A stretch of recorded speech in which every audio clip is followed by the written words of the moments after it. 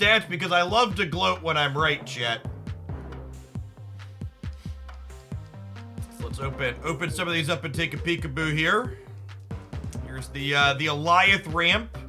And this is a build with leader in it, which I think is worse. Yeah, it's lower than the average. So if we look in here, about 100 game line. Hey, look, chat. It's the Goliath ramp deck with Galactus from before they nerfed it. Sample size ain't big yet, but the stats that it has are still real good. I'd like to dedicate this statistics section to all of the whiny crybabies on Reddit and other places, letting me know that they think the deck is dead. And like this one here, it's in the C tier because the entire category is bad. But the stock best build, the one from before the nerf, still pretty good. Still pretty good. How's Loki doing? Loki is looking thoroughly average post changes. William, well said. Thank you for the 10 buds. I appreciate it. Welcome back. Morning, good morning. Yeah, Loki's looking only okay here. I think we might try some Loki Surfer today. Because, so we had previously played some Loki Surfer, and we didn't have Snow Guard in it. But Snow Guard makes 2 3-drops now. Which seems kinda sweet. I don't know what exactly I want to do here. But Snow Guard making 3-drops sounds lovely. Maybe it's Crystal? Maybe it's Crystal. How important is Mobius in this deck? Mobius is important in every deck, so you don't eat shit to wave. You're just like, if you cut Mobius from any deck, you just need to accept that you're going to eat shit to wave a bunch of times. And if you can accept that, be okay with it, more power to you. But every deck is worse without Mobius, I think. There are still so many people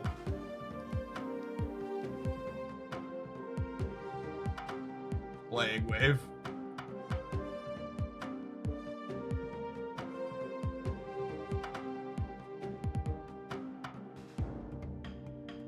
I don't think people will ever stop playing wave. So I thought there was a chance Mobius would cause a metagame shift when he released. But the way people actually end up making choices, it just doesn't work that way. People just don't adapt. They would rather just keep slamming the same decks. Like if you look at like I skimmed a bunch of other content. Like I watched Twitch chat, a lot of Twitch channels. Like so many content creators are still just like playing wave in every deck, and it's just mind-boggling to me. Like more power to you, I guess. I would much rather just put Mobius in all of my decks and move on with my life.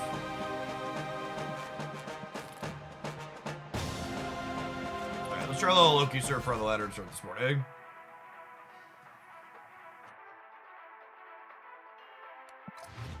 What's the point of Deathlock? Yeah, maybe Deathlock's unnecessary. We can play Rogue. I think I'd buy that for $1.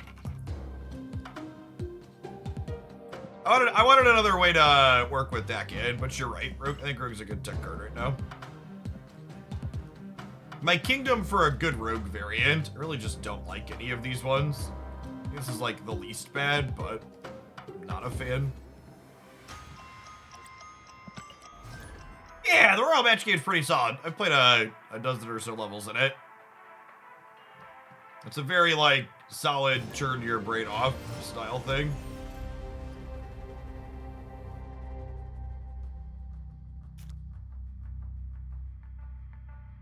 Haters Anonymous, thank you for the 5 months. I appreciate that. Welcome back. And Drunk Owl, thank you for the almost 4 years. Good morning, good morning.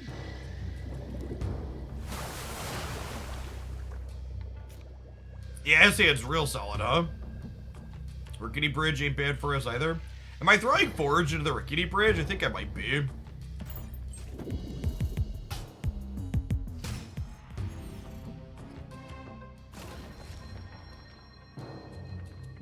I like the Rion Gonzalez rogue, except I don't like all of the extra stuff in the background behind it.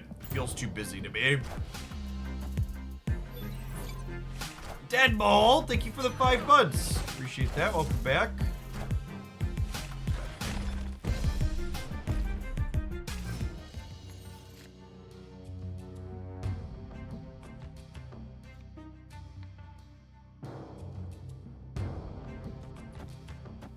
I think I have enough cards that I could just sequence into the Gulia at this point too, right?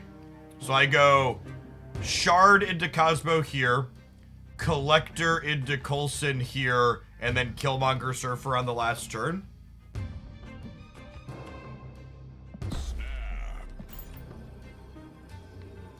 Now there's a good chance this Cosmo catches like a rock slide on Lamaria. Although I guess playing into the Gulia is bad because they're a Darkhawk deck, right?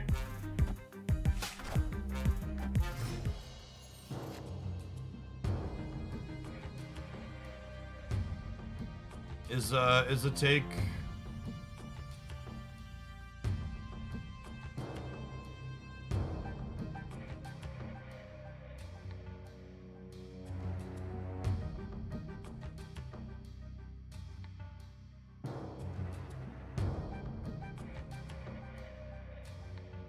You know, do I play Brood into the Gulia at this point and just hope they don't have the Hawk? It's a lot of stats, right? I think I'm supposed to.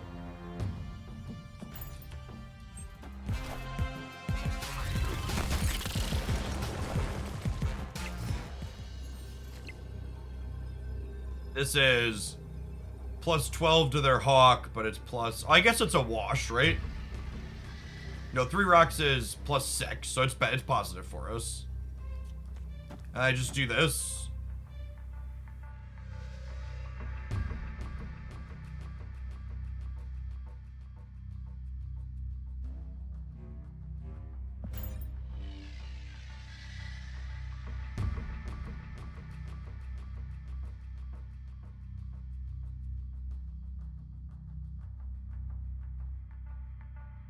Play Chugia.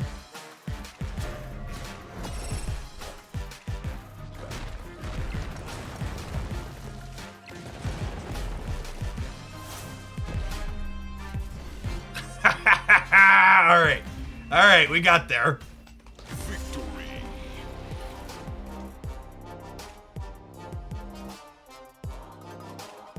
It's a solid first dub. I feel like anytime you beat Hawk on this location, that's like a huge win.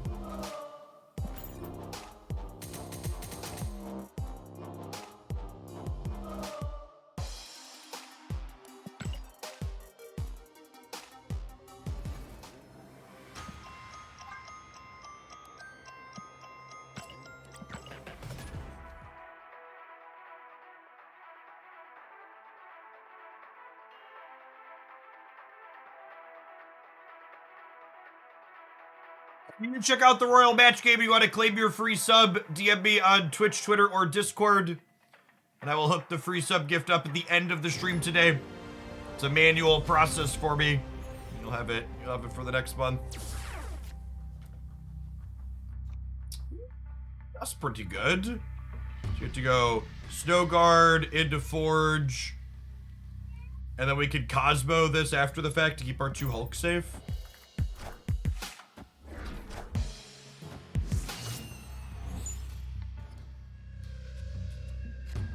Okay, with that happening now, do I just Snow Guard Bird on 3?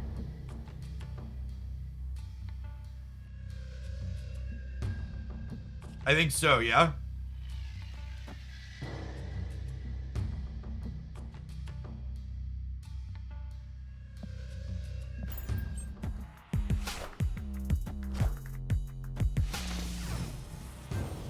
No, if you don't need the sub gift and you just want to do the promo to help me out, you don't gotta hook anything up. I just need the screenshot if you want to claim the free sub.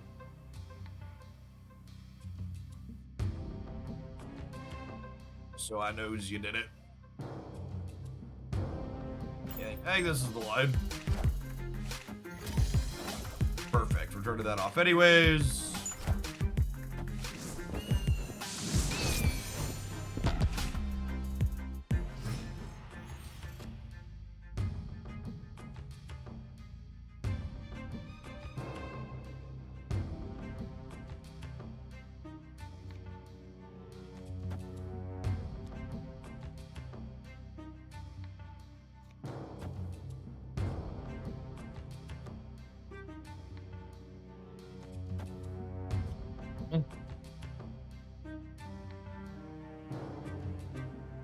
So I want to forge Brood, obviously.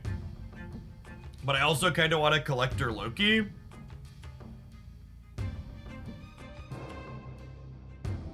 think I'm supposed to play a 3-drop this turn just to be energy efficient. It's unfortunate I don't have priority, so I couldn't try and catch the Shuri with the Cosmo.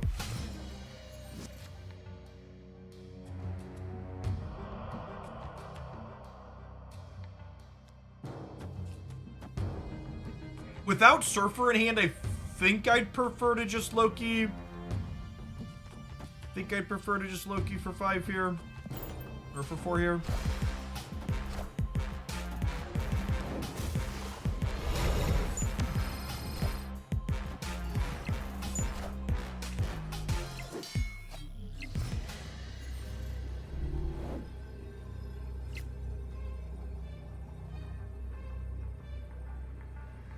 I guess if I would have put Loki here, we'd have been winning here. I didn't know they were playing Typhoid Mary, though. What's going on, Katie Page? Thank you for the 10 months. Welcome back. I guess that is, unfortunately, a retreat angle.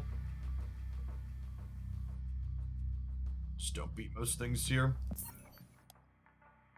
This is the tough part about Surfer. I think Surfer's Shuri matchup is pretty medium.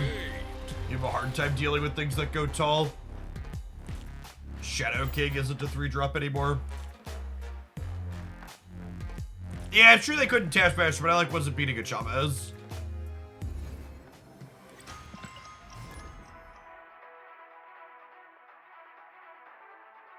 What's a Chud? Cannibalistic humanoid underground dweller. And if you got that reference without me having to explain it to you, make sure you take some aspirin for your back.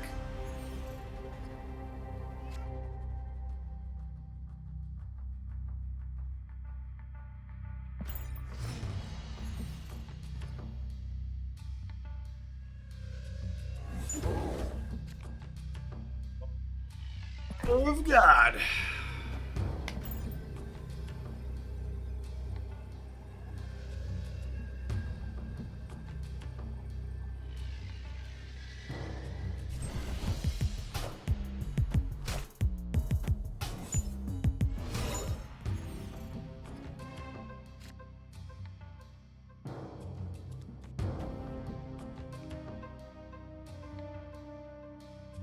Do I want to draw a card? I think the answer is no, right? I think I'd rather generate extras to make the collectors huge.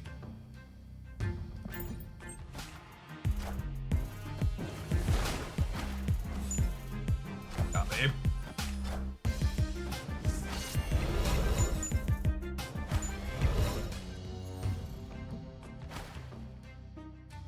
This is fine, says local man about to die to a Galactus.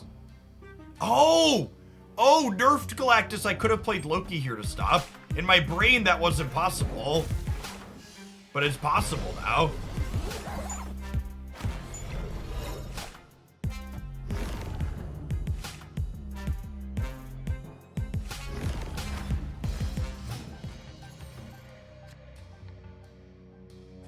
Done it, chat. Should have done it.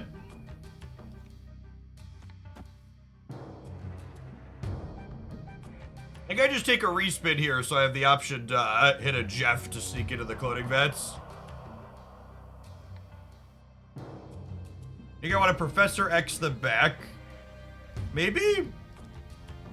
I guess I could X here and then Odin here. Yeah, that's solid.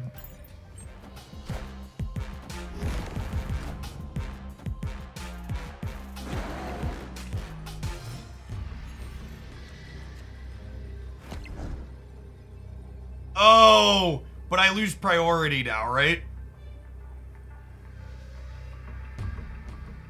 Alright, chat lost me the game. Fuck you, chat. Gotta not listen to fucking chat.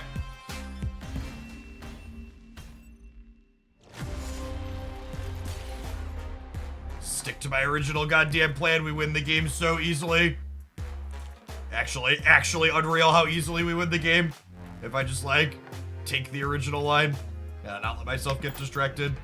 That's such a huge detriment, reading chat.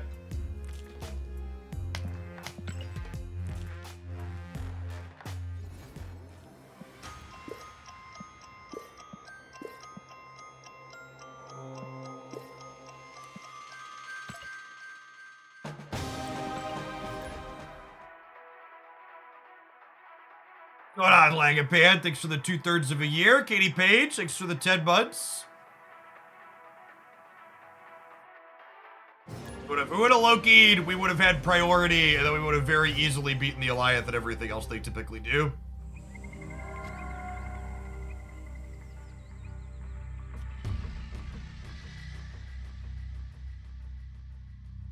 I'm gonna wait to fit Snowguard in after the Collector, I think.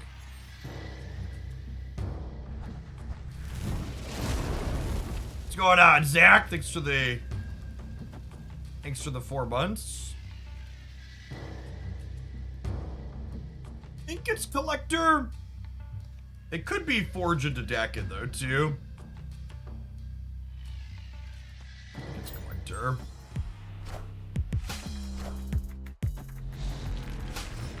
What's going on, to Keller's side? Thanks for the Prime, appreciate it.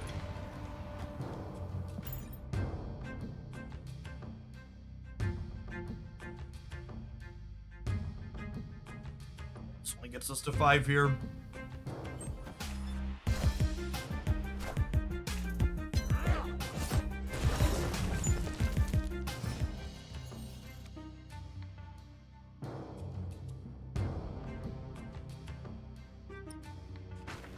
I think I just do this turn, so that way we shut down any Misty Knight bonuses, and we get Dakin doubled to 8 before Cyclops starts chunking him down.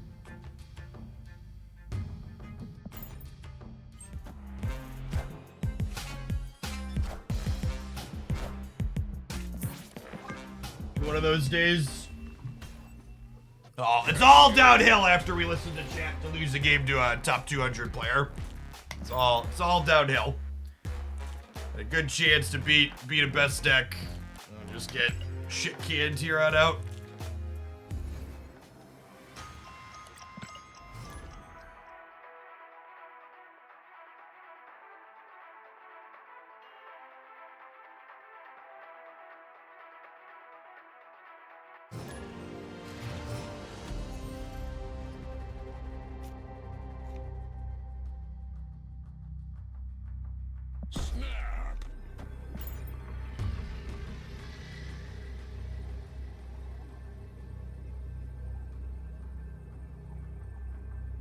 You can send the Royal Match screenshot on Twitch, Twitter, or Discord, whichever's easiest for you. Yeah, I'm snapping here because Elysium is now one-sided for us. For anybody wondering why the aggro snap. Mankadoxa, thanks for the 3rd of a year. Appreciate that.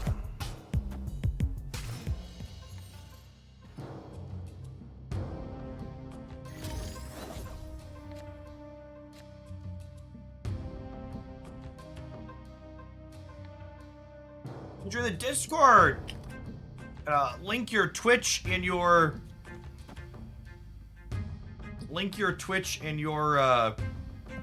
what's it called account? Your Discord accounts, and you'll see the thing popped up. Yeah, having a sick Agent Coulson split, giving you 6 splits on everything he generates is lovely.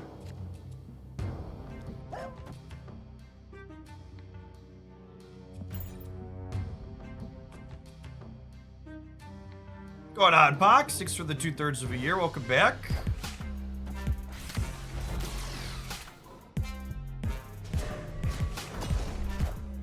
Alright, they have a Silver Surfer in hand.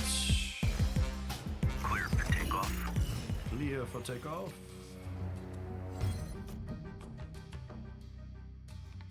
Definitely playing deck in. Hawk's gonna end up being...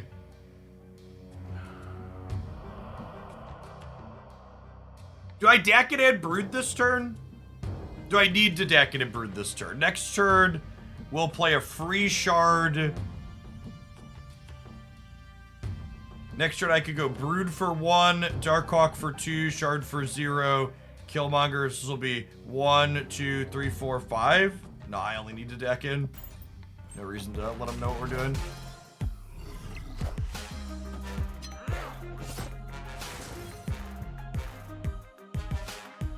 Oh yeah, I can't shard in Wakanda.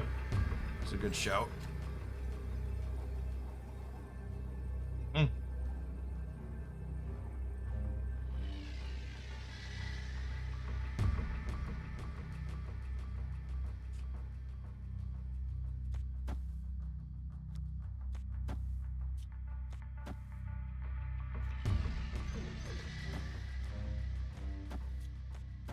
This works, right?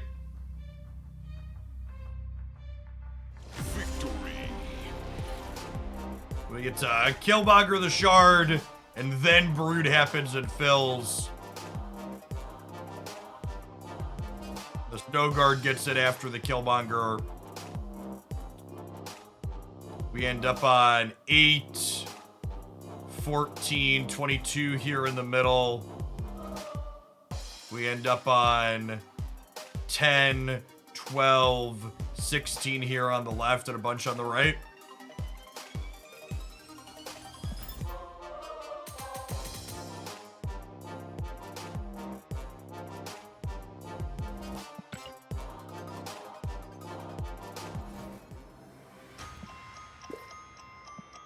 Like 4 cost cards. We'll get there eventually. Our Hawk didn't count on that last game.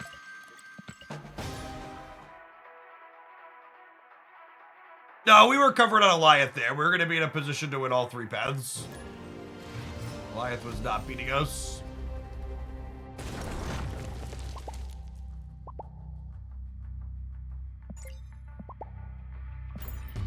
Need to do on turn 1 anyways.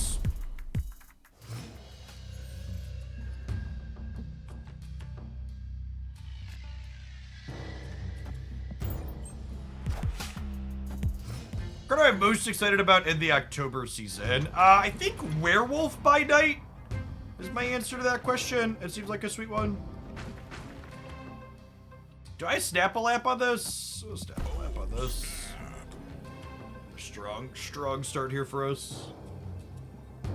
Got some disruption, some proactive gameplay. No, also will affect Brood when the on-reveal fills late. I would assume it gives just the last Broodling +3. Actually, speaking of Brood, maybe I'm not supposed to play the Collector Snow Guard into DC. I'm supposed to vibe there.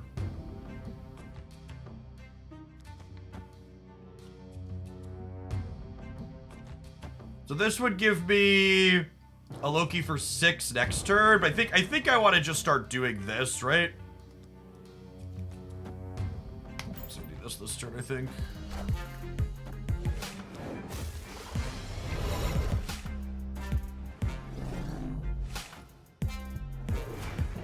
Hey, Pizza, happy birthday.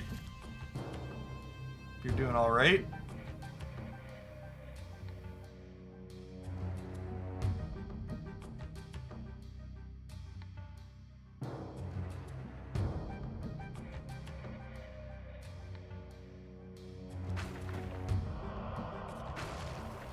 I go Brood into Patriot, and then next turn we go Blue Marvel into Brood Center.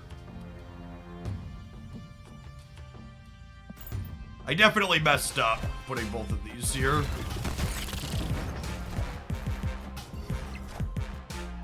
I am Iron Man.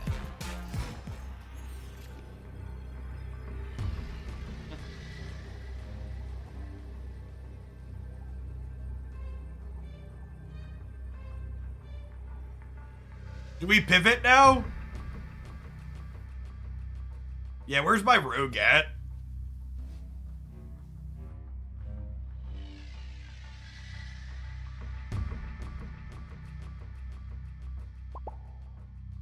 Are they leaving? They're leaving. Okay. Victory. Chat, does our deck seem not terrible? Like, I'm terrible. We've lost some games because I've played bad. But, like, at a glance, it feels like what we're doing is not terrible.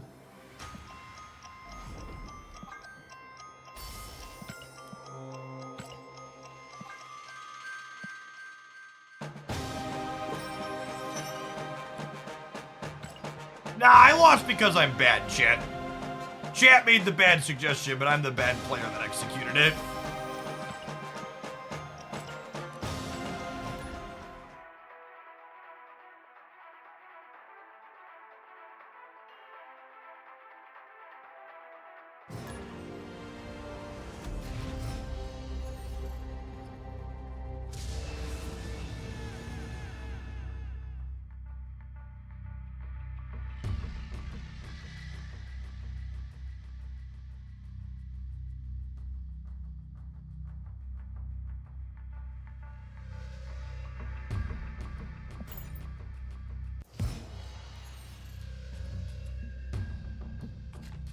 Yes, this deck is definitely a very solid gotcha with Surfer a lot of the time.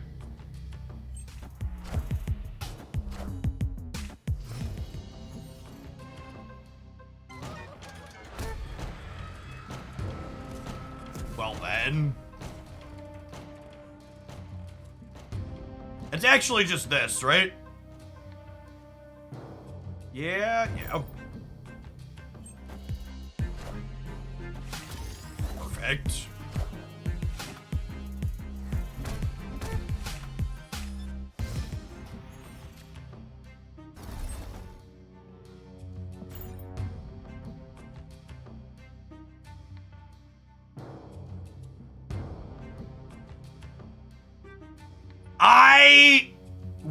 I think someone in chat says, I think bell curve, your decisions you typically make are good as indicated by your rank. People who say rank in Marvel Snap is indicative of your skill to play the game, I think are incredibly off base. I do not think Marvel Snap's ladder ranking system is an indicative measure of someone's ability to play the game. I think we go Mobius into Coulson and then Loki into Surfer. Have a chance to play for all three here.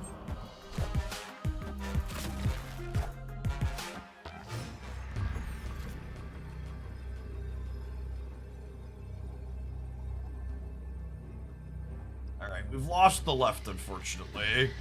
We might still win the middle. Opponent snapped. We don't look like a Surfer deck, although I guess we're Broods. They should expect it. I don't know. I'm going to have 9, 11. I have 15 in the middle. I'm going to stay. Obviously, we've lost left, but I think there's a chance of 15 wins here or 22 wins here. They could have Cosmo. Maybe. I still have 11 in the middle if they have Cosmo. A lot of these Shuri decks don't play Cosmo, so I don't think that's a card in their output range that I play around.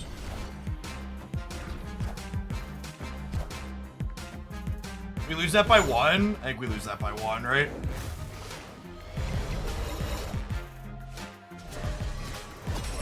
Feels bad to pay out a Boomer Snapper. It's funny that someone in chat mentioned that they were an emote shitter and then they were immediately an emote shitter. Imagine being so toxic, people in chat recognize your name and let content creators know that you're also a toxic piece of shit. Like, what kind of awful human being do you have to be be known for that in a community?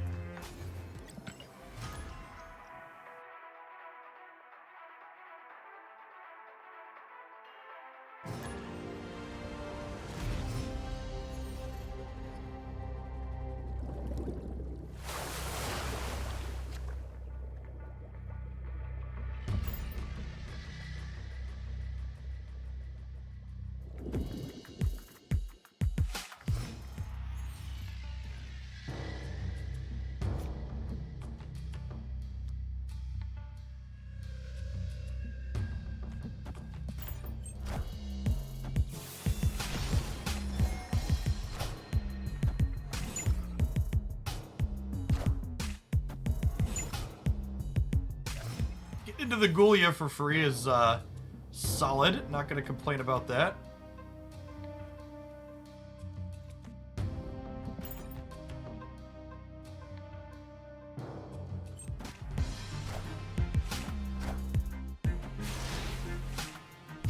Yeah, just level 1, Heckmage. Punished for playing the Brood, I suppose. This one's shorter than some of the other sponsored mobile game promos I've done. So no joke. Once you download the game, it only takes you a couple minutes to check it out. Friendly neighborhood Spider-Man here. That doesn't really matter. It's kind of annoying that my right is filled, or my left is filled.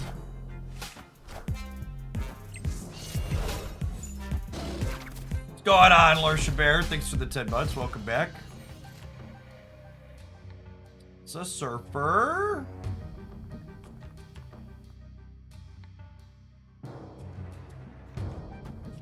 Just a Mobius into a bear. I guess, do I expect to get waived or something out of them? Forge is more stats, right? I'm gonna hedge. Forge is only one more stat. I'm just gonna hedge Mobius being useful. PJ Forget, thank you for the 45 months. Welcome back. And Radar, thank you for the 2/3 of a year. Agent Coulson was easily the best draw on my deck because it is a 3-drop that also pumps the collector. I guess Loki was slightly better. Loki and Coulson were definitely our best draws here, though. How you send a screenshot and DM? You could upload the file to like Google Drive or Imgur and send me a link on Twitch. On Discord or Twitter, you can embed it directly. We're spread out playing for all 3 here. I think we're gonna be relatively covered. We're going to 17 here. We're going to 11 here. We're going to 13 here.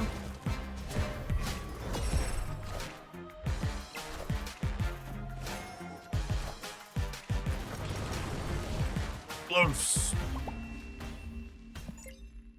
Victory.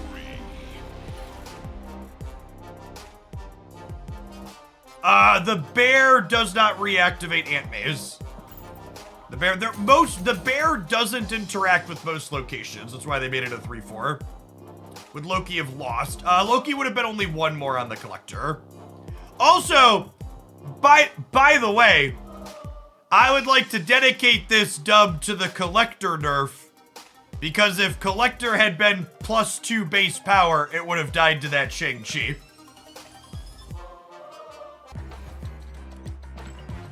Just saying.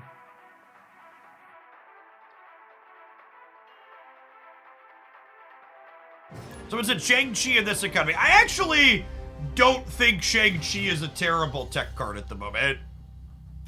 There's a lot of Shuri, and they just nerfed Kitty, which makes the stock Shuri the more common Shuri.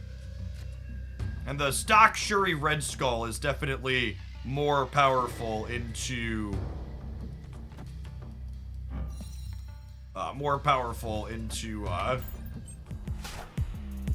what's it called? Yeah, Shang's better than he has been in a while. I don't know that I'd go so far as to say that he's like good, but he's better than he's been in a while. I'm gonna snap him. I've got Forge into Brood, we've got Surfer, Cosmo, Rogue. I've got stats, I've got Disruption. Do I have a favorite card? I think I'd probably say Dr. Octopus. I think he's just a super fun Marvel Snap card. So, the Onslaught Citadel is going to end up somewhere other than here. So I don't want a Cosmo wherever this ends up because I want a Rogue. Do I want to hold on to Cosmo for now? I don't know that I'm going to be able to play for priority on another turn. I think I just play it out for the sake of tempo. It could be right to just Killmonger for the sake of tempo too, though. Your normal key is when you release best decks video. I'm going to put one up tomorrow. Usually I do it whenever I feel there was a meaningful metagame shift. I could have Cosmo'd here, but again, I didn't because I didn't want to risk Cosmo ending up on the Citadel.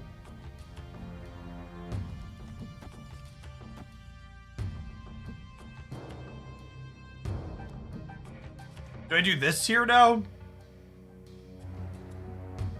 Just to stop them from, what's it called us? Alliancing us here next turn? I think that's the play. I am Iron Man.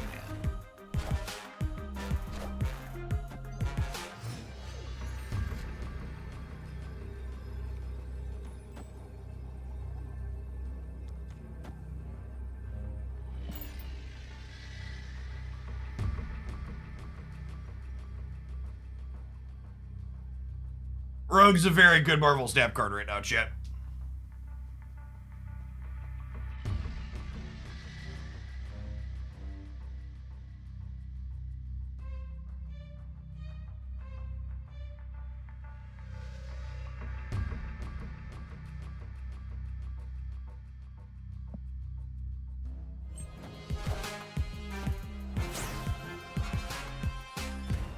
I am Iron Man.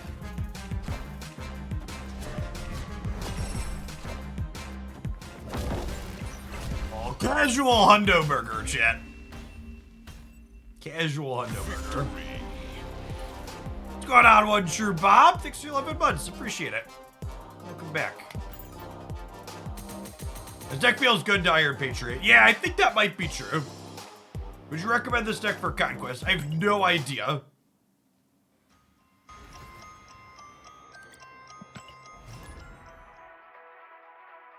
Just fired it up first thing this morning.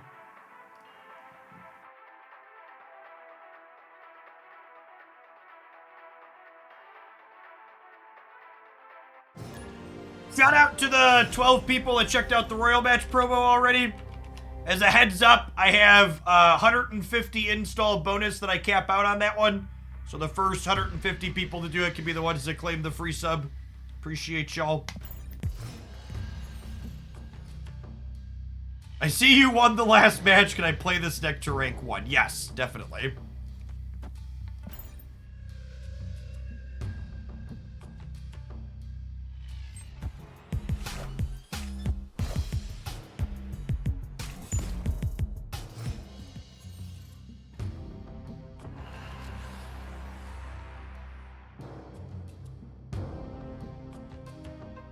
These are locations. Opponent snapped.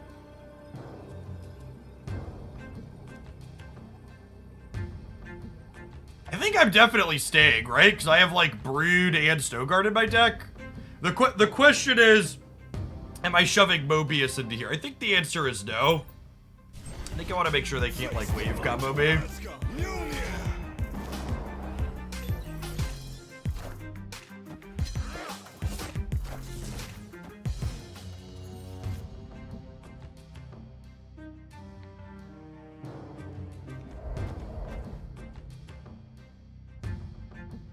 Here's a real question.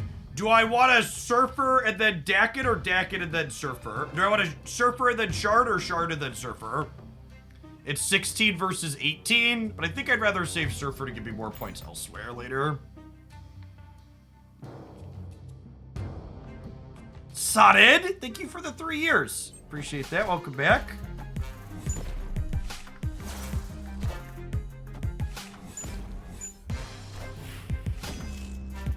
Union. Wow! They drew the hammer on turn 4.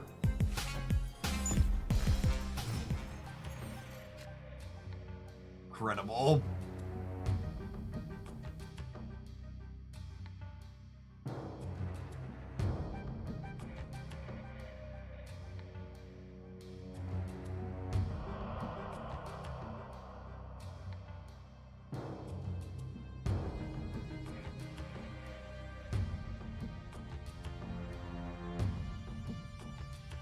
I don't think their deck can get into Altar or Death's Domain. I guess they might have Doom. Part of me wants to just do this and get 3 cards from them and try and grab 2 6-drops to play next turn. Is that crazy?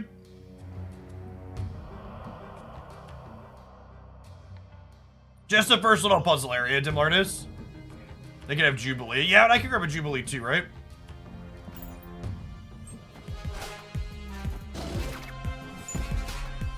You want to keep Loki? If I keep Loki, I can't play 2 6-drops next turn.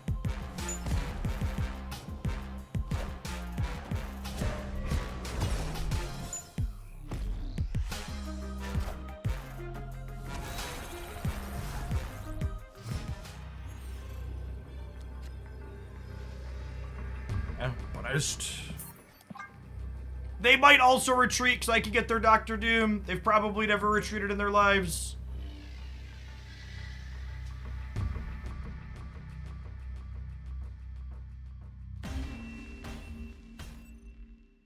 Escaped. Should have set of locations for us.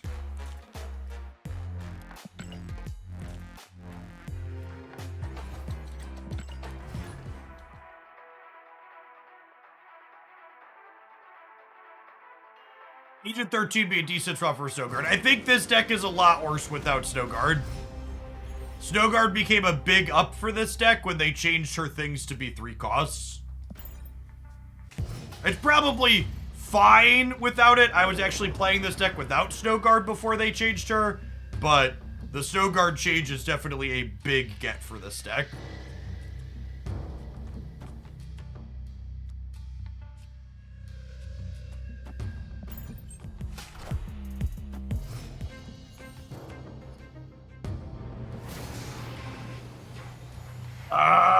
Punished for not forging. Rip. That was a 1 in 7, right? 1 in 8, 1 in 7. Aaron, thank you for the 18 months. Welcome back.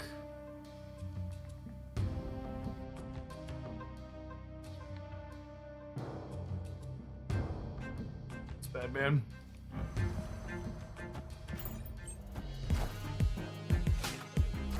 I am Viking. Thank you for the brand new tier 1. Appreciate that.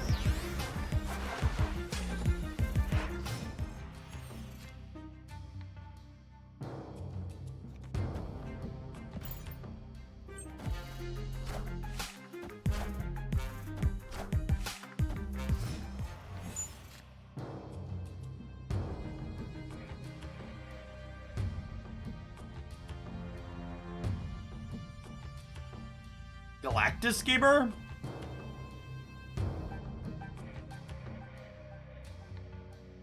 Gummy Papas, thanks for the brand new primer.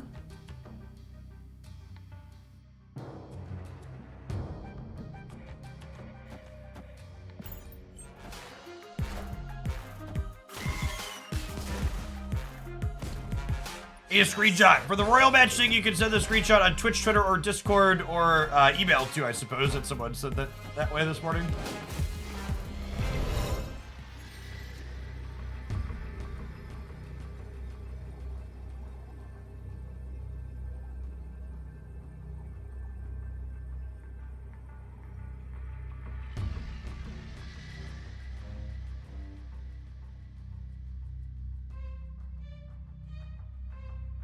Victory.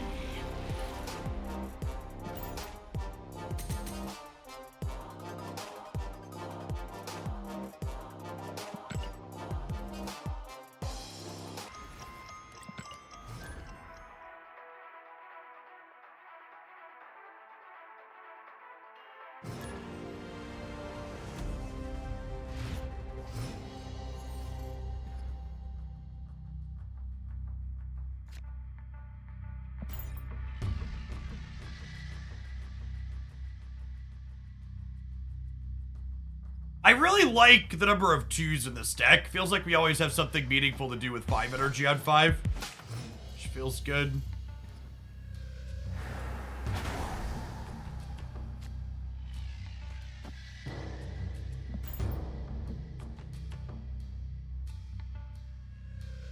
Certainly murdering this Misty Knight.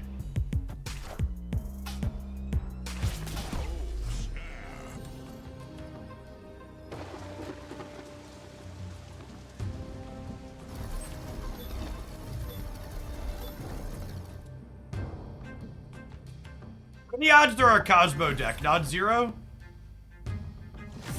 I think I actually play Coulson here because this could be a Cosmo turn, and I don't want my Killmonger to play into a Cosmo, but I want to play the Raft.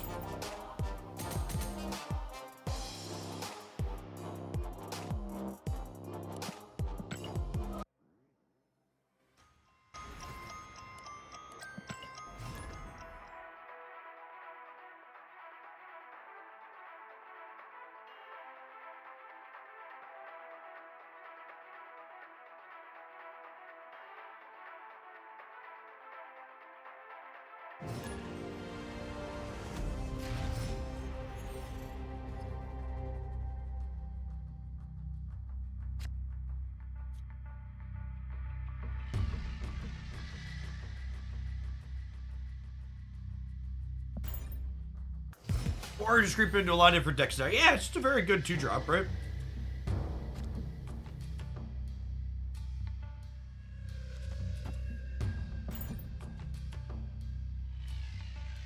Be Loki for 6 on 3 angle.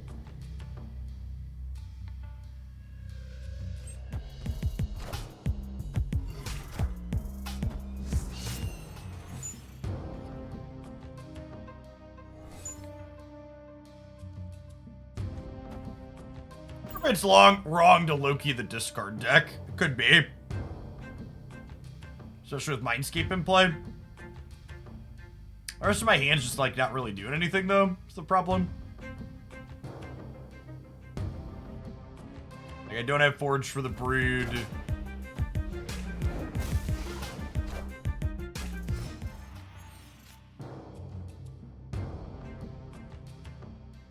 They have a Bucky Barnes in their deck too?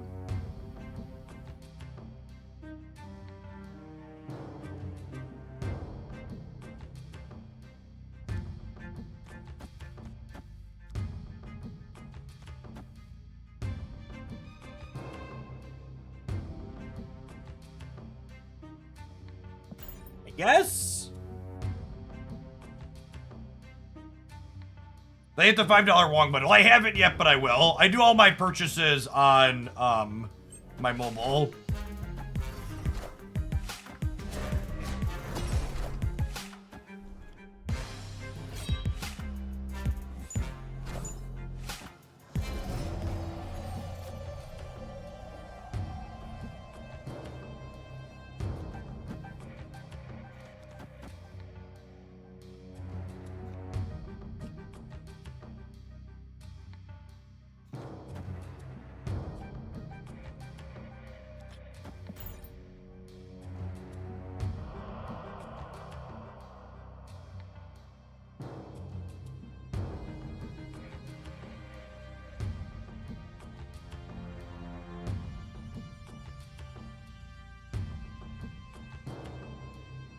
No, they're drawing Chavez next turn.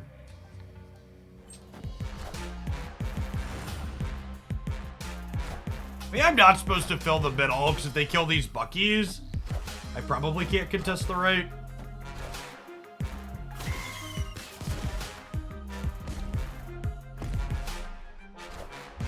Like, hoping they give me a MODOK, basically.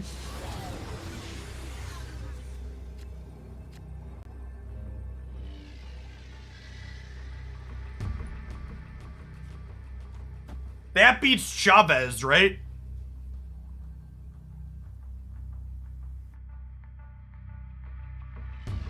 That's probably good enough, huh?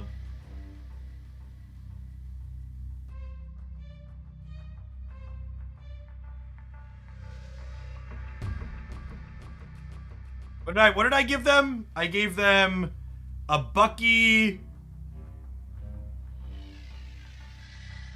What were the cards I handed them? It was Bucky and what else? God, my brain is so bad. It was Bucky, Apocalypse. Bucky, Apocalypse, Dakin. Yeah. And they drew Chavez for the turn.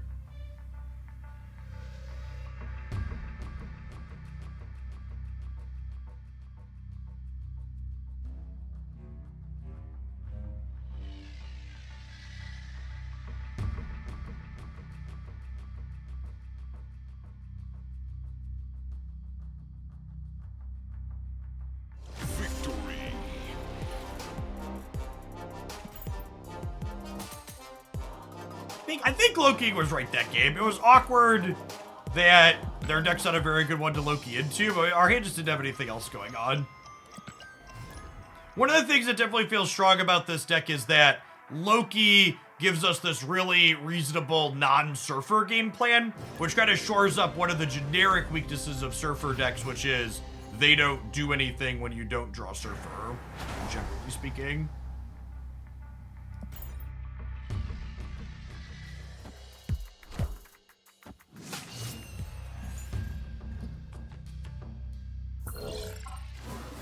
It's not bad for us as a Loki gamer.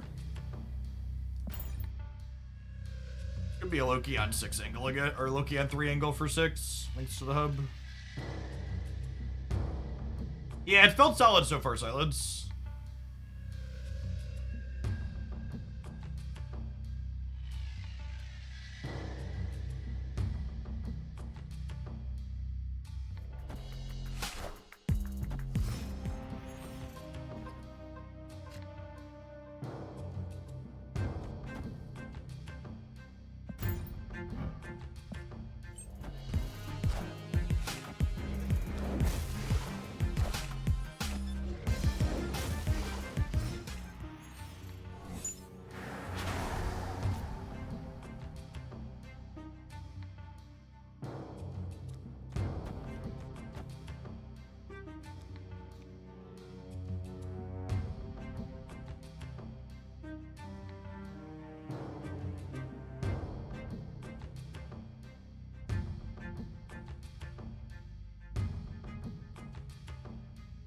Do I want to Mobius them is the question.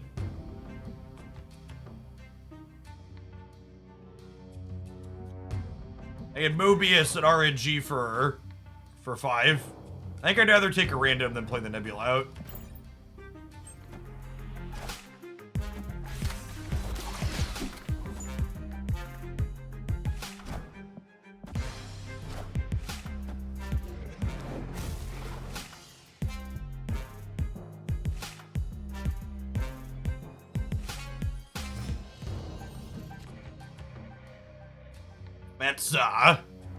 That's the snap at this point, right?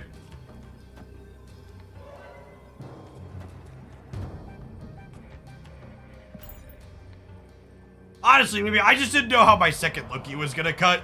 If our second Loki was worse, we wouldn't be snapping. I assume they leave here, but they don't. Incredible spot. Our collector in the middle is gonna be 7. We're gonna have 5 cards out of their deck.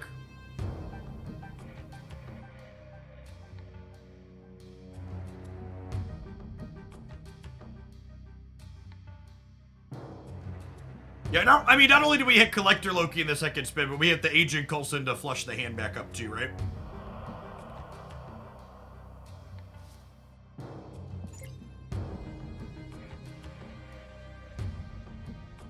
This build of this deck will be special just for live watchers, chat. I already posted a highlight with something close to this on the YouTube side before they buffed Snow Guard, so I can't highlight it again anytime soon. Think Snap will ever be an esport? No. I also don't think it needs to be.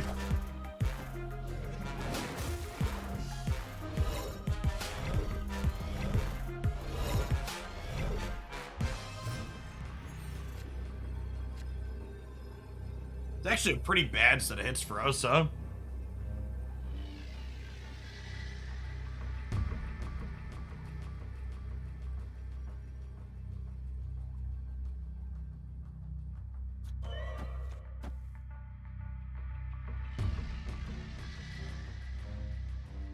Does 11 win the left? Yeah, third spin was stinky. There's a chance 11 wins the left.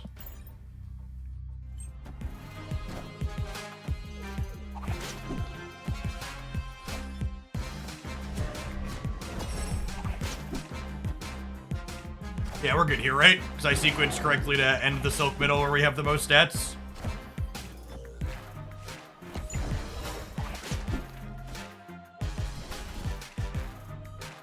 Dockster, takes 11 months. Welcome back. Victory. That's a sweet deck. We have some misses here periodically, like anybody working on sweet things, but if you're looking for off-meta decks in Marvel stat, that's definitely one of the best places to be for that. We're not just here doing the same old, same old. I think this is our first time sub 1300.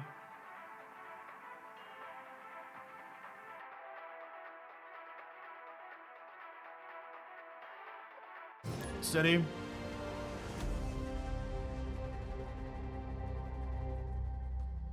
I will spare your puny planet plus the Hobgoblin Avatar. Galactus Gamer?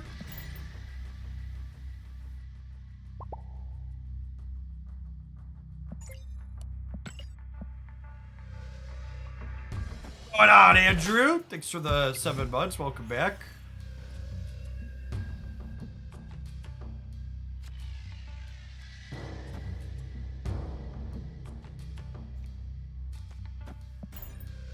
Belligerent Games, thanks for circling up that primer. Making content here is my full-time gig, and folks like you make that possible. If anything else, the what's it called ensures it even more.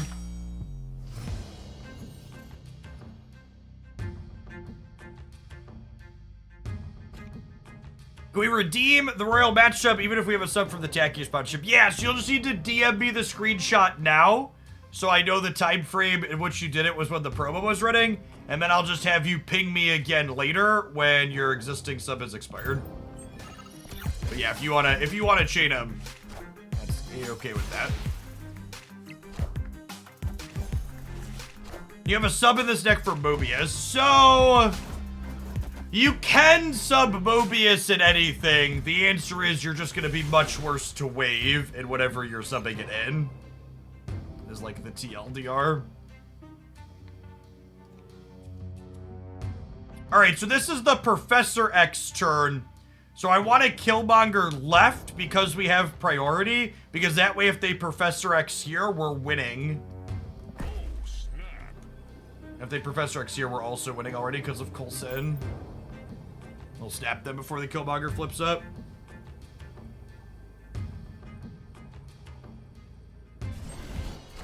Oh my god, I missed the mod that made that MTG bot command. Exclamation point replace Mobius. You can replace Mobius with losing to wave. You knew this series 4 card was coming months ago. Plan better next time. I don't know which one of you absolute savages made that command, but I commend you. Deserved ribbing.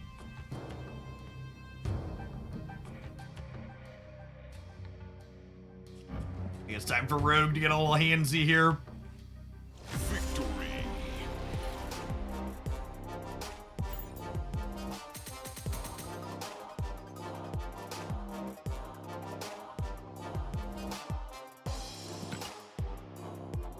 Stat is telling me that I am the one that made that command.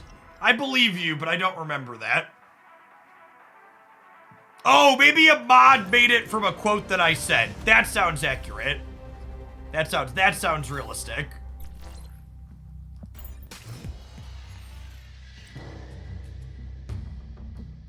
And if you're someone at home thinking, Jeff, I wasn't following. I didn't know Mobius was coming for months. You should make sure you check out my upcoming caches breakdown video, where I go over all of the data mined upcoming cards and Marvel Snap caches for the next 2 months. You can also find a full card review of everything coming in October and November right here. Cable at rank 1000 almost assuredly means Loki.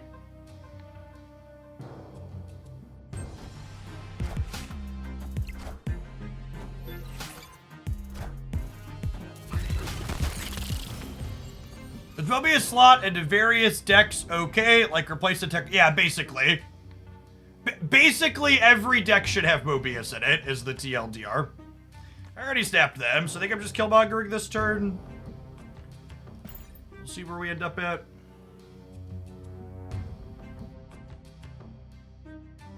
I do all that for free? Well, you get it for free, but chat, this is my full-time job. I do all that because it pays me a living wage. Oh, Shiggity Shrek. Get wrecked.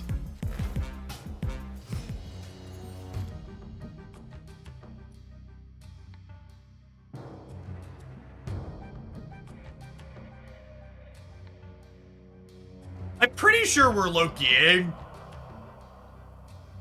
Because I haven't even drawn Surfer, so I can, like, do this. The question is, would I rather Snow Guard Loki?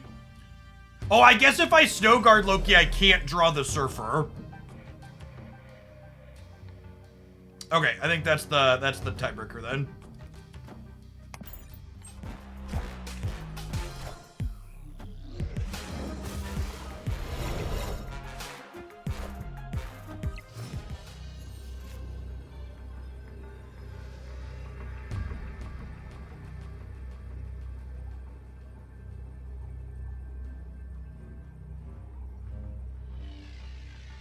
Mojo, Debris, Nebula, Surfer.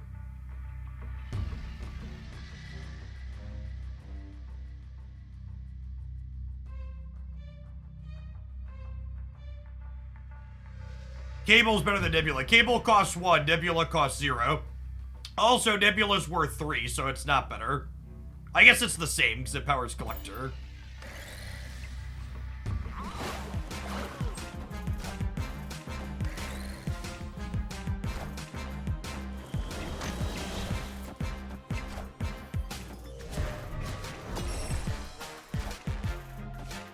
Oh no! Not Goliath! Sure would be a damn shame if you got casseroled! Simply Icon, thanks for the primer, appreciate it.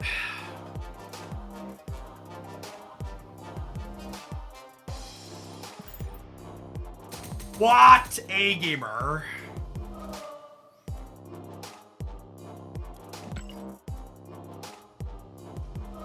No joke, people talking about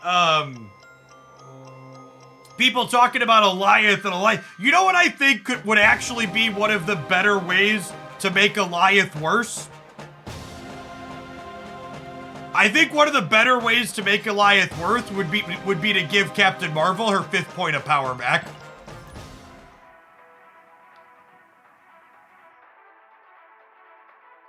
Shovelman, thanks for the 10 months. Welcome back. Does Snow Guard warrant any looks inside of Surfer shells since she now makes 3 cost cards?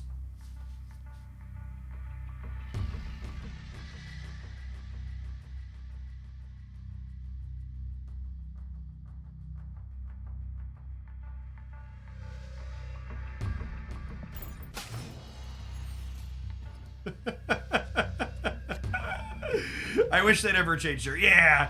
Yeah, I think that they changed her as a little bit of a tough one for sure. I'm gonna take a coin flip here, I think.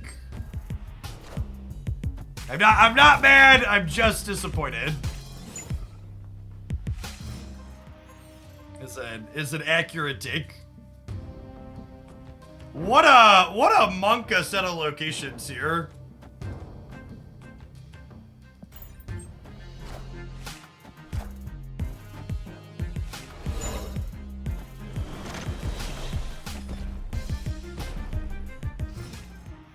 Yes, Doctor Doom shows they definitely have a willingness to roll back changes that they don't think are good. Agree.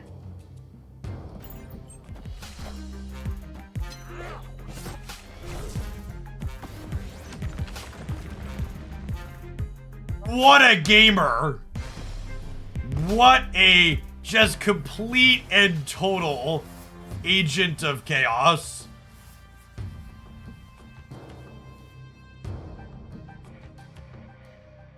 Okay, come on a journey with me. What if I do this? Is this crazy? Call me, maybe. I probably just want to gamble, right? It's probably right to just gamble.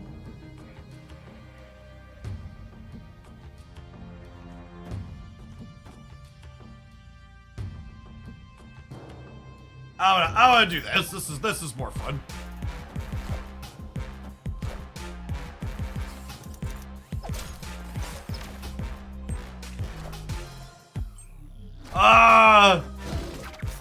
Thanks, I think. Watch Dakin end up in the bridge. Wakanda forever.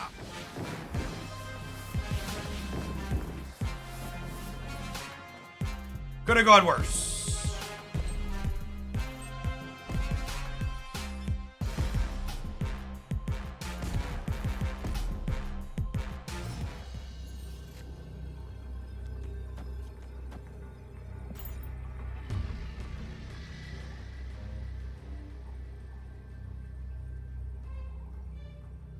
They'll take it from the rich, Jeff, for poor Jeff. Thanks for the 10-month supplement.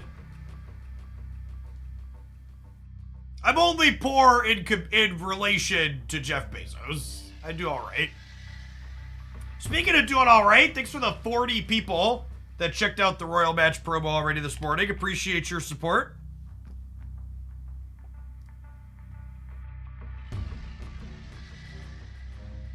The exact amount in these sponsorships is NDA'd because contracts and capitalism. But if you're a Prime sub who thinks, I'll just give Jeff a Prime sub instead of checking out the Royal Match promo, I actually get more when someone checks out the Royal Match promo than I do for a Prime sub. If you want to switch over to that for a month and check them out, it's a solid heads up. If you already play the Royal Match game, the promo's just for new people. You could do both. I definitely wouldn't say no to both.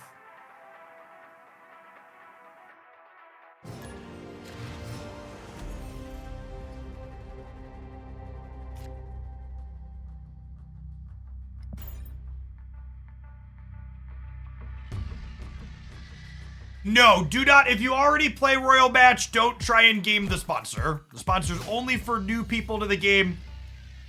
Trying to game the sponsor if you already played is a good way to get me in trouble. Don't do that.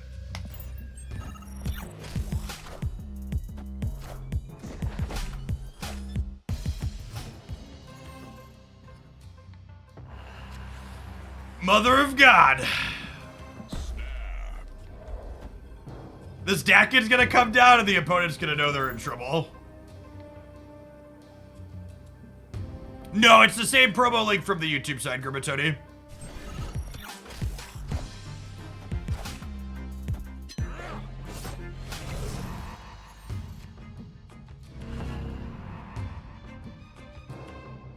I am going to Killmonger center because I think there's a chance that they're a Cosmo deck, right?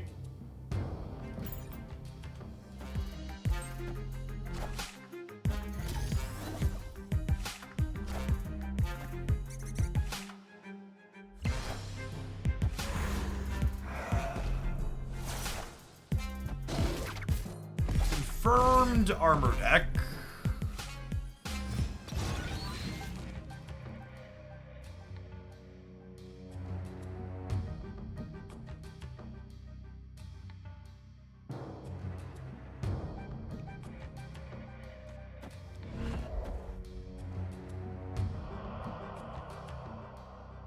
What do we think of this? And then next turn I can play Snow Guard to get into Death's Domain, plus Loki to generate more cards for Collector. Yeah, sounds great.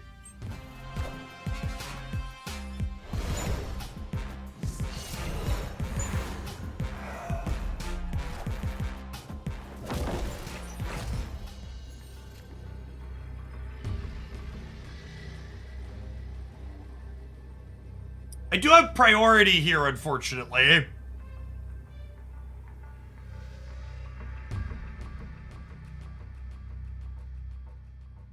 Why not just Loki Stogar? Because I want to make my collector super big. Yeah, maybe I should have played to not have priority. It's a good call.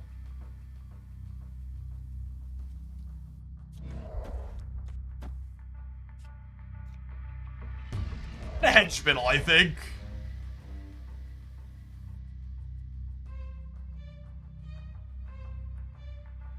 You want to just bear Loki mid? Really?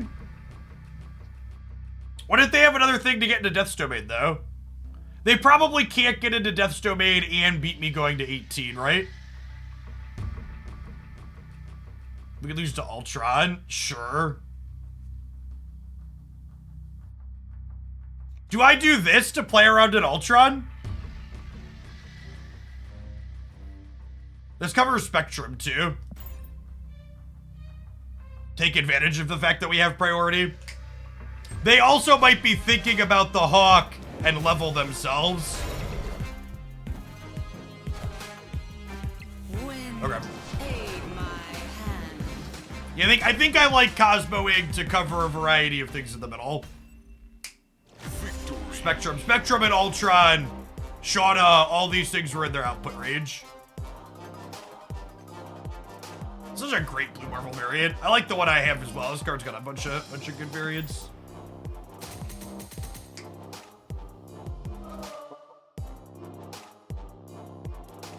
We're sub 1200, chat. That's not the direction we're supposed to climb on this stream. Nithorin, thank you for the entire year. You get a sword to go with that shield. Thanks for keeping me around.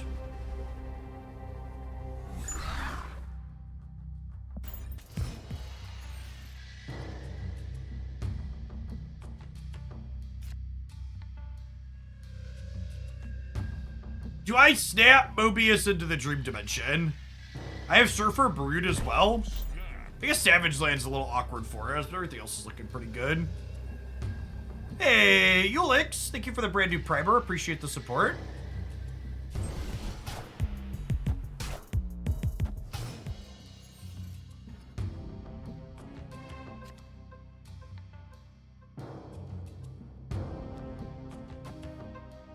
It's just Brood.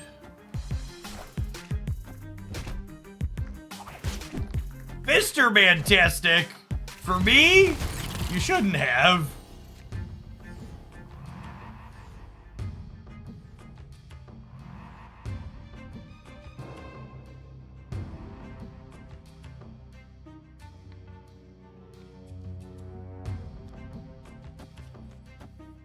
It's just this.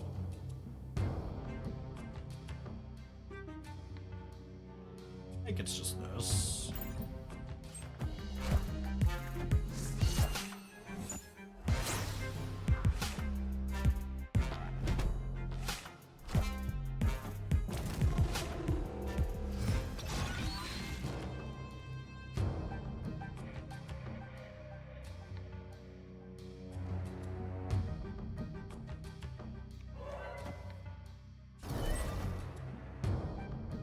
And then this should lock up the left, right? We kick Silk out, and then the bear fills it with raptors.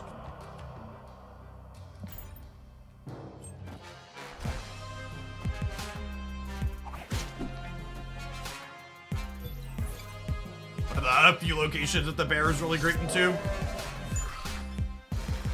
Friendly neighborhood Spider-Man here. Okay. Okay.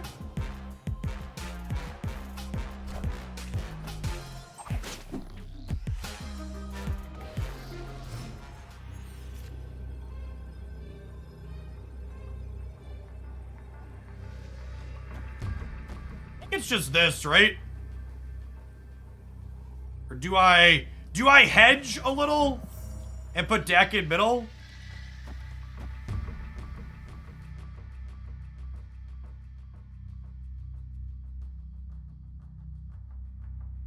Puts me to 10, puts me to 14 here, and I go to 15 here. Yeah, that seems solid.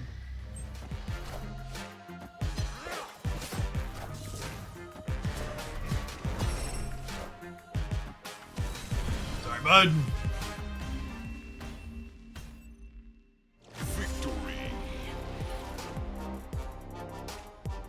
Took about 3 minutes to download and try out level 1 of Royal Match for the sponsorship. It'd take me longer to figure out how to send the screenshot. Yeah, email, Discord, or Twitter are the easiest. You just embed it directly. If you're doing it on Twitch, you need to use an Imgur link or a Google Drive link. I'll take care of those gift subs for the folks that have done it at the end of the stream today.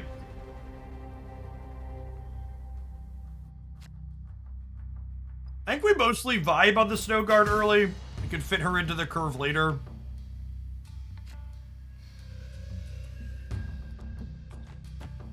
What a sinister board state.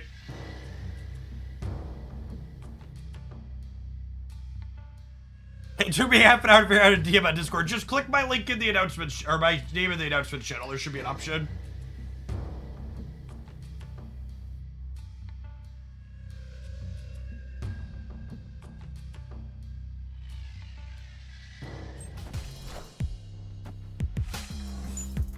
This is actually going to be a little bit tough. A little bit tough to navigate. I gotta decide, like, how are we... Can never be fully. Well, shit. Does 24 power worth of Brood ever just win 2 locations?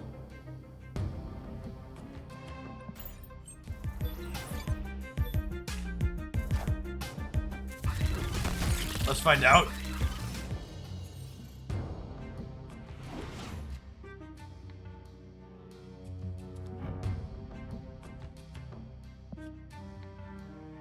Papi!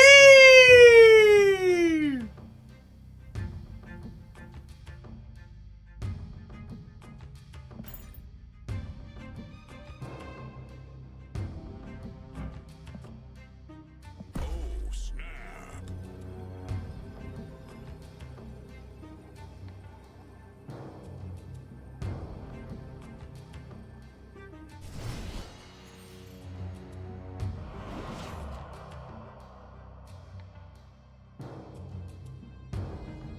Okay, so 3 Patriots here is plus 12 and plus 12, but this is also plus 12 and it gives me more.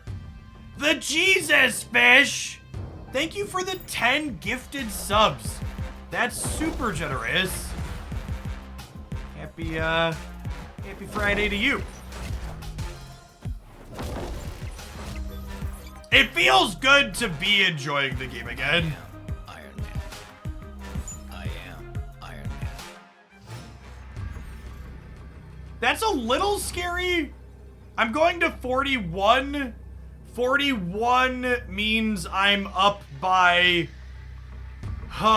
27. So they'd have to put 13 there. We could just rogue here and plan to win left and right. That's close. I could see arguments for either.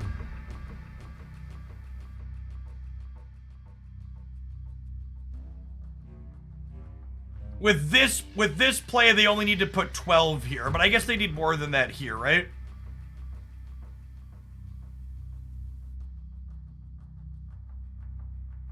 Rogue's definitely been an all-star this morning. She's felt really good.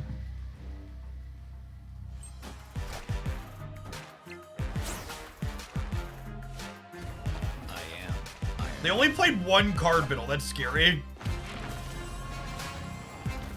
I am. Go right. I am Iron Man. Are we good? We win the left or the right, right? Yeah, we needed the rogue. We'd have lost with the Patriot.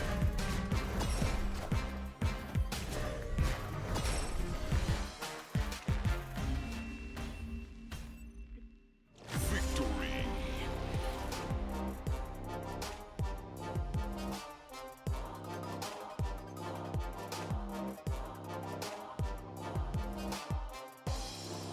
This is chat making up for the one they lost me earlier, right? It was our 4 cubes into a high rank player.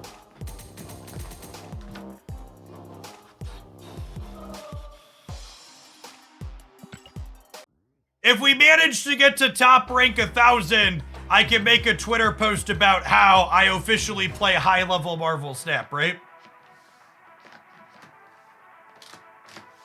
What's going on, Gray Bear? Thank you for the over 3 years. Welcome back. You had Deathlock in the Rogue slot before is preferable to have a card. We're not, the Rogue's not even a counter to Mobius in this deck. This deck doesn't care about Mobius.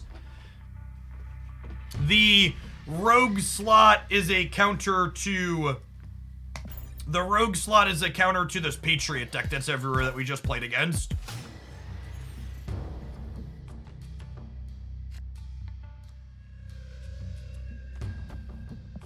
The Patriot Brood deck has been the most popular thing lately.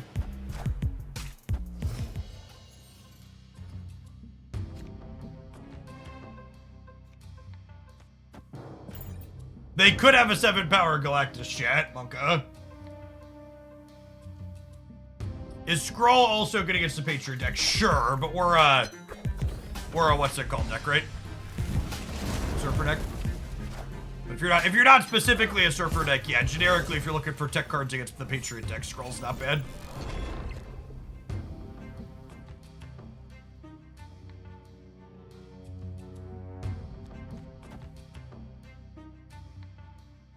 They could be She-Dot, yeah.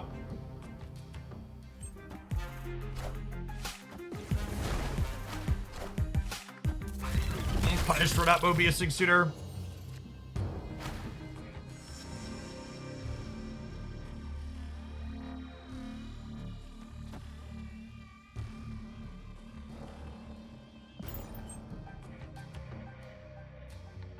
Be a little late, but I want to get him down now.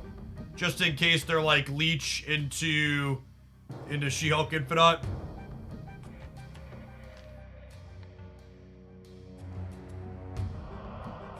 Against a Sunspot deck on 1, I probably should have played Mobius on 2. I think that was a mistake on my part.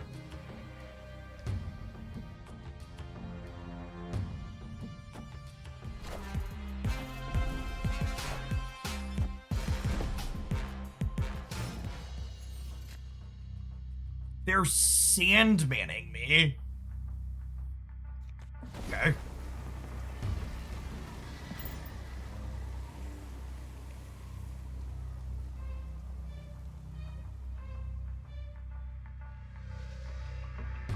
Is Killmonger better? I don't think so.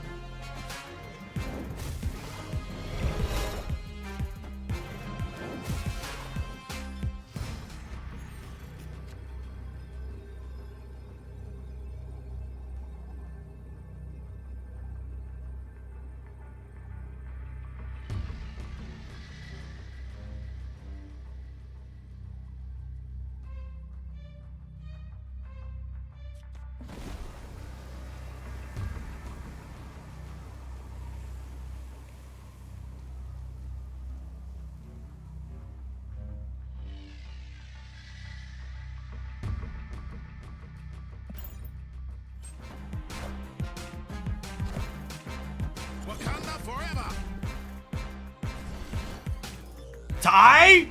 Tie.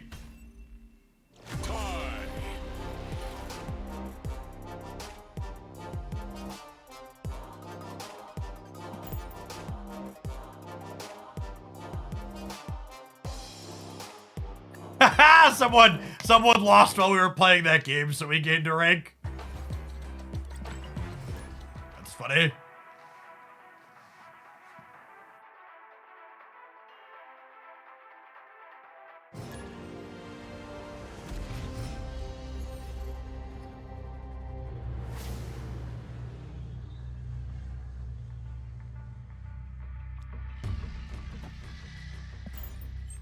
I think this is Snow Guard into Collector into Hawk Angle, right?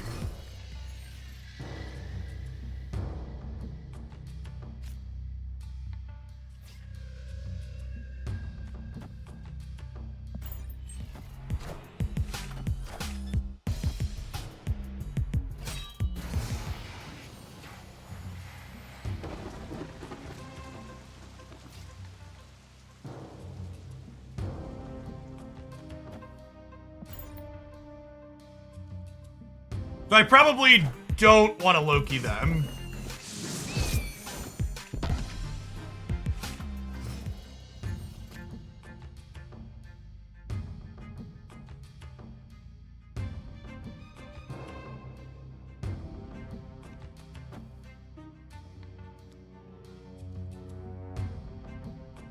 Is it Brood mid? Opponent snapped.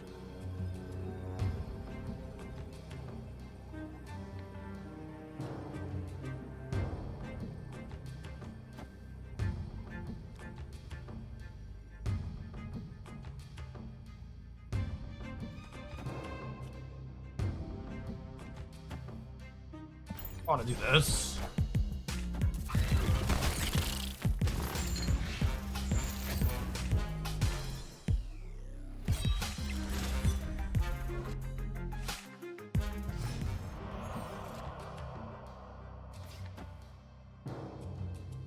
I don't have priority here, so Cosmo doesn't really accomplish anything. I think it's just Dakin into Loki into Surfer.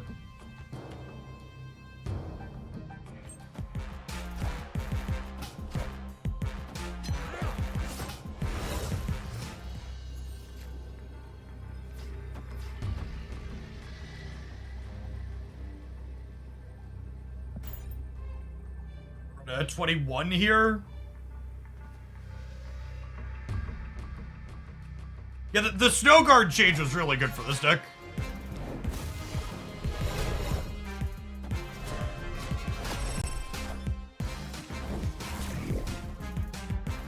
Cleaned him up. I think Loki should trigger Maramasa. No, probably not. I don't think he needs that synergy.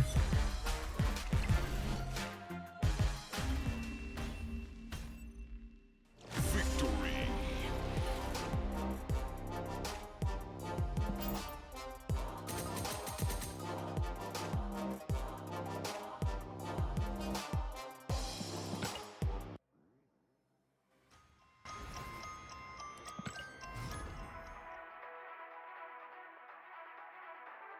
I have 2 more Infinite Conquest deck ahead, so I might take this deck in there and spew.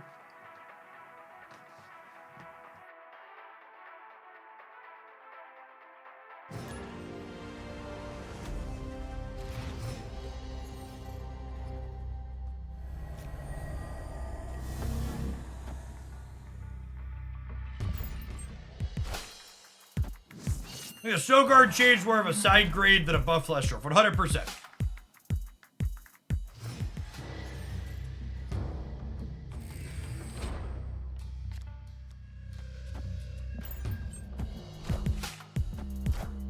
I will say, I've been pretty impressed with Dakin in this deck. It's one of those cards where, like, it just fills the curve in really eloquently. So you just, like, can just shard +3 on 4 a lot of the time. Friendly neighborhood Spider-Man here. Hey, I lost a coin flip. With them losing the coin flip but us drawing Coulson, do I snap them here? I don't have Silk yet either.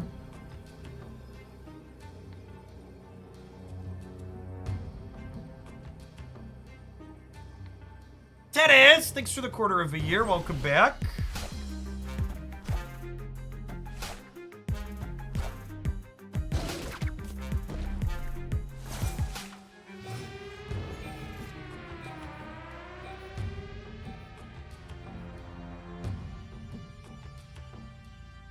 So, if they move Jeff middle, they're at a virtual 7 there.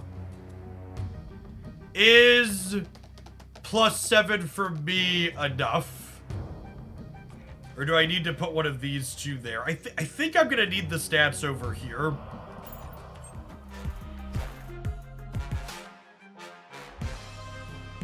Sure.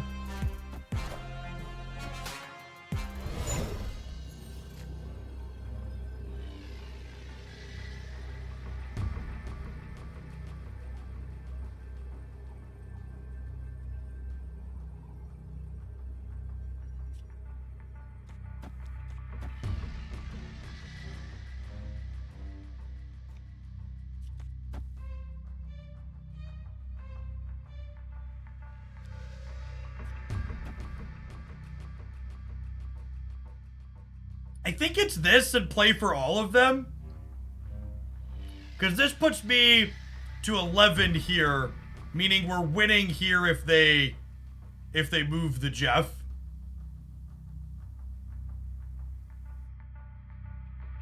They're not a Heimdall deck, chat. Eliath left would get us. That's true. Eliath is a reason to split our cards up.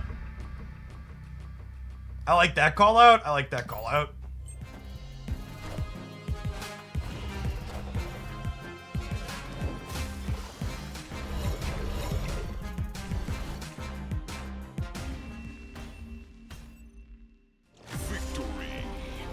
All right, chat. You've entirely made up for the cubes we lost earlier. Good job, gamers. Good job.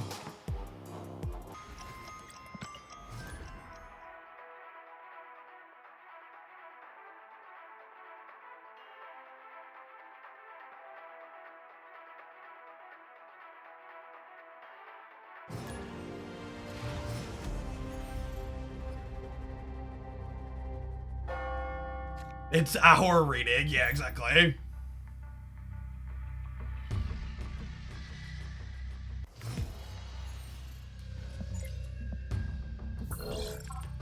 Collector! Collector! Pre-recorded, etc., etc.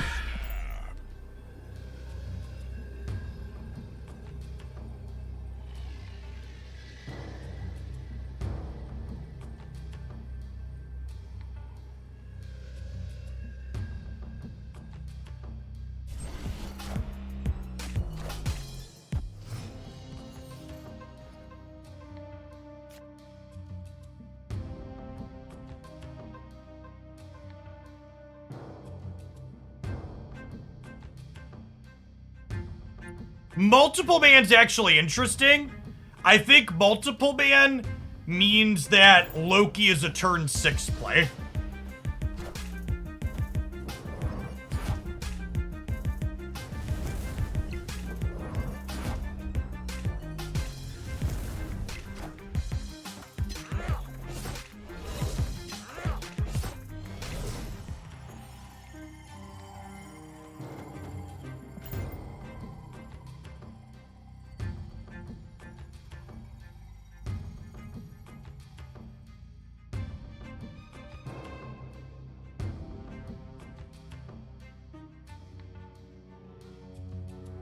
What's our best draw next turn? Agent Coulson?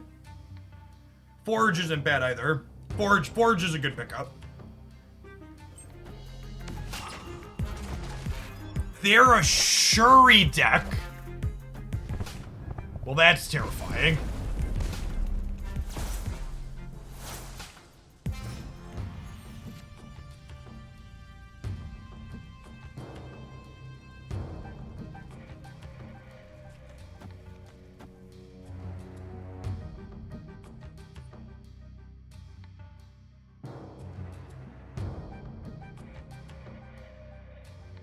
They have nothing. They have nothing! Yeah, I don't know, this is close. So, it could be right to Snowguard into double Loki. It could also be right to, like, Cosmo into Snowguard into Loki Surfer.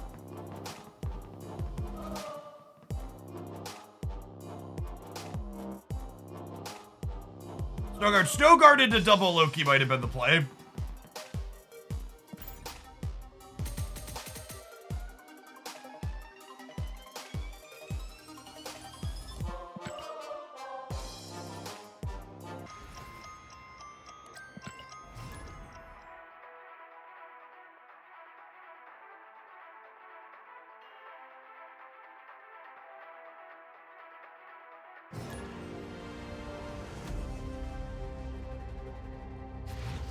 Hey, Dino Khan, thank you for the 5 months. Thanks for finding that button again. 1% battery, that's a good title.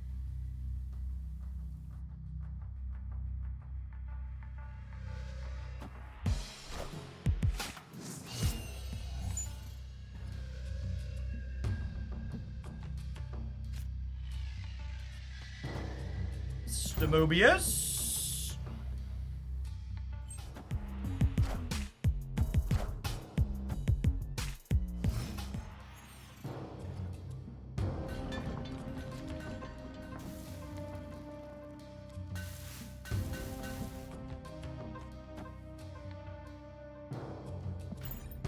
May or may not be right to play an Invaler.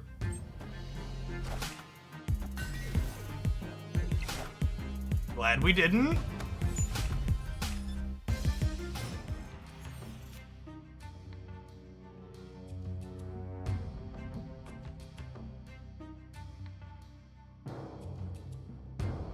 I don't know if this Loki is great, but the rest of my deck's just not doing anything, right?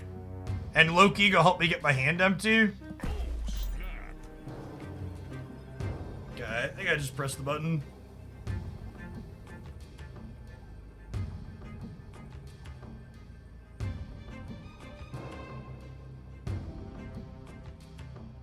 Victory.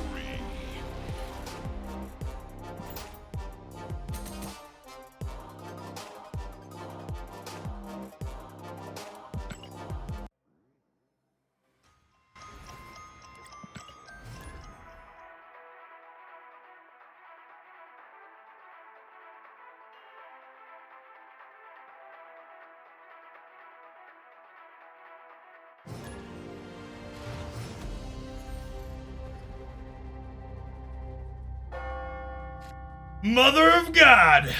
I don't want to snap the Carbartage because then it becomes obvious that I'm snapping the Carbartage.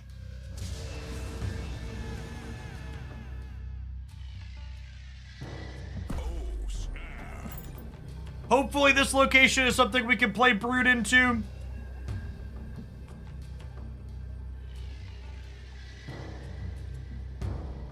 You try Absorbing Man in this deck. I don't think Absorbing Man is better than any of the cards we're already playing. I also don't have room to play a 4-drop on curve in most games.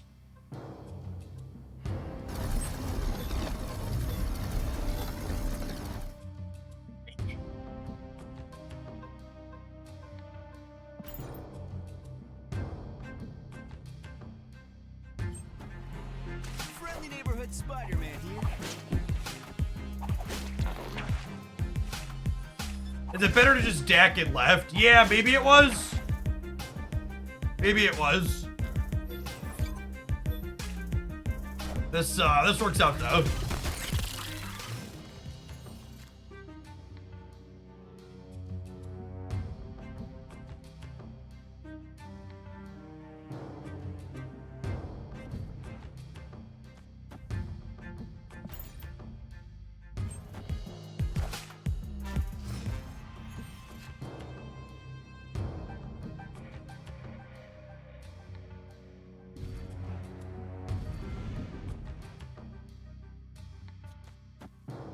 I think this is gonna be an end on Cosmo and Dark Dimension to play around Goliath there, because we should have priority going into the last turn, right?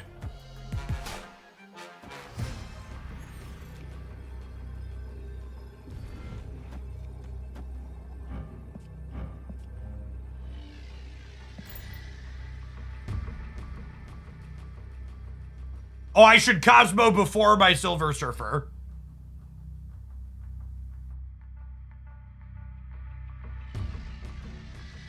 We think I should Cosmo before I Silver Surfer, chat?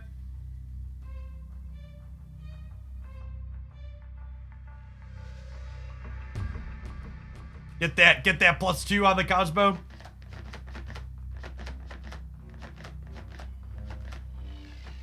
I think we're getting ghosted. It's unfortunate.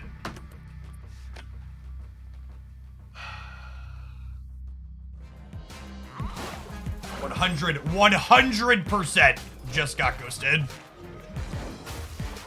What a chuckle fuck. Already muted. 100% got ghosted.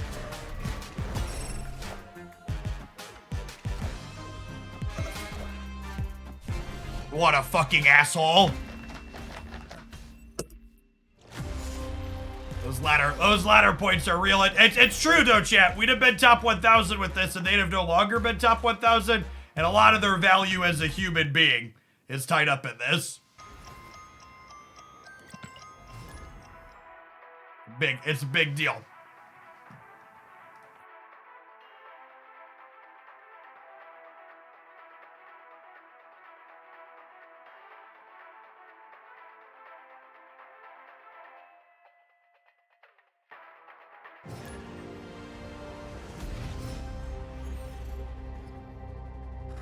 That's true. I watch a lot of the people that sweat pretty constantly while they play, and they're all super paranoid about snipers. They all have this big giant anti-screen peek stuff. It's kind of funny.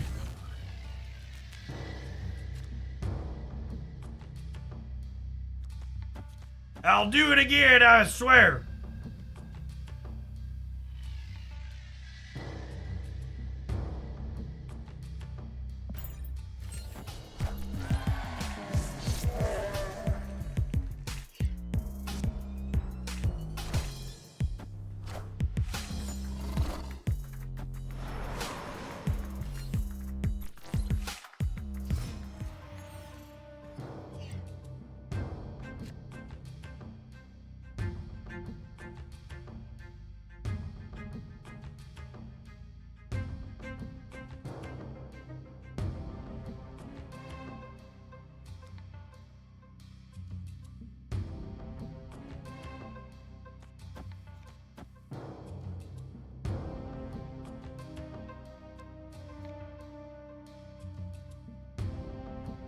I actually don't really need to play that hard for here, right?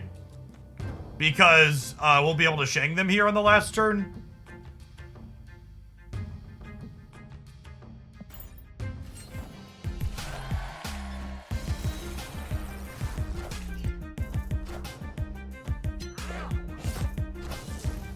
Wakanda forever.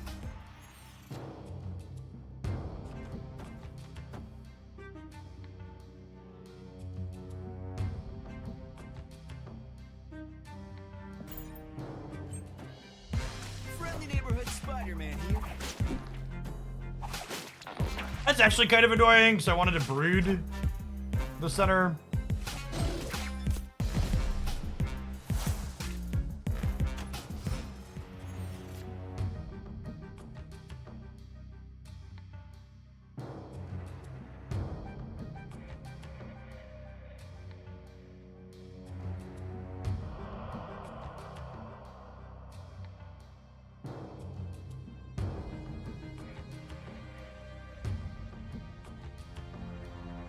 It could honestly just be Brood right into Loki Surfer. Brood right is 12,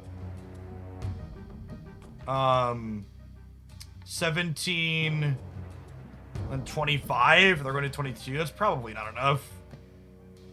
I guess we'll Brood left and then go Loki Surfer. All systems go. Does Loki Surfer win middle? They're -4 down to 19. I'm up to 13, 15, 21. Yeah, that tracks. I can Luke Cage us, I guess.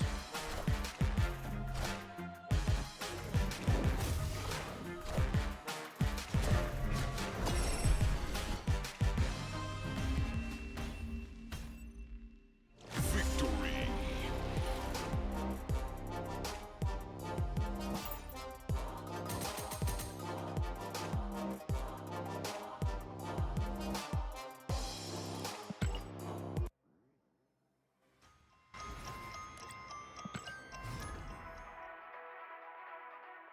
Hey, thanks for the half a year, Lotus. Appreciate the 6 months. Welcome back. Decision DM, thank you for the 5 months.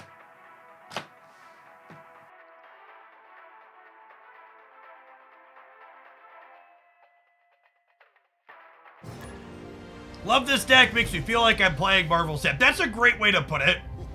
This land is always changing. Feels like I'm playing Marvel Snap is a good accurate take.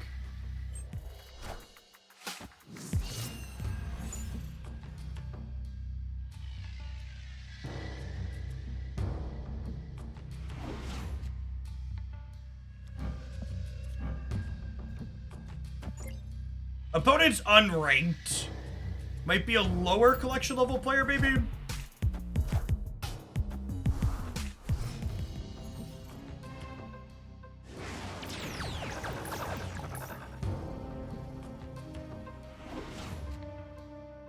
It's typically a safe assumption that if you see a bunch of sweaty nerds all playing the same thing, that Lambie recommended it.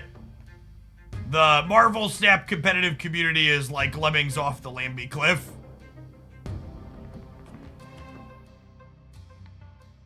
Oh, I could bear the right and get a 1/5 Tiger. That's sick. Snap.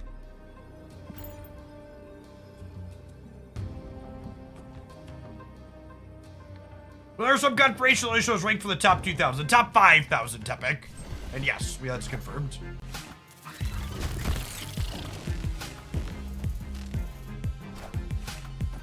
Well, it only everybody sees their own personal rank. You only see your opponent's rank if they're sub 5,000. It's not the Wong I wanted for Christmas shit.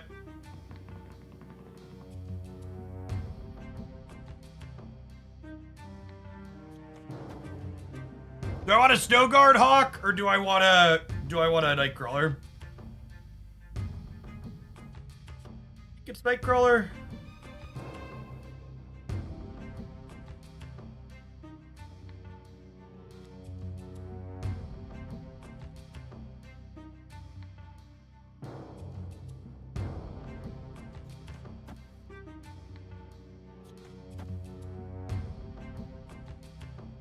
If I Snow Guard, I'll draw one of my own cards again. Yeah, I don't know that I want to draw any of my own cards, though, at this point, right?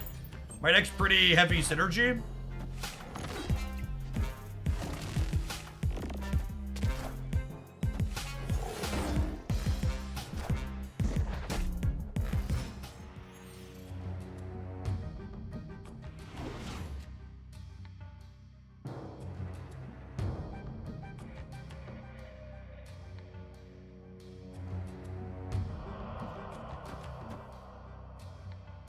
I think we do this, and then we own the left.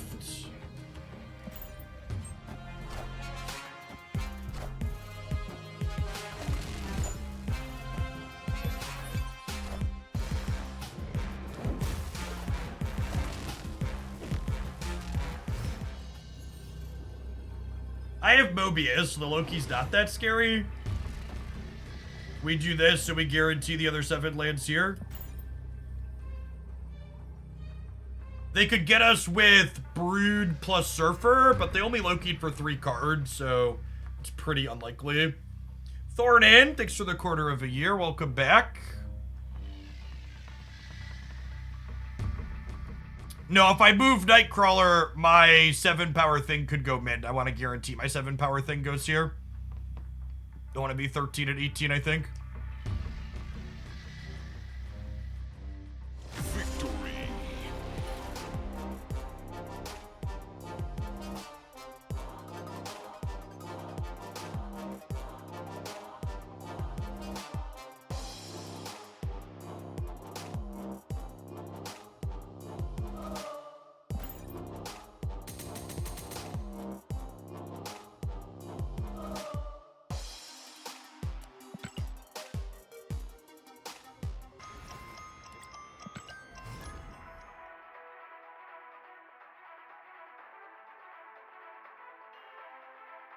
On Wilker Worker, I made it back to Oglandia after my honeymoon, followed by a conference about trash. I never stopped liking and watching the important YouTube vids. Truly the real MVP.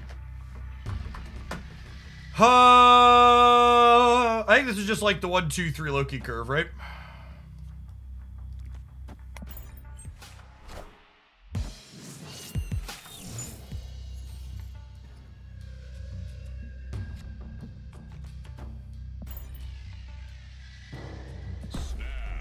Press the button. They can Mobius us, but we're Lokiing early enough and getting enough stats to it. It's probably fine.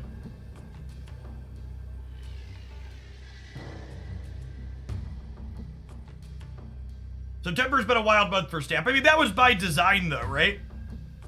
Like, they knew they were setting up some crazy stuff to knock it down with Mobius at the end. It's honestly kind of impressive how big of metagame shifts they generated with... It's kind of impressive how big of metagame shifts they generated with just singular cards releasing and then small OTA pushes.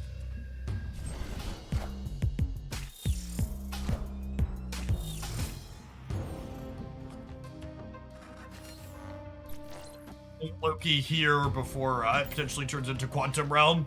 And if it turns into Mojo World, Loki here is also still good.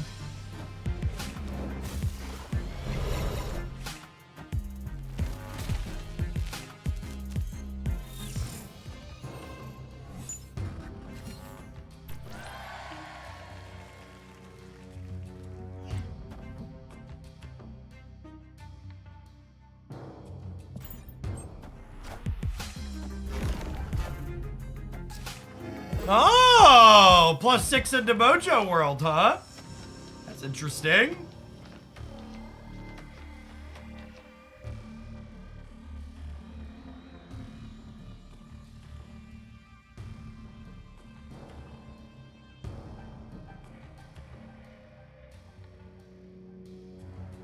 I just need to make sure we don't die to Galactus, right?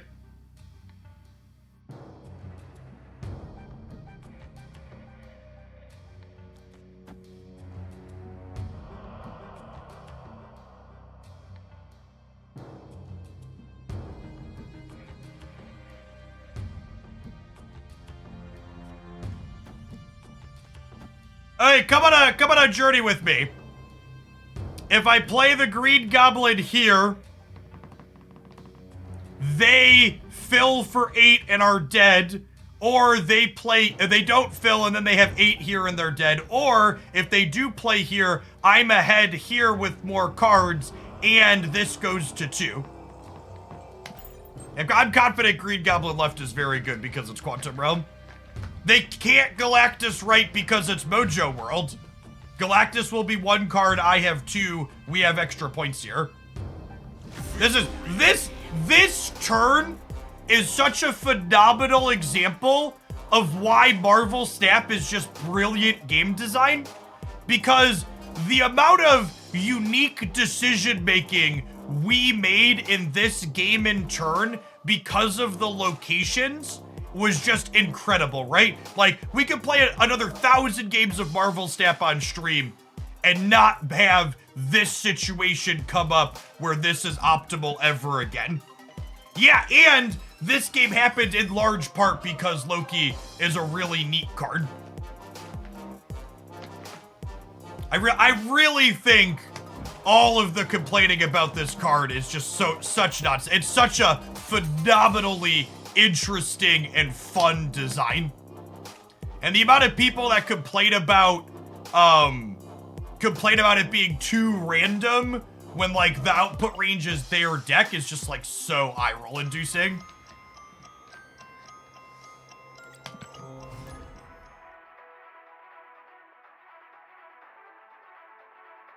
Smash Up, yeah, similar location things in tabletop.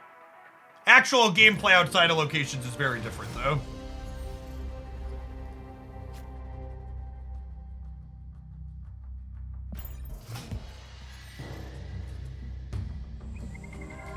I think that's one of the reasons why I dislike Alioth and Legion and Galactus. They create the same game multiple times. That's such an eloquent way to put it.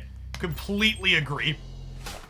Those cards are deeply uninteresting because they constantly just generate the same game state you've seen constantly.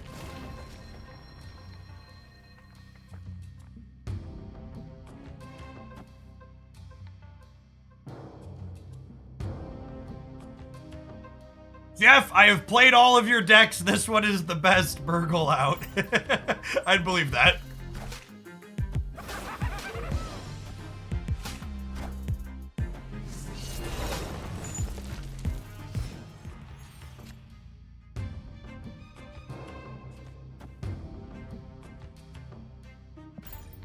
I'm not gonna snap him because we're locked in the middle. Oh god. They have uncontested Wong, that's terrifying. Well, that sucks. They're a shitty hazmat deck. And we didn't draw their Luke Cage. It's easy snap can't lose territory, but now I think we just can't win.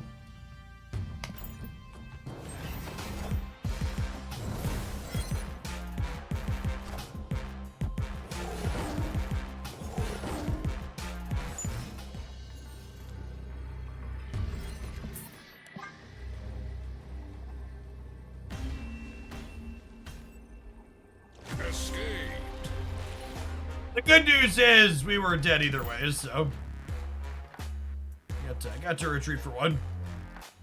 Yeah, we died to a pool 2. I actually believe 2 of our losses today have been to pool 2 players.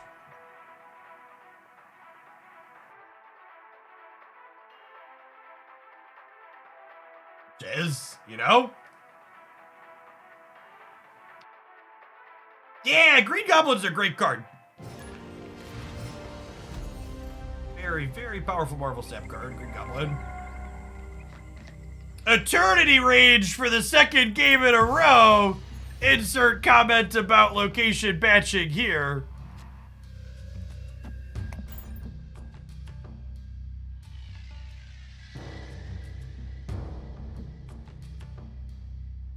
Is the Wong bundle good value for credits? Yes. As always, remember if you're thinking about what bundles you should be picking up in October and November, check out my bundle video here on the YouTube side. That video is actually struggling last time I checked. Which is sad. Editor did such a good job on it.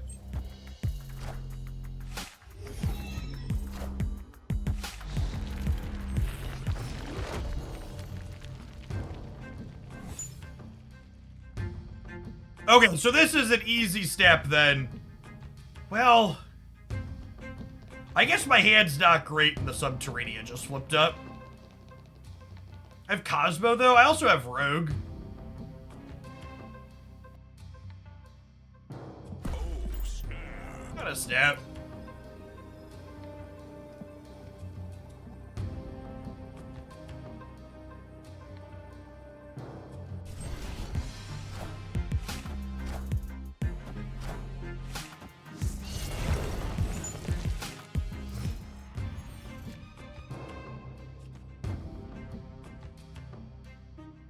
They're playing Shuri.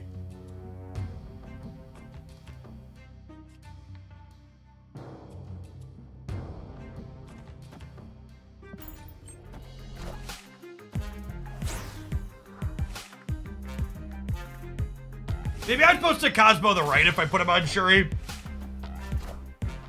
Oh my god! Oh, chat! Oh, baby! Oh, baby! We were, in fact, not supposed to Cosmo the right. Holy shit.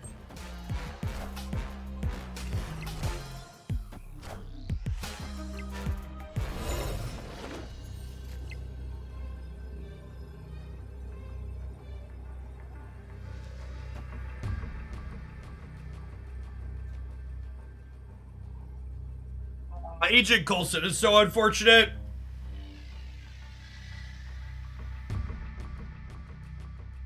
I think we're dead.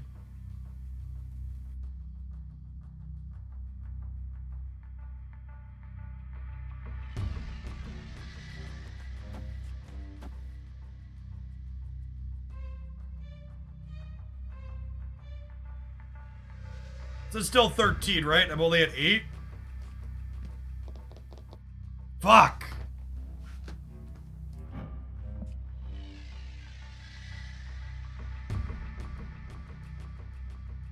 If I would have played Bear here instead of Coulson, he'd probably win. I just can't know that that's coming, right?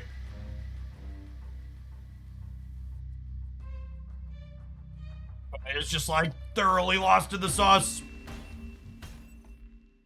Escaped.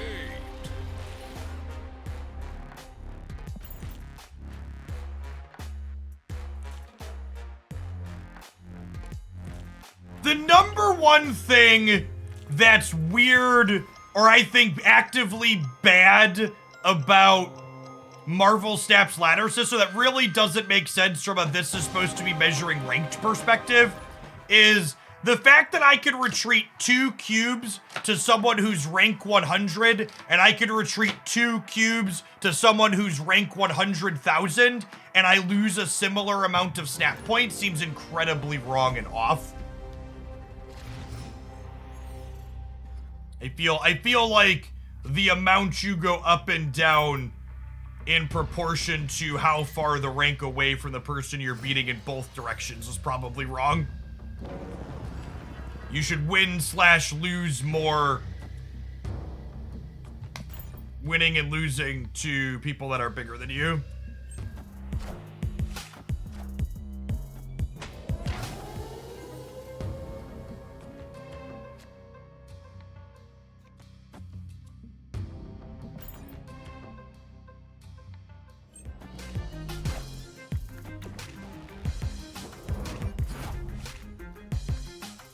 I actually really disagree with the sentiment that I wish they would get rid of snap points. I have enjoyed snap points immensely.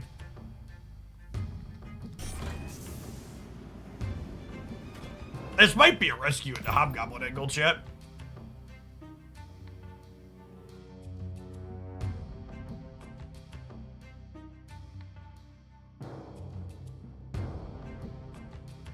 Sid providing the 1-2. Lucian, thanks for the 3rd of a year. As someone who felt compelled to play Conquest despite not liking it, it's nice to have another game mode that feels good and is fast.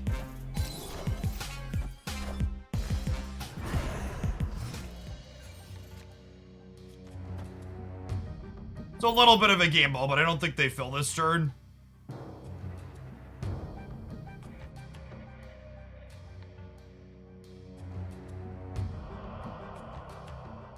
This is a little scary.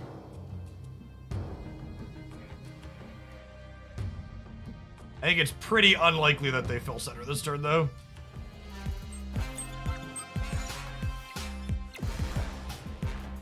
Friendly neighborhood Spider-Man here.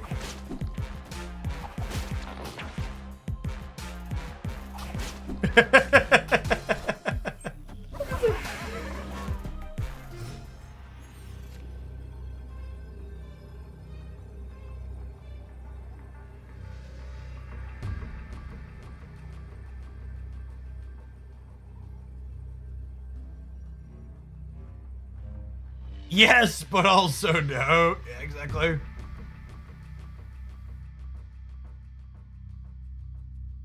We can unclench now, yeah. Does this ever win the game? This is 4. This is 10 in the middle.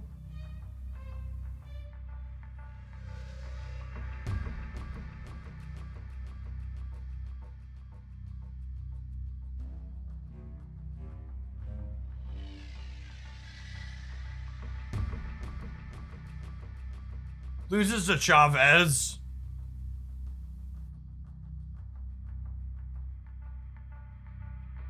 High mid is 16 for them. Is it? No. No, it's not because the Vulture leaves. I don't know. Feels like it could go either way. Oh, there's Shang-Chi deck. Okay.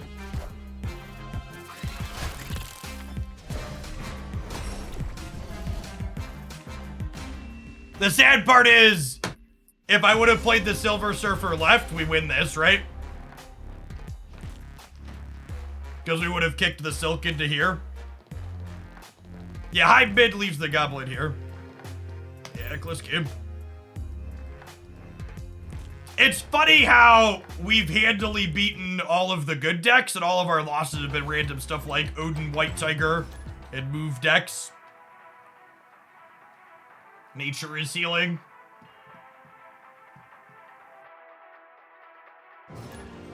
We're up to 60 people. I've checked out the Royal Match promo. Appreciate you supporting my content with a few minutes of your time.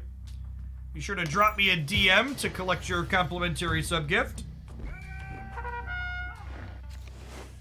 Homebrews are harder to predict. I think it's not only are off-meta decks harder to predict, but the people playing off-meta decks are harder to read. You can't really read someone who's raising with 3-7 offsuit when they flop the straight, right?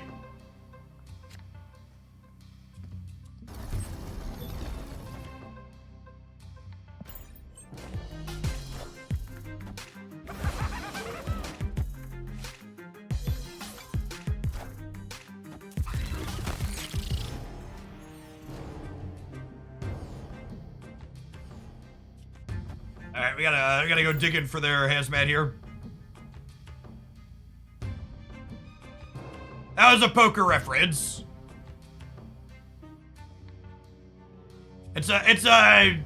You can't read someone who's not making predictable patterns playing the game at a certain level. Some people are just taking their cards and throwing them around.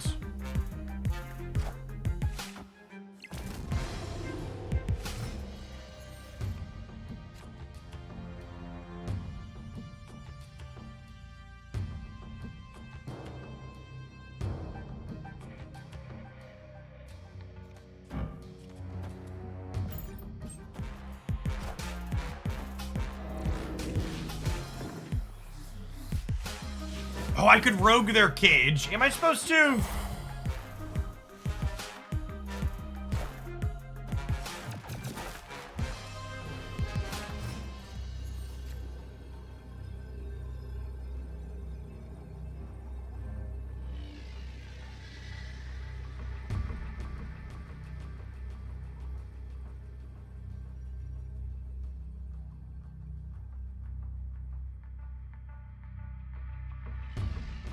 Rogue buffs Brood.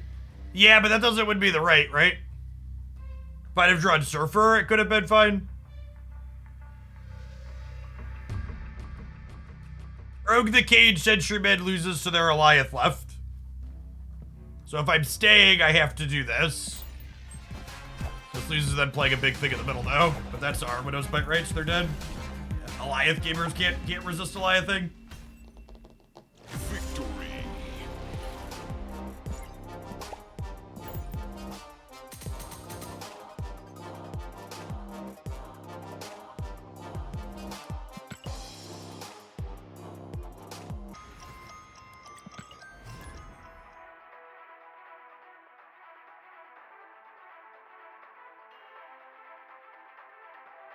We are the dust in the wind. We are.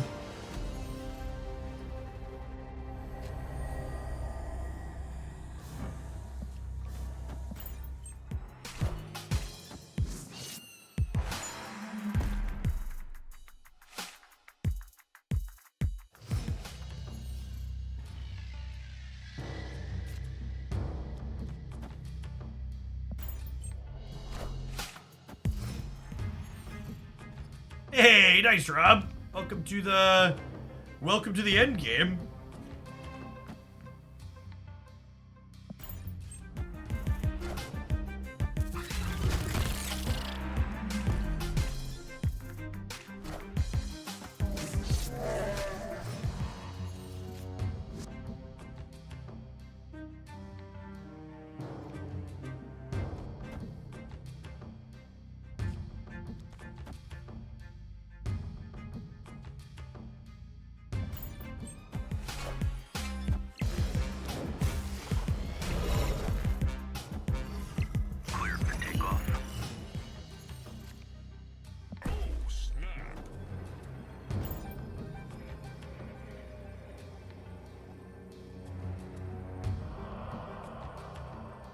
Bye-bye.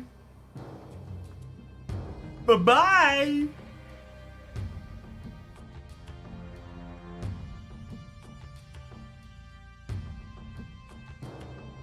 Time for an absurd amount of tempo. Yep.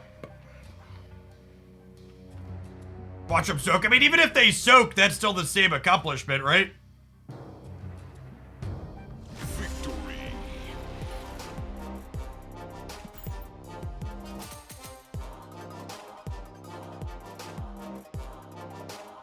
Ooh, we got 4 for that 1 cube win. It must have been ring time.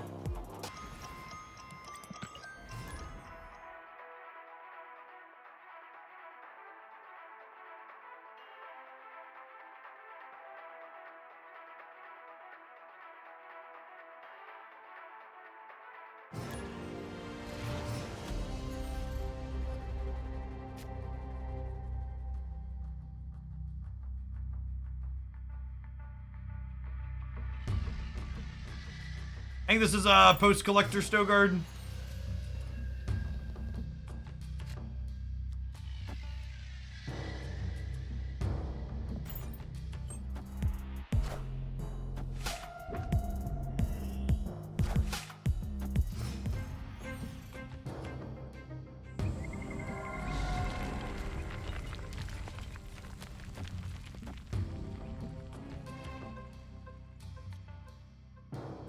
There's no way 4 wins here.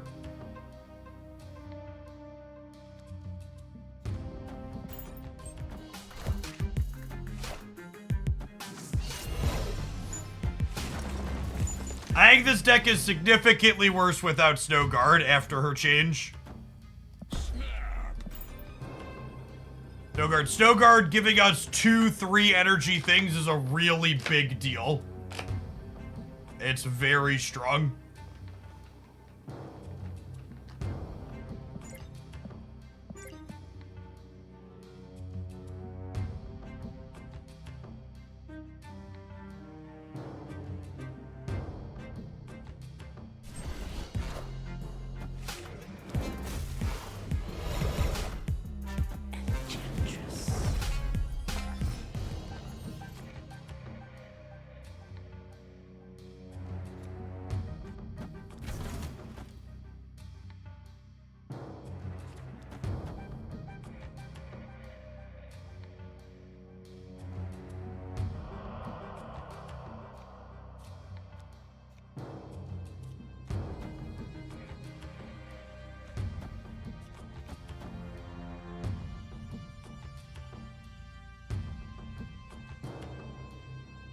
guess I don't need to play all these middle, huh? I don't want to give them a Killmonger.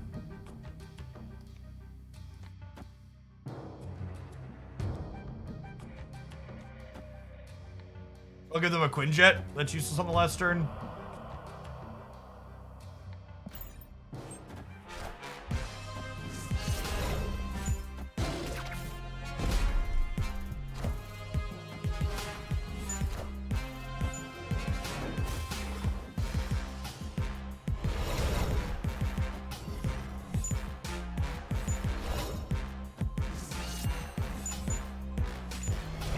You gave me a snow guard? Oh, I guess they're Loki too, sure.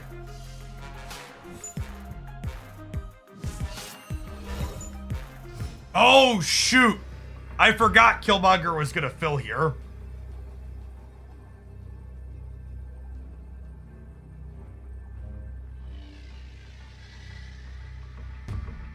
Legion mid does make our collector big.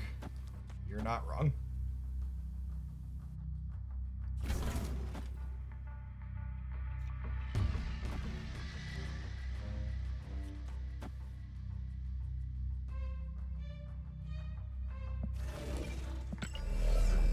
I want to do these first, though, so that way, I give them fewer things in their hand. You got Snow Guard instead of Quinjet. I don't know that I want to turn off the Machine Worlds.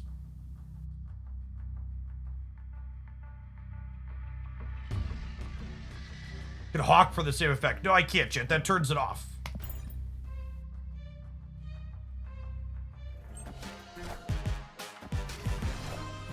Oh, the one cost Snow Guard. That shouldn't matter. My hand will be full.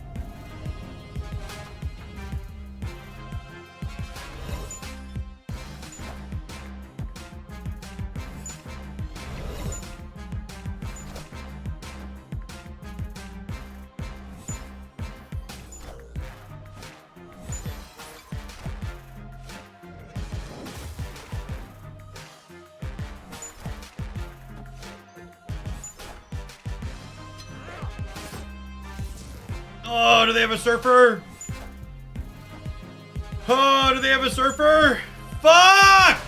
Why is our deck so much better than theirs? Fuck!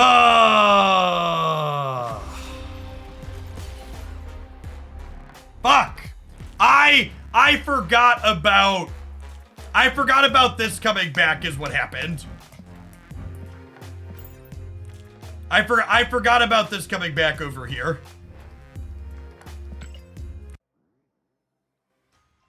If we would have been able to shove Legion into left there, we would have tied them.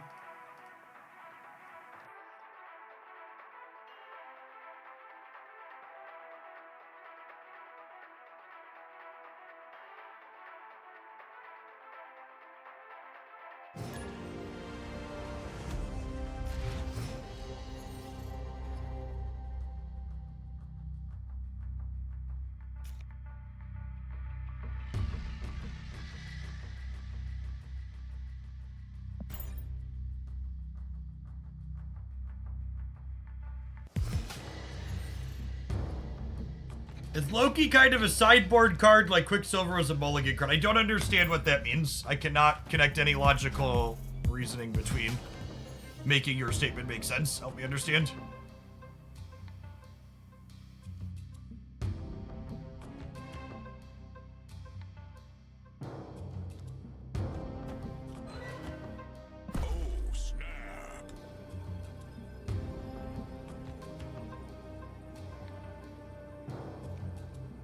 I think they're least likely to Cosmo New York.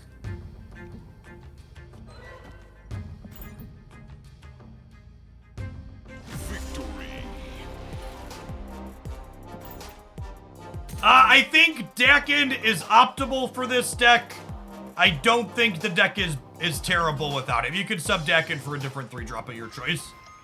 I don't think Snow Guard is optional. I think this deck gets much worse without Snow Guard.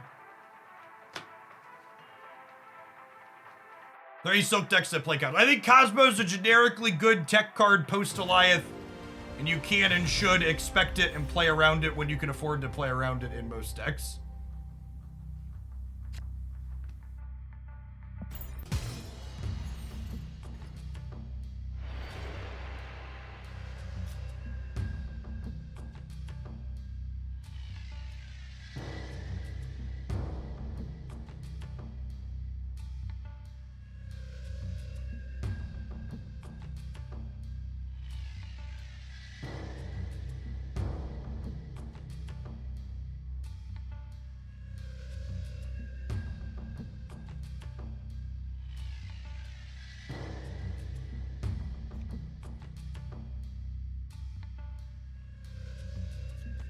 lead on Mobius here.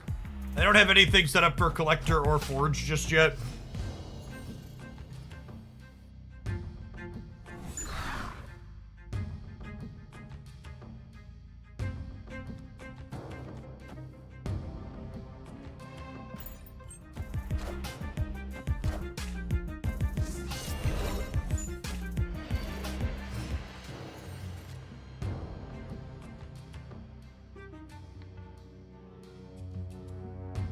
From what I've seen, everyone is still just playing the stock Wave Movers deck post Mobius. Zero innovation there from anyone.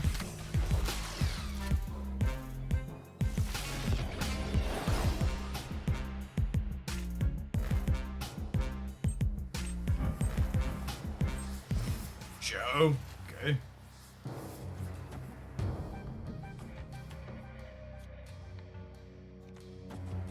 Ooh, that'll be a fun one to rogue, actually, right?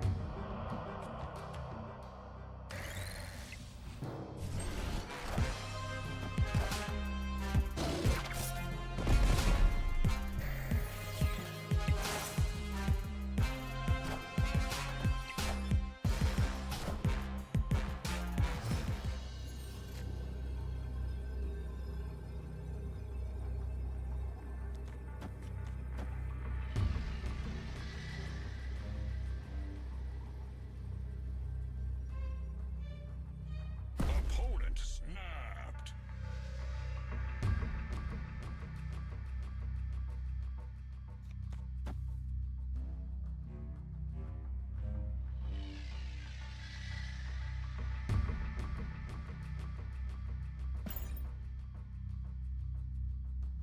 Oh, we're gonna get ghosted on the Goliath.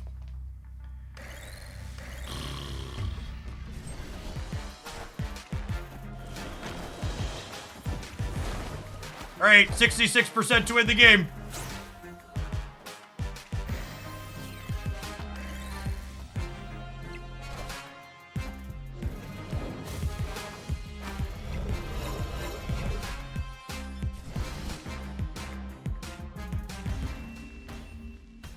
Victory. There were two Mojos here. We could have also hit the Mobius, though.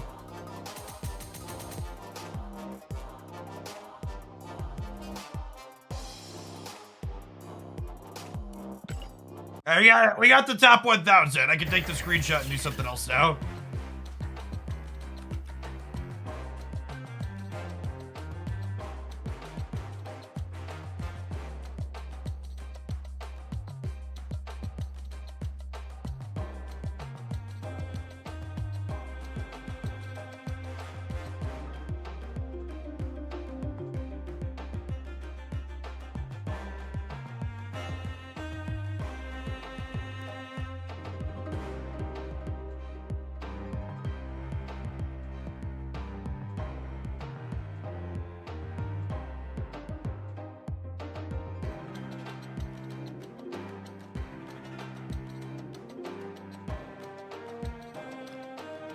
As a triple-digit ranked Marvel Snap gamer, I can now claim I play high-level Snap, and thus you should listen to my opinions on the game.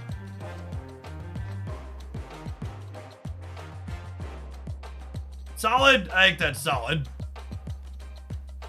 Ship it, clip it, ship it, flip it, rip it. Josh Oldie, thank you for the sub-gift through. That's very generous of you. CO, thank you for the over 5 years, by the way. I must have been lost in the sauce when you resubbed. It has been fun. Mobius restored a lot of my joy to the game.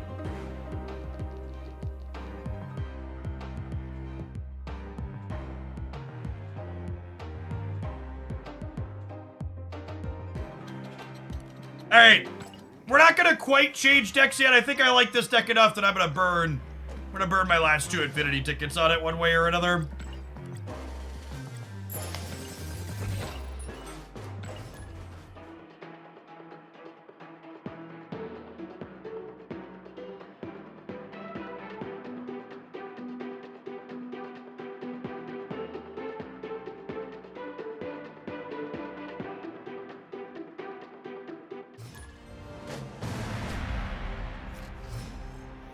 Are my wife and I still playing Diablo 4? No, they lost us when the seasonal content rolled out.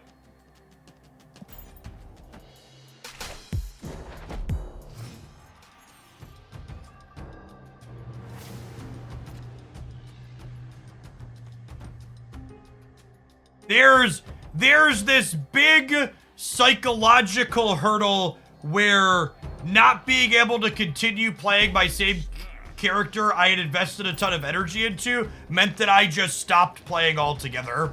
I think their system of locking new seasonal content and battle passes behind requiring a new character every single time is really awful.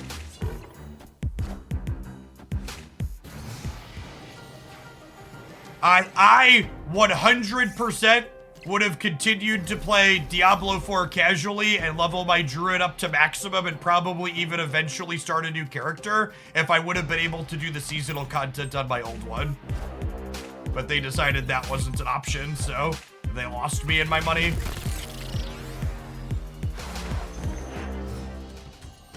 And yeah, gamers always tell me that resets when a new season happens is how ARPGs always work. And I'm not saying you're wrong, but I'm also telling you that they lost me because of that, so. Friendly neighborhood Spider-Man here. Victory.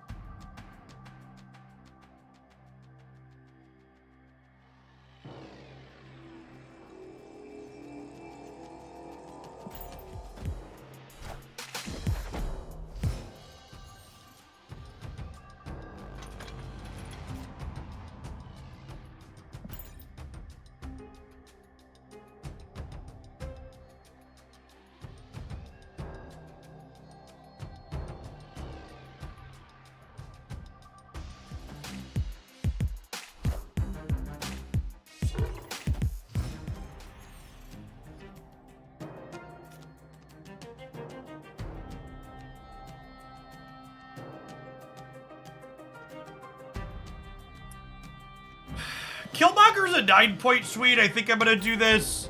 And then in a perfect world, we draw Snowguard and go Snowguard Loki next turn.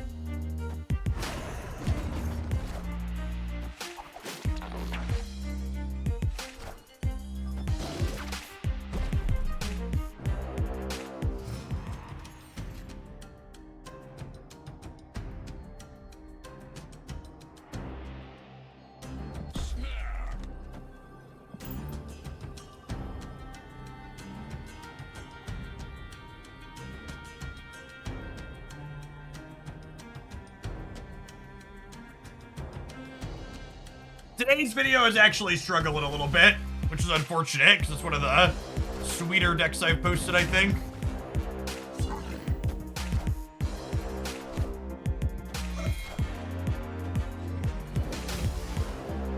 Clear for takeoff. Opponent snapped. Our opponent's hand is currently empty.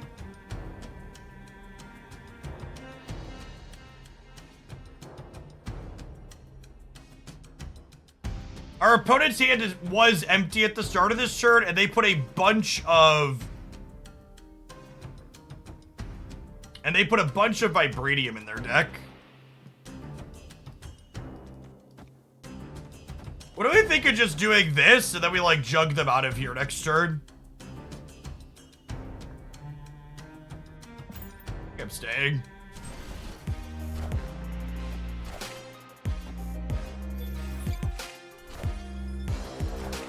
They have Goliath. We're set up to beat Goliath.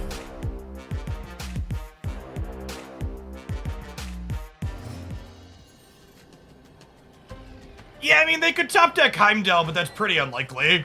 There were 10 cards in their deck here. It'll feel bad to lose an 8-cuber to top deck Heimdall, but we're definitely in the market of staying.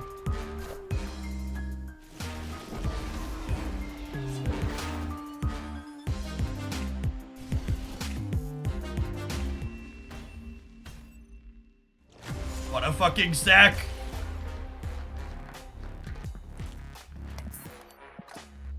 We're gonna burn this last ticket, but I will just say that we're not gonna focus on Infinity Conquest much. It removes a lot of my joy from. I'm so glad the ladder feels good to play, because playing Infinity Conquest being single elimination just is the worst.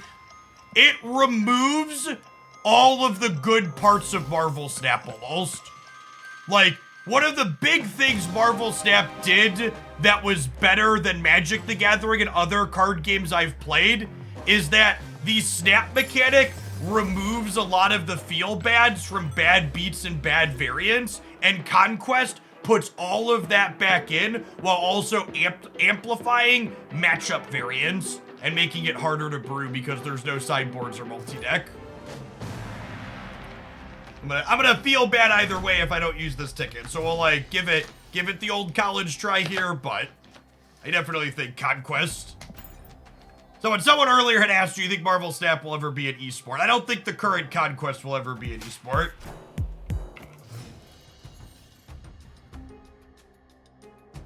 I think it just fundamentally doesn't work / isn't good in that respect.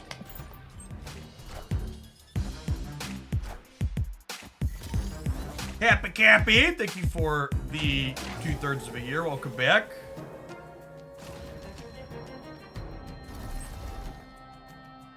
Yes, short, punchy games is also one of the things that Marvel Snap did really well. That Conquest completely removes.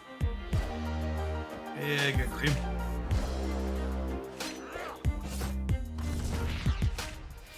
Yes, agree with that too. The rewards have very, very diminishing returns. Is an accurate take. I would kind of like an infinite border on my Janko Darkhawk avatar, but I also have plenty of other ones that are good in the meantime. Which is kind of whatever. Should I Cosmo left? Yeah, maybe we are supposed to Cosmo a Shuri path potentially.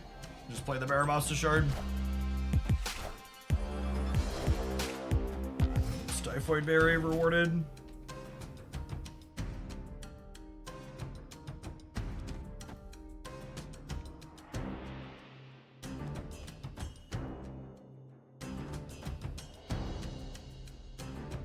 I'm doing this and hoping to draw.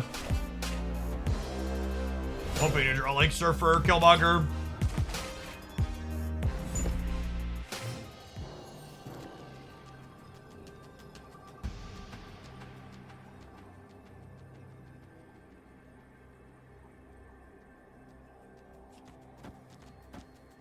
This puts me +4 here to 10, and then another +4 to 14. And it puts me 12, 16 here. Is the other way better? This puts me to 11 here. And this puts me to 10, 15, 19.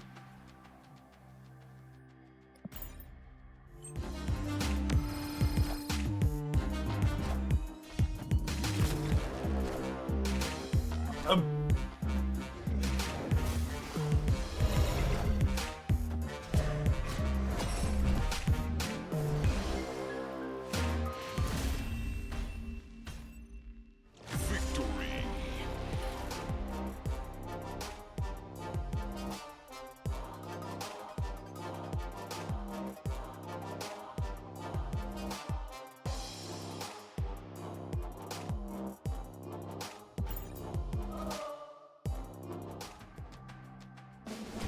They're on Hobgoblin. Oh, was there a Hobgoblin in their deck?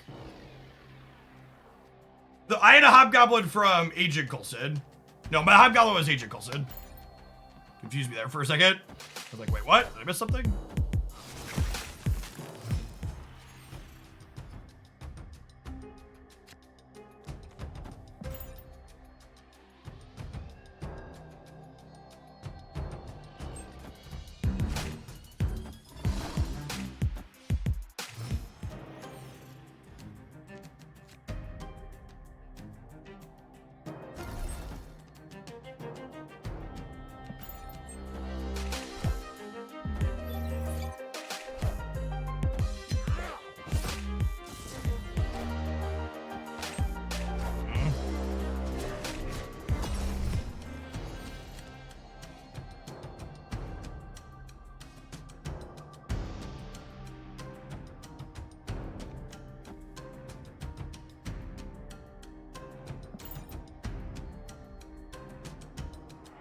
The games have been alright. We climbed from 1,600 to top 1,000 playing this deck on the ladder. We're burning our last couple of Infinity tickets for the season now with it.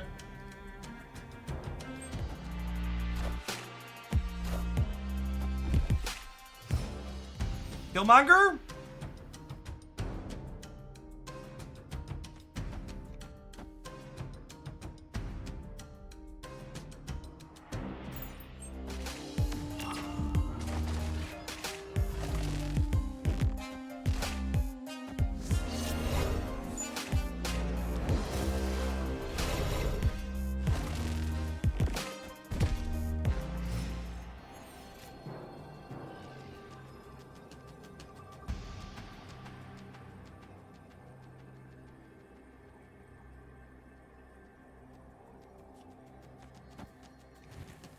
Opponent snapped.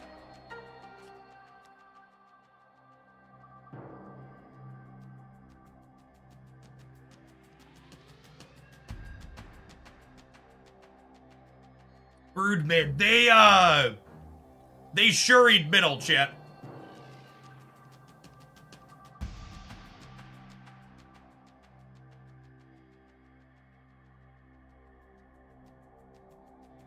Think I'm just supposed to leave. Yeah, because they have Ebony Maw available because they Sauroned. They don't have a Hobgoblin. Look at their deck list. Yeah, I don't think I pay out the Boomer stat. I think there's a lot of permutations we lose here because of the Shuri in the center. Escaped.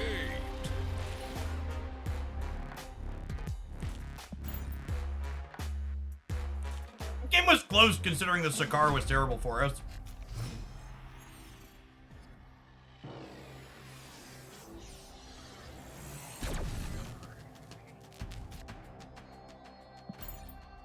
Yeah, we can look at some stats, but they're really not different than yesterday. The format hasn't really changed.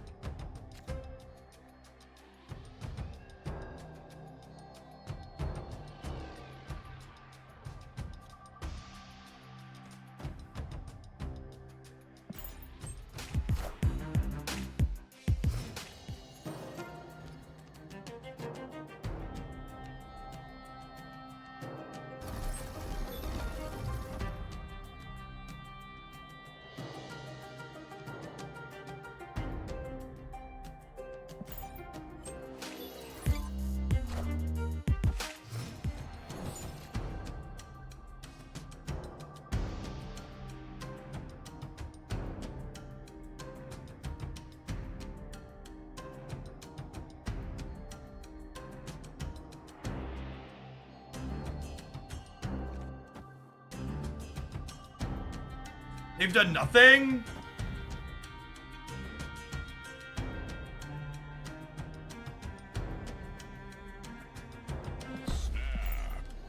I guess they could be shuring us. They're just supposed to...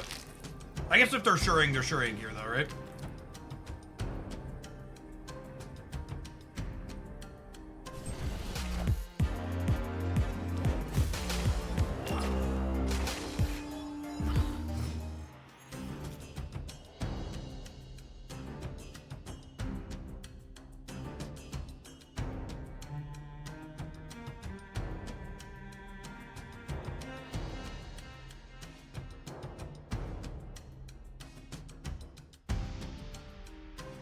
I just went back and checked.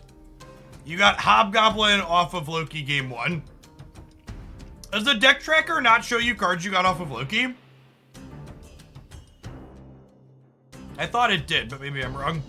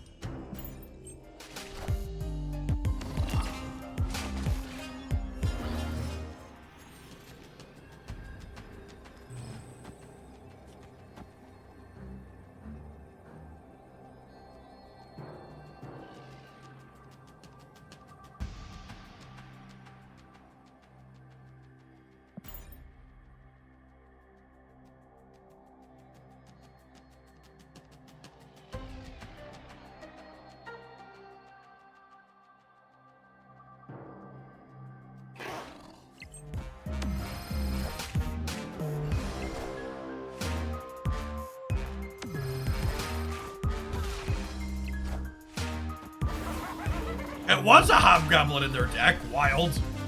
That's so weird. Maybe they're playing it as they think it's a Galactus counter. I need to pay more attention to things that we're Lokiing. I assumed Loki popped up on the deck tracker. Loki cards popped up on the tracker. That's very clearly not the case.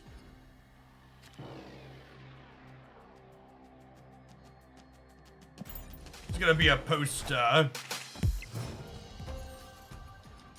collector snow guard.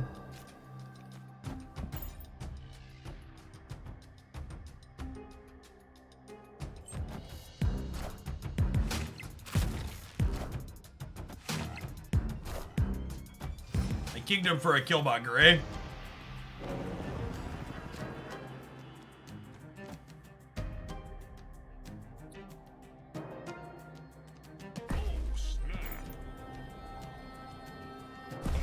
I can snap to Loki in this matchup. They want to go all in, that's fine.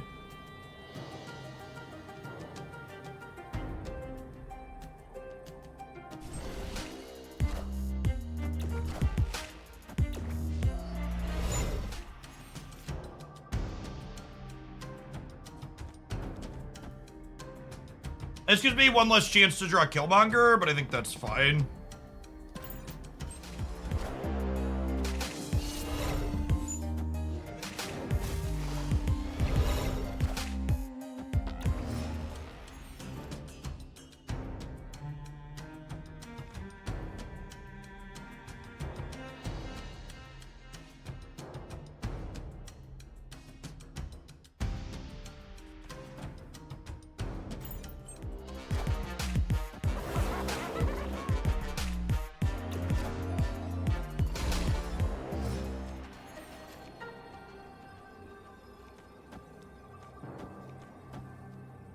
Yep. Yep. Anything you can do, I can do better. I can do anything better than you. Do do do do do do do do do do do do.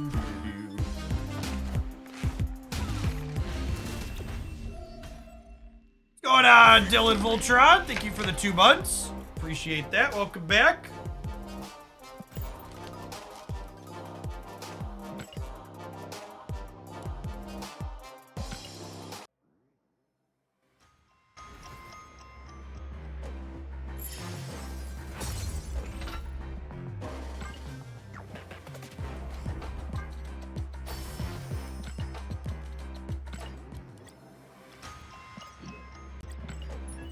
Been writing out a comedy routine about green energy, but I just realized it's nothing but recycled material. But what's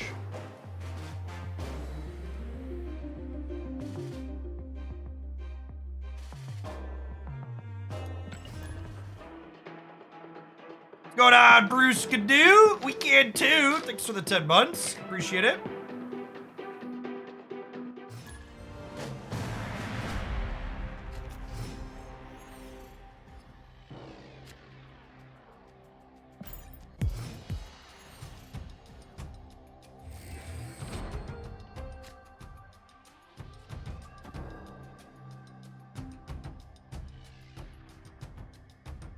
Do I want to forge into Bruden here and lock up early? Nah, I probably want to leave myself the flexibility, right? We'll sap this hand, though. It's real solid. Oh.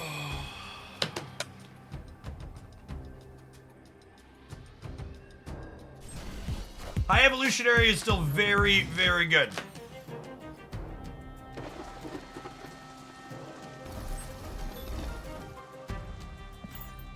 Pivot!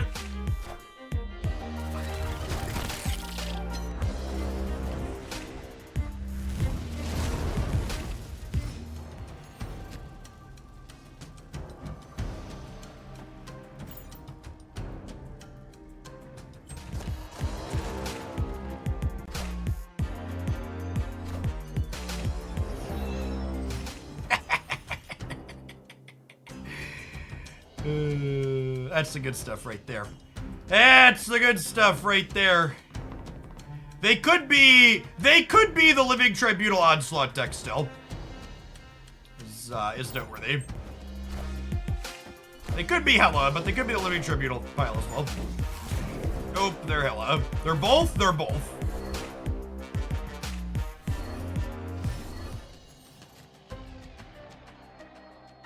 And now I have to leave?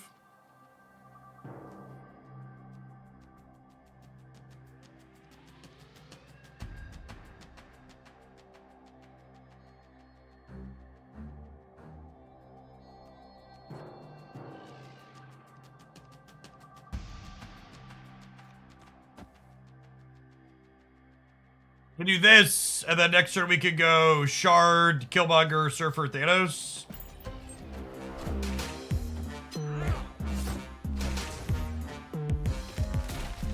Okay, so they can't have Living Tribunal and Hela.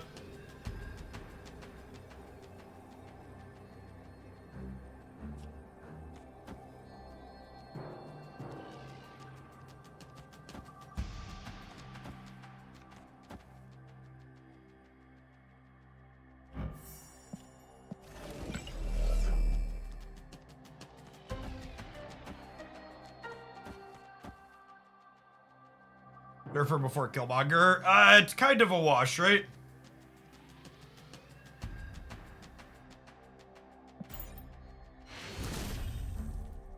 Victory.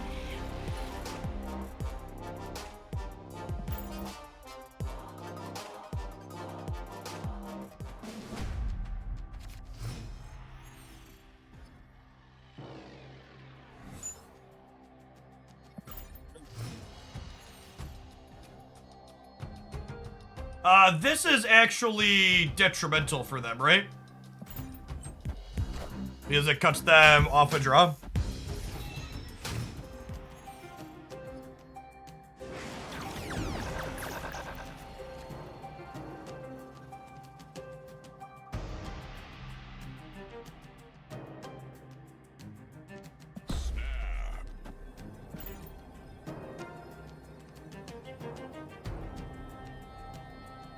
Mobius means we get a little bit of a power reduction, but we need to keep playing our cards on curve.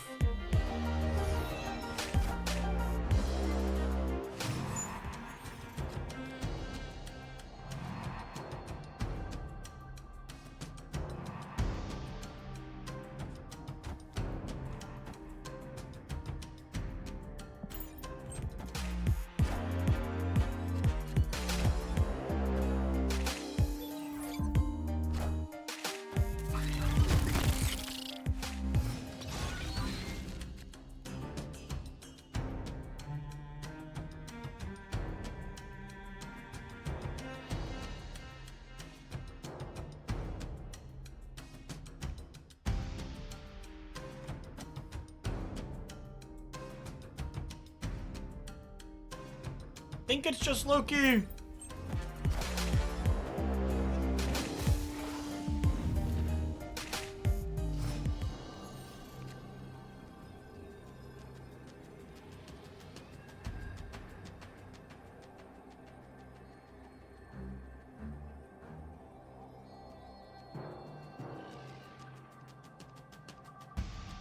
We're just not in a good spot, right? I think we leave.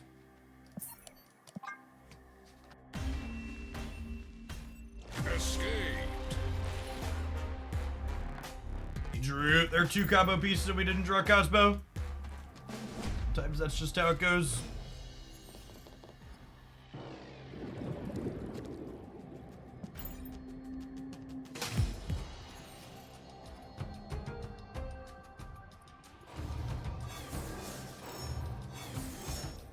Probably better for them than it is for us.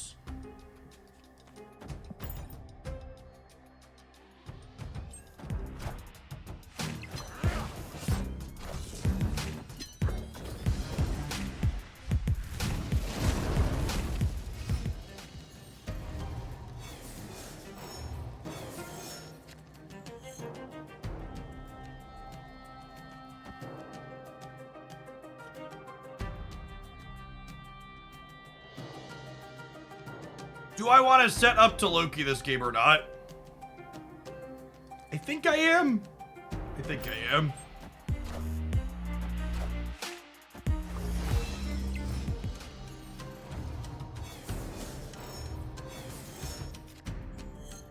Oh, snap.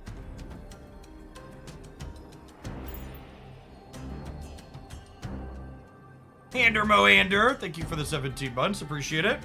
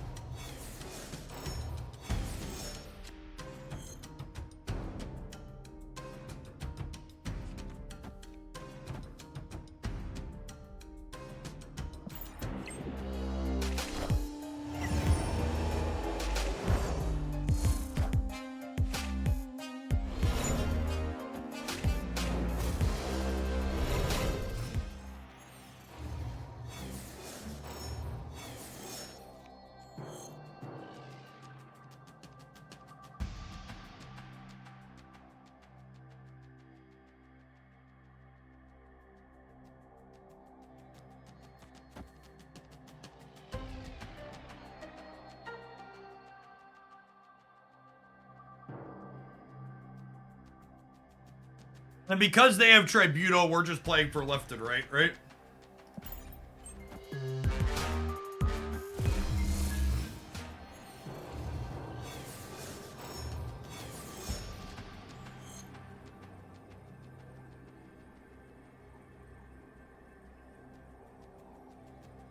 They Iron Man here. They have 16...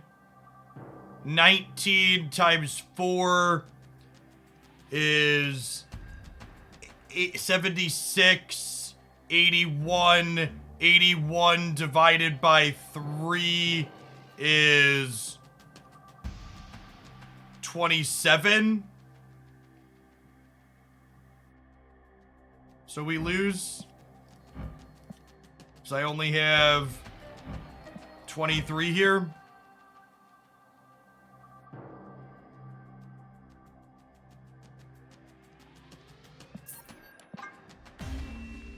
The person that said our opponent's unfavored in this matchup, I don't know that that's true. This archetype had a very good win rate and record and was a top deck when Loki was the #1 deck the first week of the season.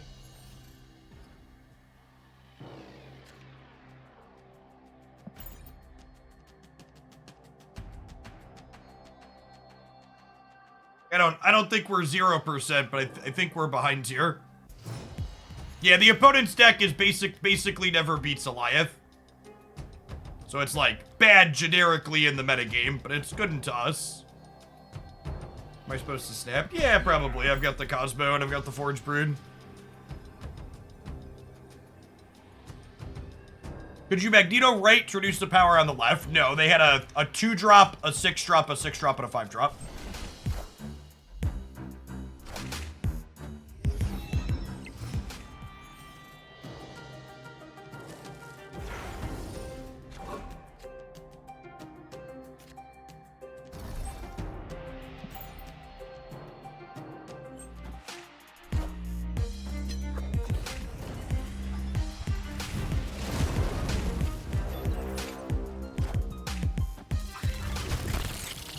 Oh, you know what? We just haven't been drawing snow guards so far this set. That's probably pretty good, right? The rug pull.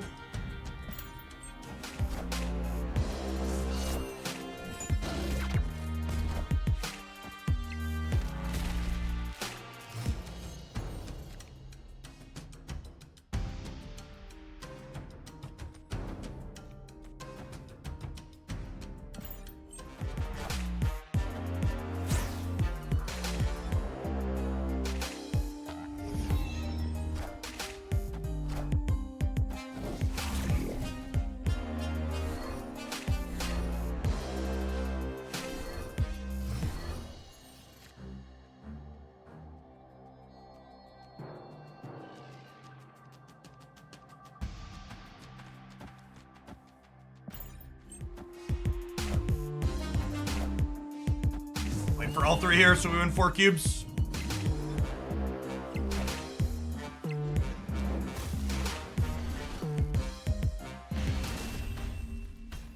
Yeah, actually, thinking about our tools for this matchup, I think our actual best chances to win involve games like this where we are getting rid of Limbo.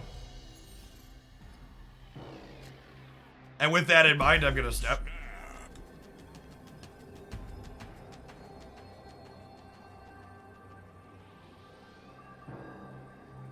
By playing her on 1. I think so, because I probably want to be able to rogue on 4, and that would be the other spot I fit her in on my curve. So because of the ice box, I'm gonna snow guard on 1.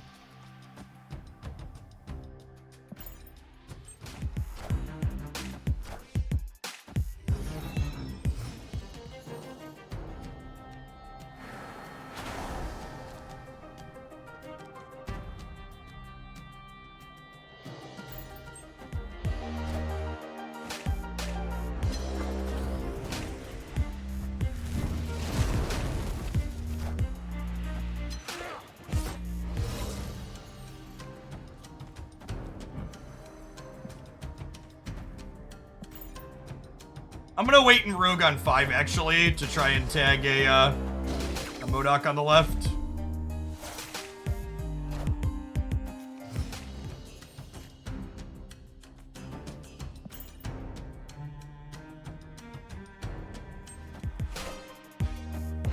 Our opponent has had almost the same start every game, yeah.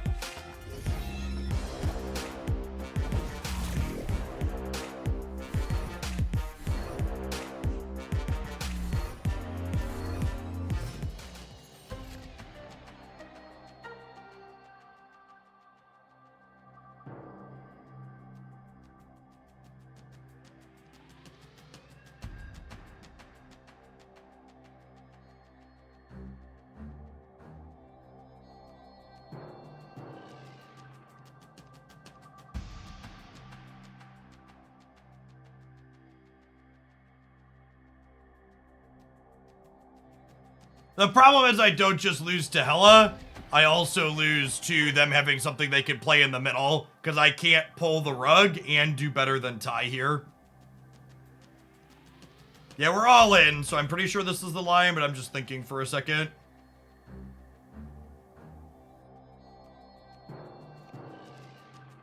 Is this more points?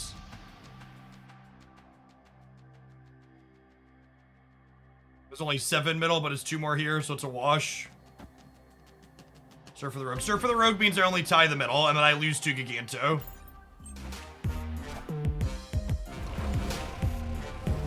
Bad fucking joke.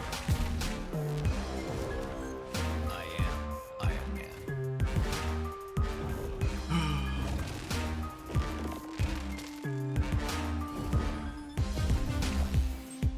Aren't they 50-50 on Hela because of Crystal? No, they drew from a 3-card deck this turn.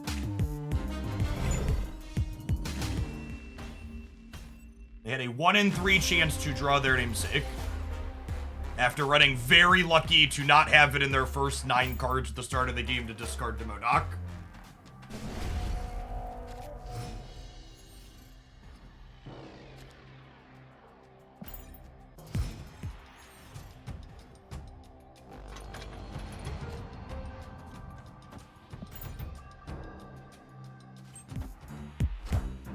ignoring Invisible Woman is not correct. The only reason tagging the Invisible Woman has not worked out is because the opponent has both drawn MODOK by turn 5 and not drawn Hela by turn 5. So I get that it happened to not work out tagging the Invisible Woman in these last 2 or 3 games, but that's just because the opponent's running really hot. It doesn't make it wrong to make the play that we're making.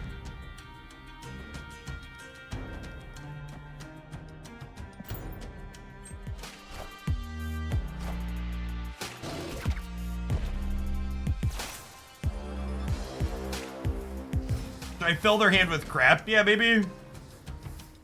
I guess that's fair.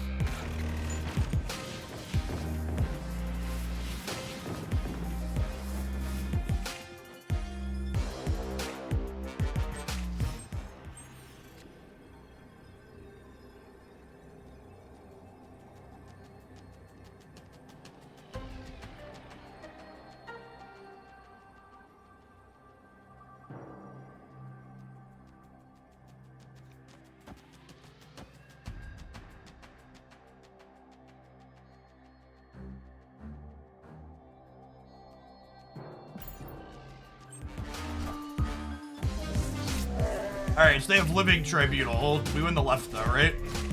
The center. Alright, last game. Last game for all the marbles.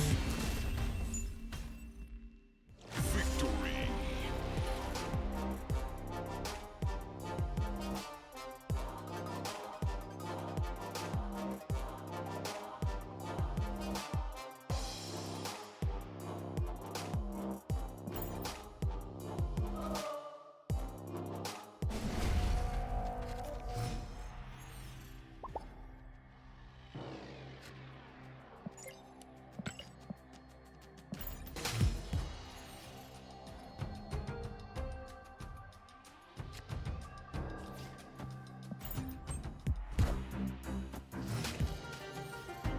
Space Throat is sweet. Is it?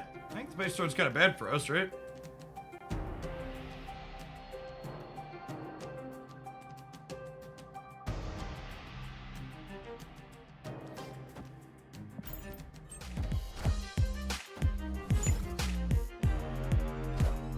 Coin flip here. Can we win this one as well? Rats.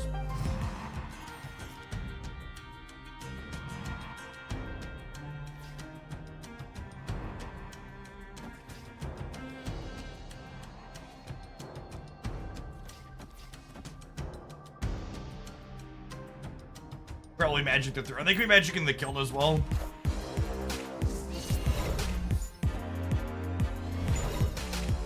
I am Iron Man. That's probably the win, right? Their draw was finally. No, their draw was finally room temperature. I am Iron Man.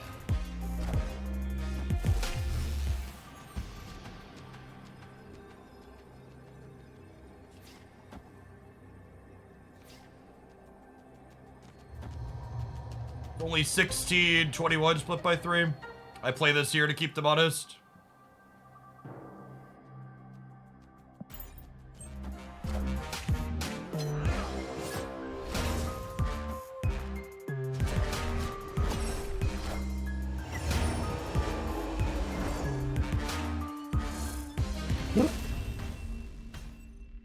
Victory. That was a slug.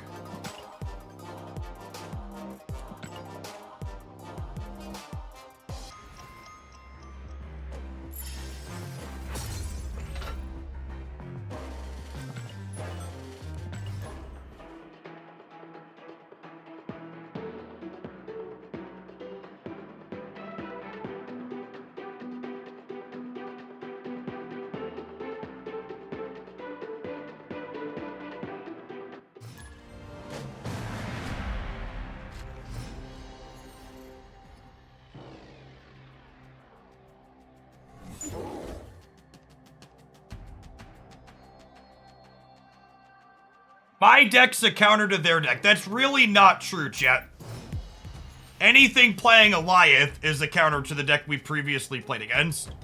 The opponent's deck was explicitly popular because it's good against Loki. For those that didn't follow previous seasons. I feel like I could play the ladder for hours and not get tired, but one Conquest match makes me want to take a break. I kind of agree with that, yeah.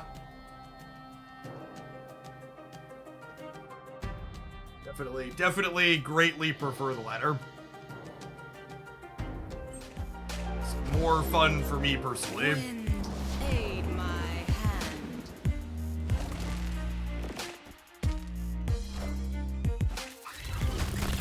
Straight M doing stuff and things.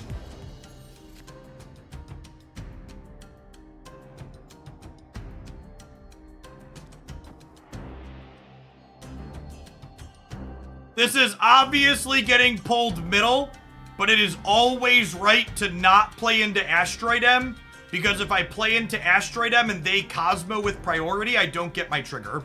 So you should always be playing these on reveal 3 and 4 drops off of Asteroid M and letting them get pulled in unless there's something like a Craven there. I think I'm in a good spot. I'm gonna snap.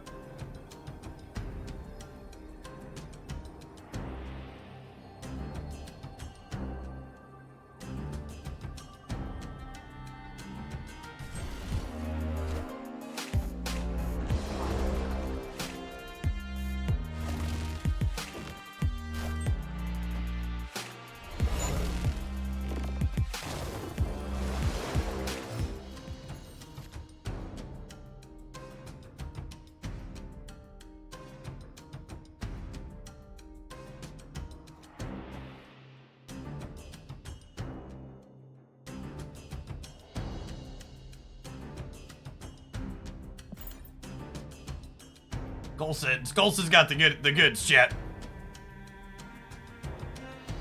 Coulson's got the goods.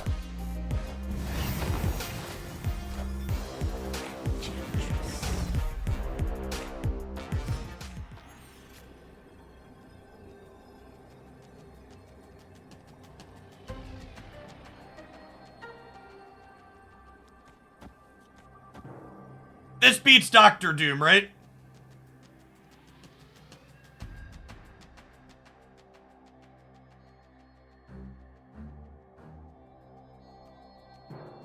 It beats Goliath left as well, because Collector gets bigger.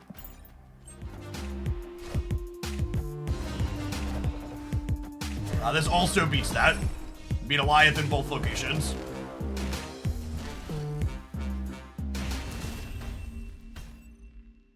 How does this beat Dr. Doom? If they Dr. Doomed, they would have been 15 in the middle, and my Loki would have been 7 here, so I'd be 19.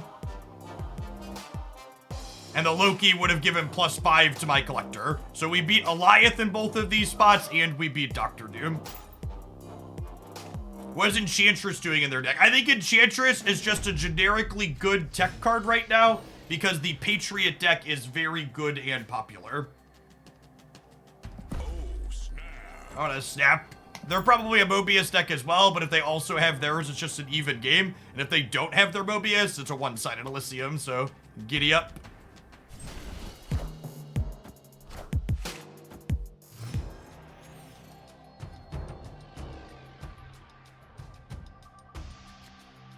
That's true. Even if they had their own Mobius, we have Rogue.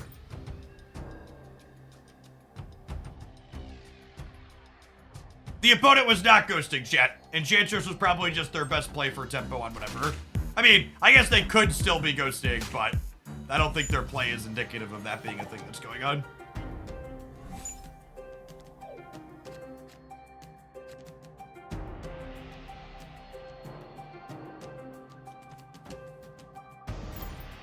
Protect my Mobius here.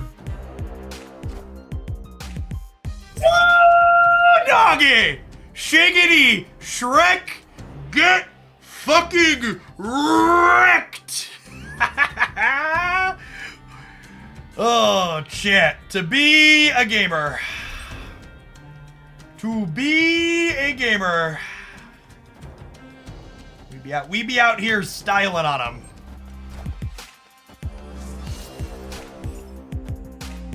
Do I want a Sentry? Nah, I'm just gonna Loki. All my Loki cards are discounted by 2, chat.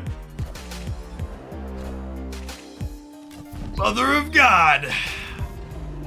Dream Dimension. Cards cost 1 more. No. No, I don't think they will.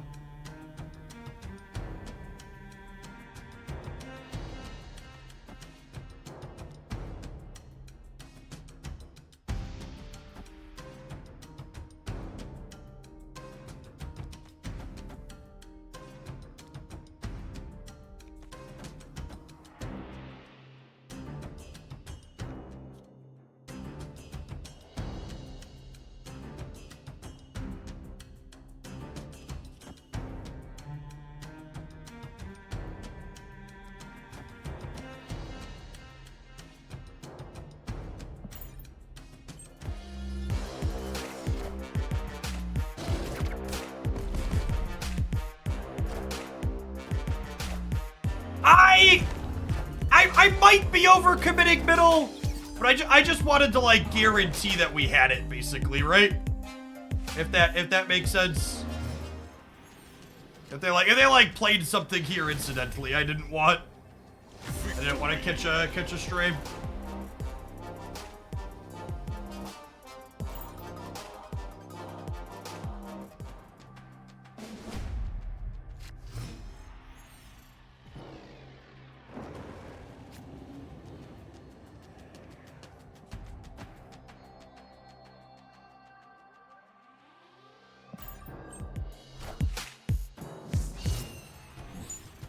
Yeah, opponents play Rogue and Enchantress. They are certainly here to try and farm,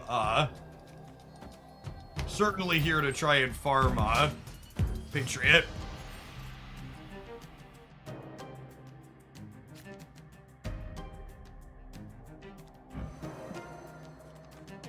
Think I'm doing this. Hard to say, though. I feel like my deck's more board space hungry than theirs, right? Wind, aid my hand. So there could be merit to Agent Coulsoning before I Loki, but I want to see what cards I'm getting from Loki before Mount Vesuvius locks us in.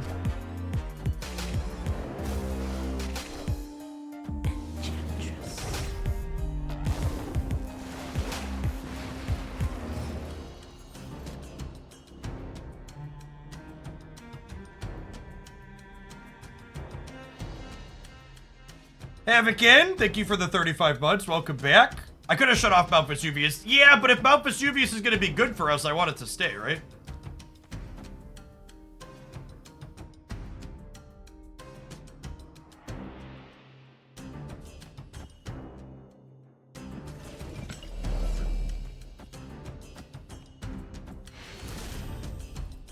And they gotta leave here. Because if they stay, I get to snap and take all their cubes if they die.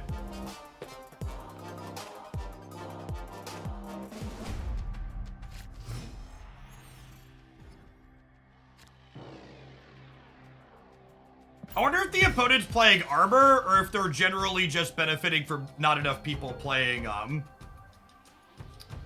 not enough people are playing Killmonger right now.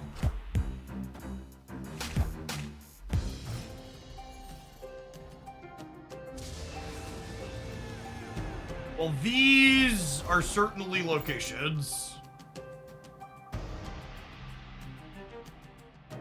They have any way to put power to lock location besides Jeff? I would wager one of the 2 unknown cards is Dr. Doom.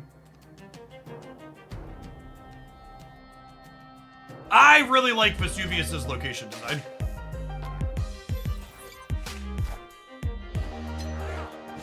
Oh yeah, we know Professor Extra Loki is a good shout. I forgot about that.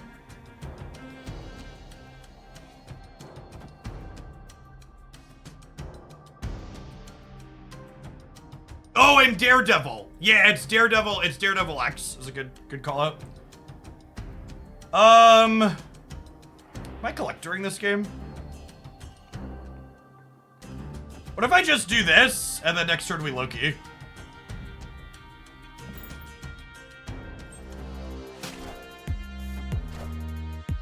Obviously, unless we draw Killmonger.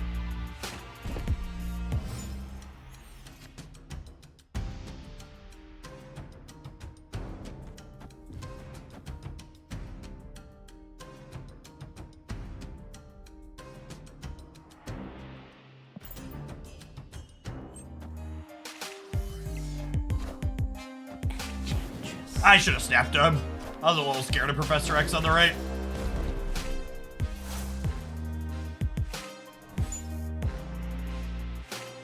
Oh, shit! I forgot about Valley of the Hand.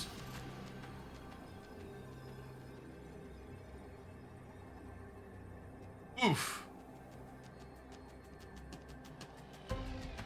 Oof. Yeah, I wasn't reading chat.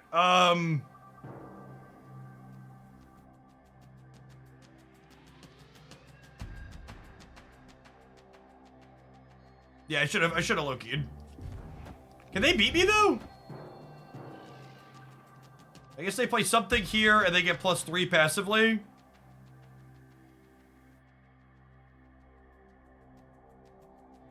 Yeah, Valley's caught me off guard a couple of times. And part of it was they're just so restricted everywhere, right? Alright. Take your 1 cube, bud. Escape. Yeah, they have Shadow King to dominate the left. Good shout. Oh, I guess Shadow King gets their stuff too, right? They're kind of a weird Shadow King deck. Oh, snap. Oh, yeah. Oh, yeah.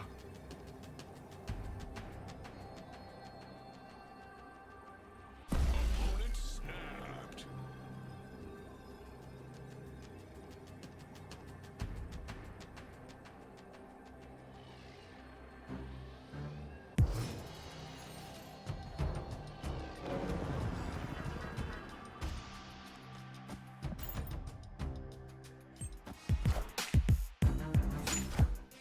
Watch out for Shadow King on Collector, that's true.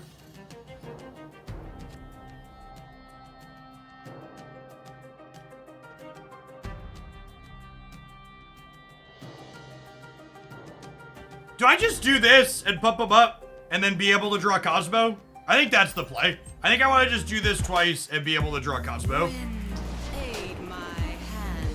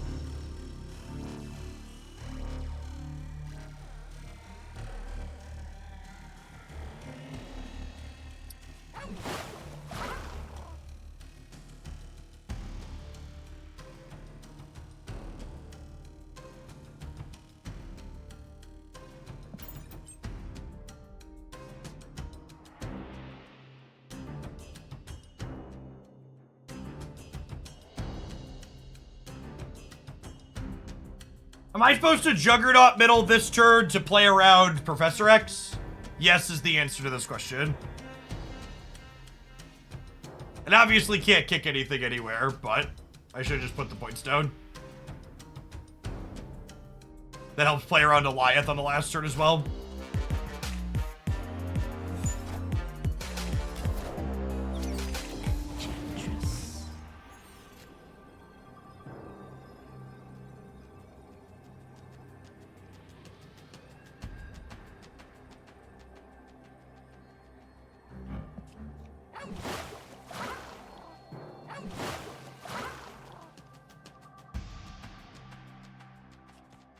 Yeah, if I'd have put Juggernaut here, we'd have had priority.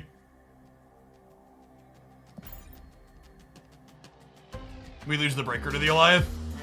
I deserve this loss. We beat that one though, right? I think. Yeah, we win left and right. Okay, we got a little lucky here. Oh my god, we don't because they have the sunspot. Shit. Fuck you, cunt.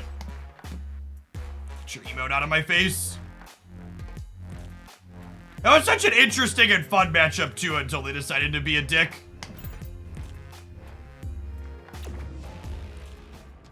Their deck's kind of neat. It was a fun back and forth, and then they decided to be just a total chud.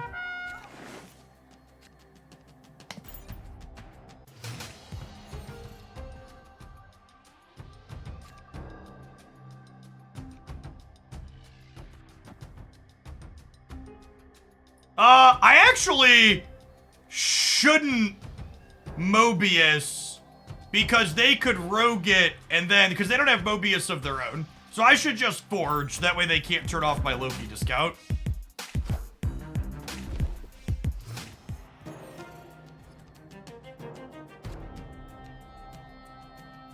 Yeah, because of their rogue, there's no reason to,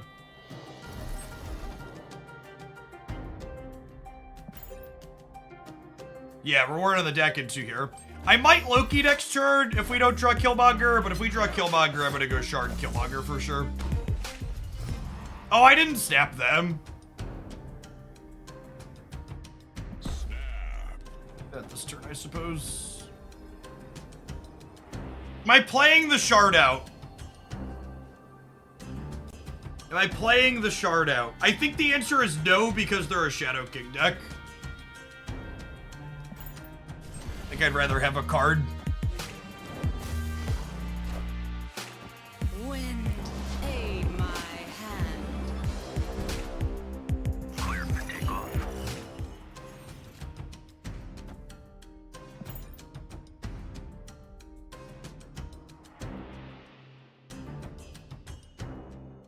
They could Jeff off the Avengers compound. But anything other than Jeff, we get the Avengers compound.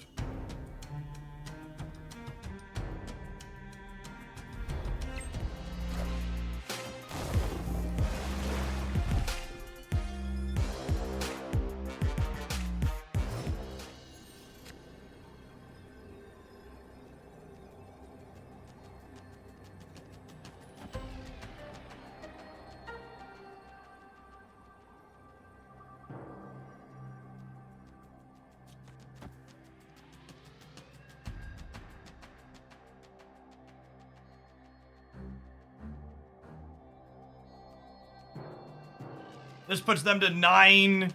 It puts me to 9 as well. We know they don't have Doom. They don't have anything big that could win this path either, right? Other than grabbing this with something. Jeff doesn't win them the middle. I think it's just this. It's just this.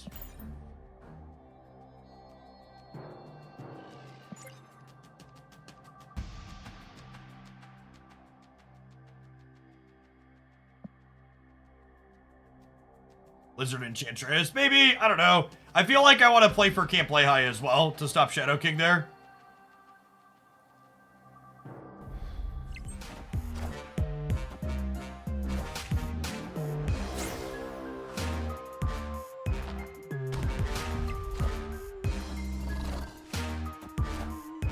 Nope.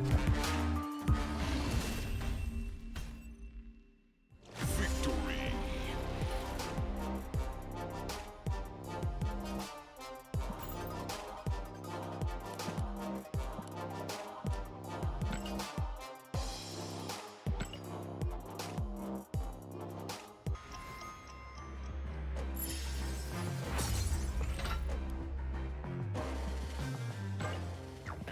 People think getting halfway decent play is sniping. People think someone who's emoting me like a dick and then runs the rope down to the very last second is more likely to be sniping almost assuredly. Obviously, some people are just slow, but when you're toxic with the emotes and full rope, those two things make sniping more likely.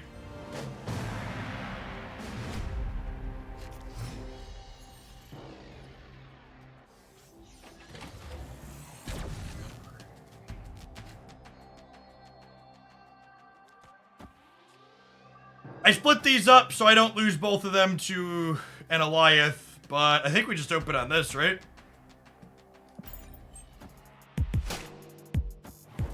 Ah, shuffling away my rogue is sad.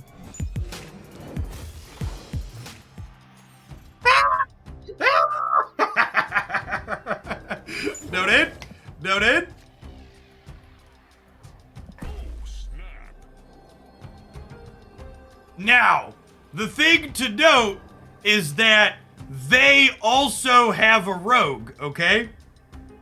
Is a noteworthy thing here. Full rope means running the timer all the way down. I think I'm just playing on curve here.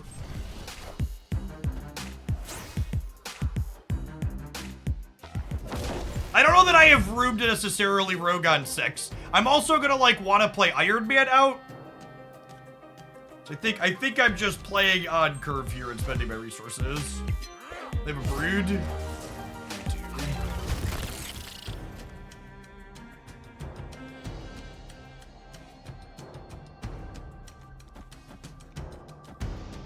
Do I do this and just hope to spike a Killmonger?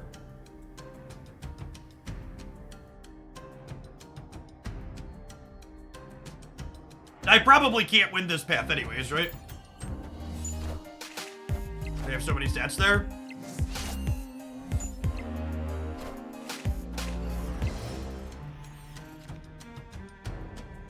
This Twitch stream is pre-recorded, etc., etc.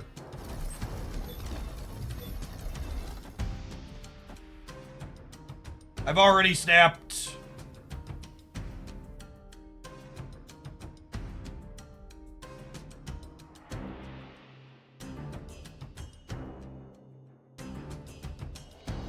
Do I want to fill...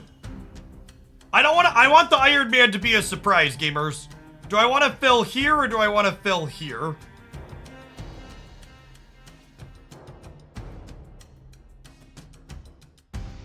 Opponent snapped.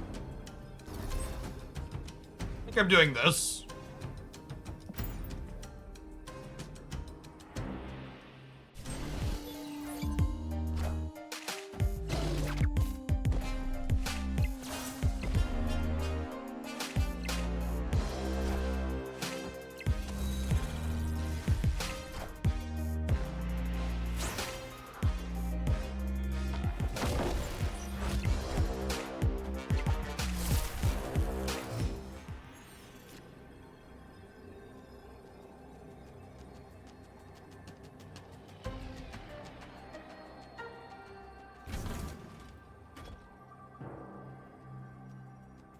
They can't Alioth be right and win the game.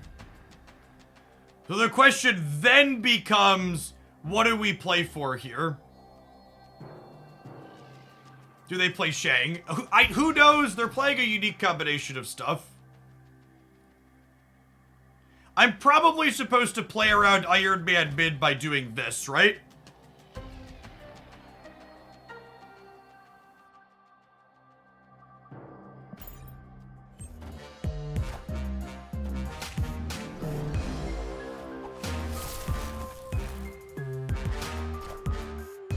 I am Iron Man. I am Iron Man.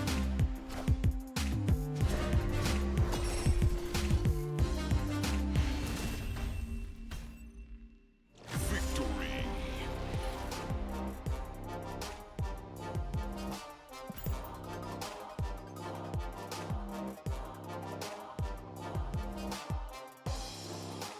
The info from Loki is really good. I agree. Like we needed the Killmonger top deck to win this game.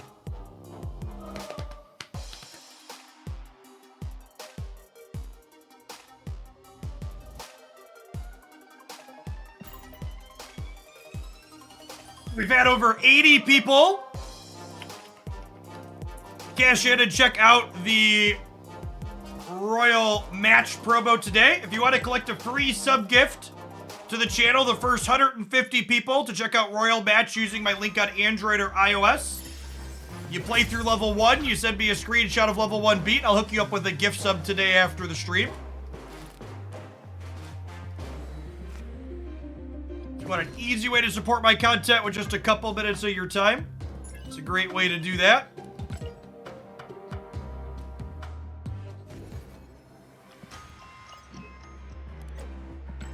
Yeah, Darkhawk's the last avatar I would like an infinite hug. Like this piece of art.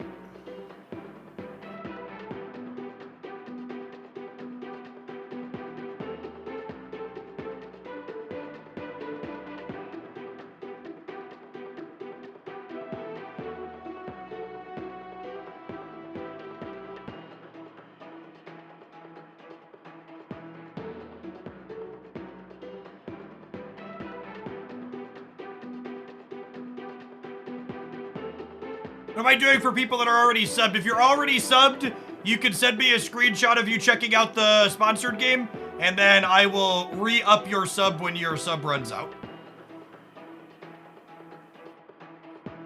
My mother probably has 1,000 hours in Royal Match. It's a genuinely good little match 3 game. There's no ads in it. Just chill and like make things explode and make your numbers go up.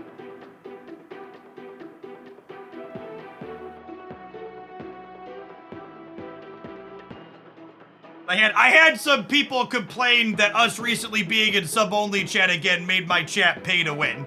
So here's an opportunity for if you feel pay to win out of the chat for you to collect a free sub. And for people that are new to the channel, I periodically do these. Basically, anytime I have a mobile game sponsor, they usually pay me based on number of people that check it out using my link.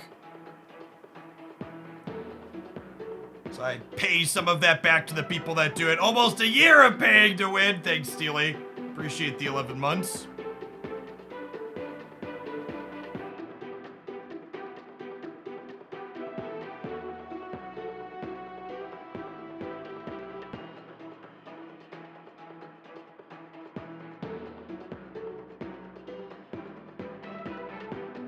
I will never take an ad read for a mobile game that requires me to lie about the contents or gameplay of that game. I have rejected mobile game sponsorships in the past that wanted to stipulate I lie in their contracts. Yes, that is unfortunately. I had one that wanted me to do a sponsored thing that went so far as to they wanted me to use a custom app install image that was different than what I was asking people to download and try on their own phones. They won't put it in writing that they demand that you lie, but the requirements from the contract and the pushback on things they imply you should be saying in order for the ad read to be deemed acceptable and fine push it into that obvious direction. So it's definitely skating around the legality of it. It's not like you have to, yeah, it's exactly that. It's not illegal, but it's definitely immoral. No Raid Shadow Legends ad deal then. I actually have done ad deals for Raid Shadow Legends a number of times, and I have played a lot of that game. One of my videos last week or the week before had a raid ad on it. Yeah, I should probably focus up. Final boss and all that.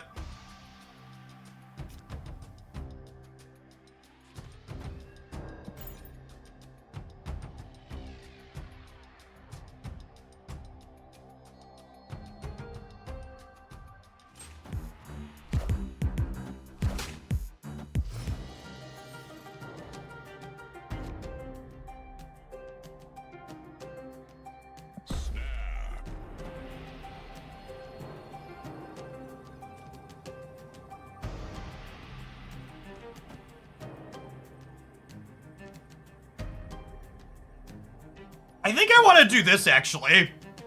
I'm gonna Dakin into Dakin plus a shard into Loki. Hope I can...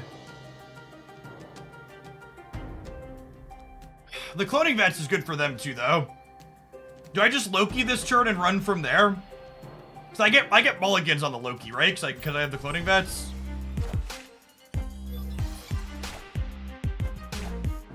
Probably just Loki.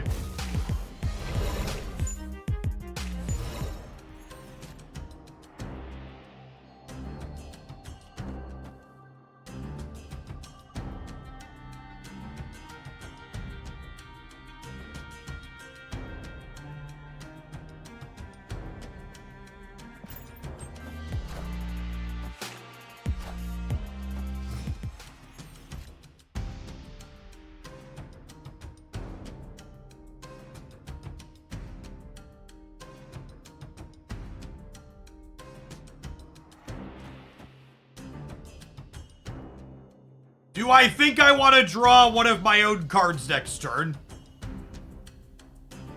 I probably do, right? I probably wouldn't mind drawing Surfer.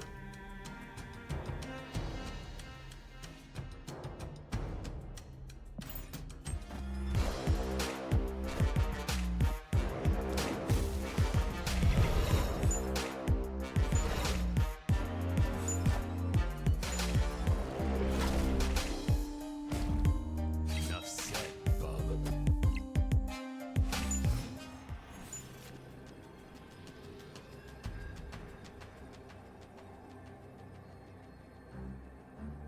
So they've only blown up a 2-power thing, and they've only destroyed one thing, right?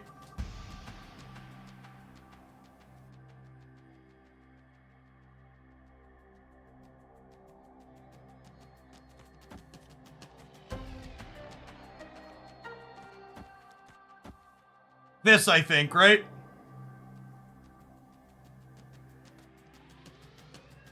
Do I need to Deadpool here? I don't think I need to Deadpool here.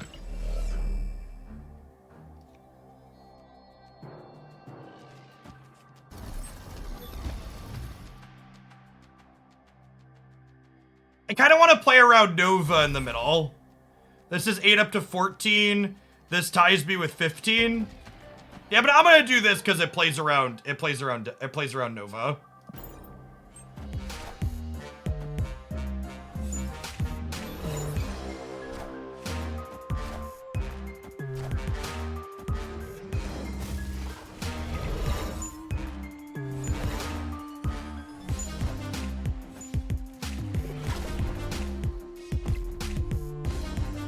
Enough said, bub.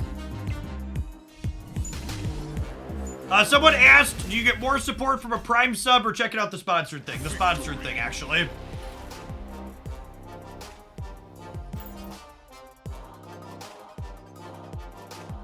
I will say, it feels good to be playing Loki and queuing up into a deck that's bad into Loki.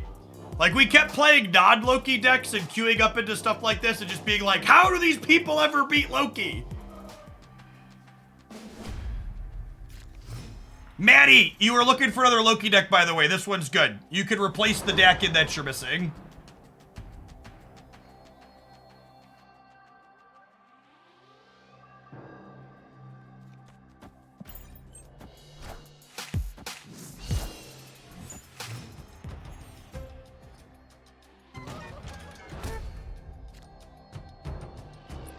Kind of a medium draw for us. Good chance this is a retreat angle if their draw is good.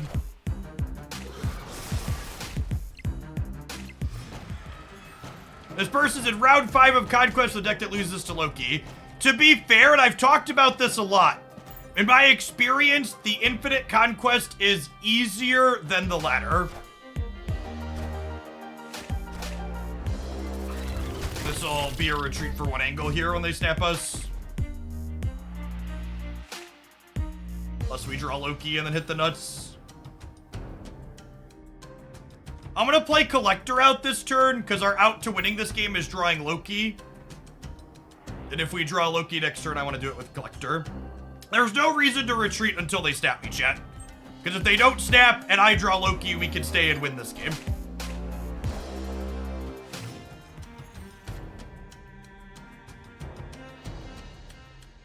Yes, we are also learning about what cards are in their deck. Is accurate.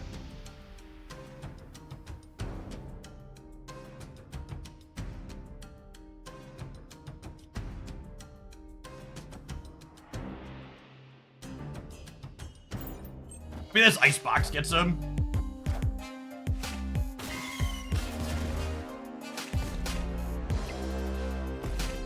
Yes, there is also a chance that turn 6 Killmonger is enough to let us win the game.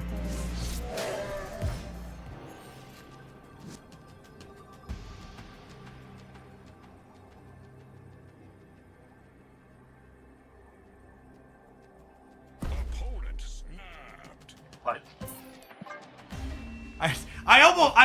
I could be talked into giving you a second one here. 0% chance you're getting 3 more.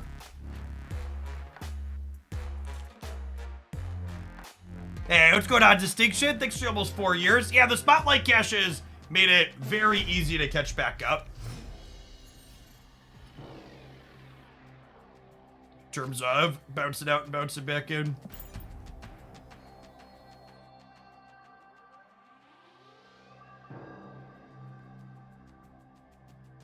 That's true. When I talk about the ladder being more challenging than Infinity Conquest, I'm talking about, like, the very top of the ladder, right? Top 5,000 or so where I've been playing.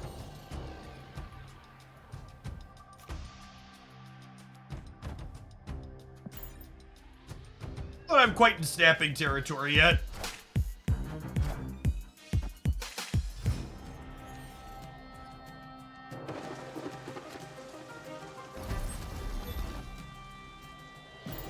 The island's also good for them. If we draw Snow Guard here, I'm gonna press the button. I feel like I need a card generator with the Loki to be in a spot worth snapping.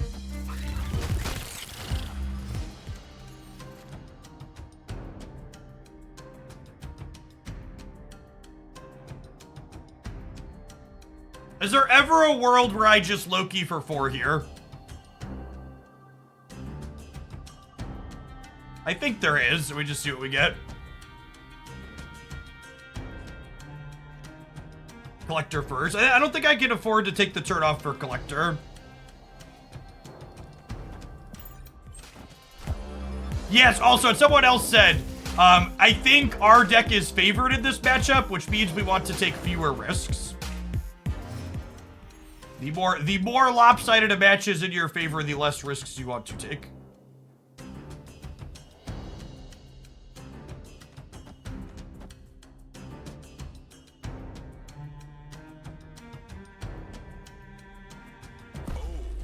I gotta snap them now at this point. With the null and the death here, I think.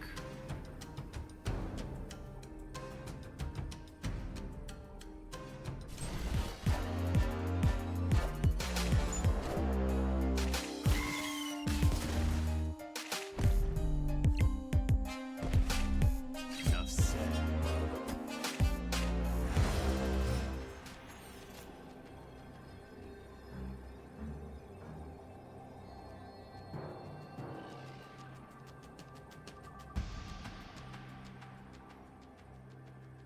They have a death as well, yes. Their Deadpool's only 6 though, right? They run a Lyeth, not likely.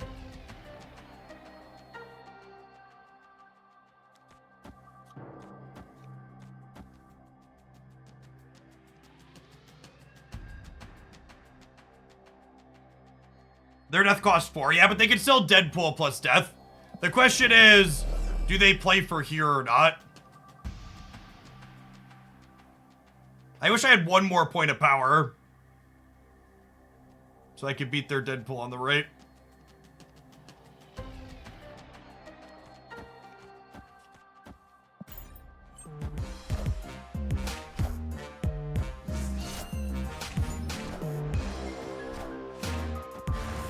Winning a 4-cuber and finding out they have Shang-Chi at the same time is huge. Anytime you get to see a tech card without having to get cheesed by it is such a big win inside of Conquest.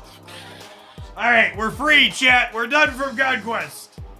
We did it, Reddit. Okie dokie, artichoke.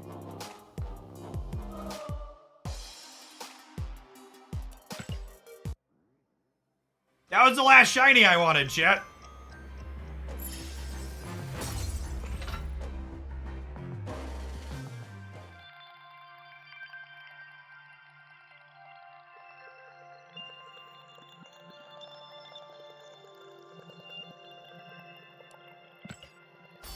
Shiny.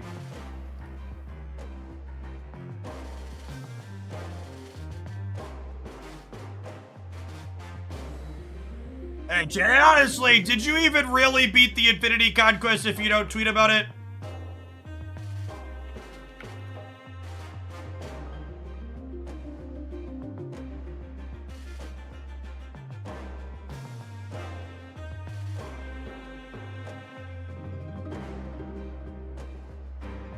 I have one of our decks picked out for my pocket picks for my best decks video tomorrow.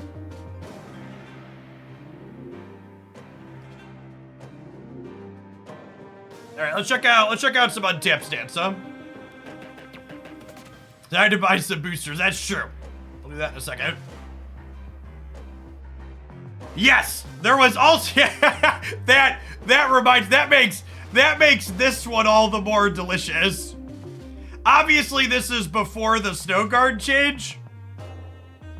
Where is it? Where is it at? I posted a variation of this deck the day after Mobius released. Literally the worst deck I've ever tried. Dude played it for like 2 hours and picked all the games where he got super lucky in a video. Looks like a skill diff, bud. Even before this happened, we had good stats with this before they buffed Snowguard for it. And post Snowguard buff, it's really solid.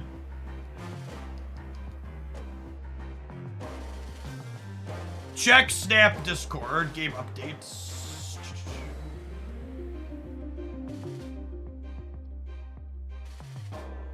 Ooh, we got a bunch of shiny stuff. These are some neat crossover pieces.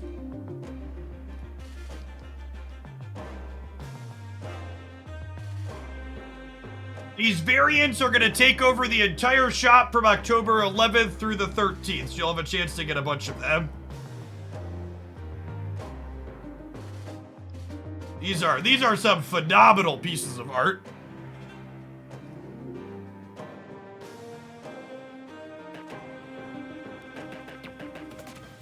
Oh, we have a developer update too. All right, let's watch the dev update together, shall we? Shall we? We have a full dev update. From the makers of Marvel Snap, there's a new evil emerging from the shadows, and there's going to be monster madness. But there's just one thing. Make that 3 things evil didn't count on. This Halloween season, a trigger-happy hunter, a day-walking vampire, and a demon on fire will make sure the living dead don't stay that way for long. The production value on these is so much better than it has any right to be. So strap in and hold on for fully loaded creature carnage! And then Sakar pulled Modok from his hand. Oh, hello there, ghouls and gals, mutants and monsters. Welcome to another edition of Second Dinner Presents Tales from the Negative Zone, where the macabre and malevolent are on full display, and the hunters can sometimes become the hunted. I'm Ben Brode, and tonight we present to you, on the eve of this year's spookiest season, the most supernatural, spine-tingling, sinister lineup of new additions we've ever brought to Marvel Snap. These bone-chilling boosts to your decks will make your opponents howl in fear as we enter this season, Bloodstone. Let's begin. Playing Snap in my darkened lair. The next card to lay, I didn't even notice that the flames on the candle are CG. Do you think that was a safety thing, or just nobody had a lighter on the set the day of? It's probably a safety thing, right? shall prepare. To fill the void, a hero so rare, a sinister task, I do declare. Elsa Bloodstone by my side, her strength increasing, my next stride. I'm gonna be honest, chat. I'm kind of surprised that this card is releasing. Oh! She wasn't ongoing before, was she? Whoa. Okay, so that's... I I'm not surprised to see her text update. So her data mine wasn't ongoing. So they're adding counterplay. That's good. Rogue stonks are through the roof. This card is really strong. It's a spectrum buff too. Yeah, I like. This is a small good change here. Get your rogue variants, chat. You're gonna use them. Increasing my next stride, a trio of power to the next move fills the location's final groove. That's right. With Elsa Bloodstone, if you play another card to fill a location, give it +3 power. Elsa can work well with cards like Nightcrawler and Jeff exclamation point that can relocate themselves and trigger her ability several times. However, that's not the only card this season. Here are more new cards that will make your deck shine more brilliant than the light of a full moon. Full moon, yes. Is it hot in here? Is the AC working? You guys feel okay? Okay, all right, well, let's continue.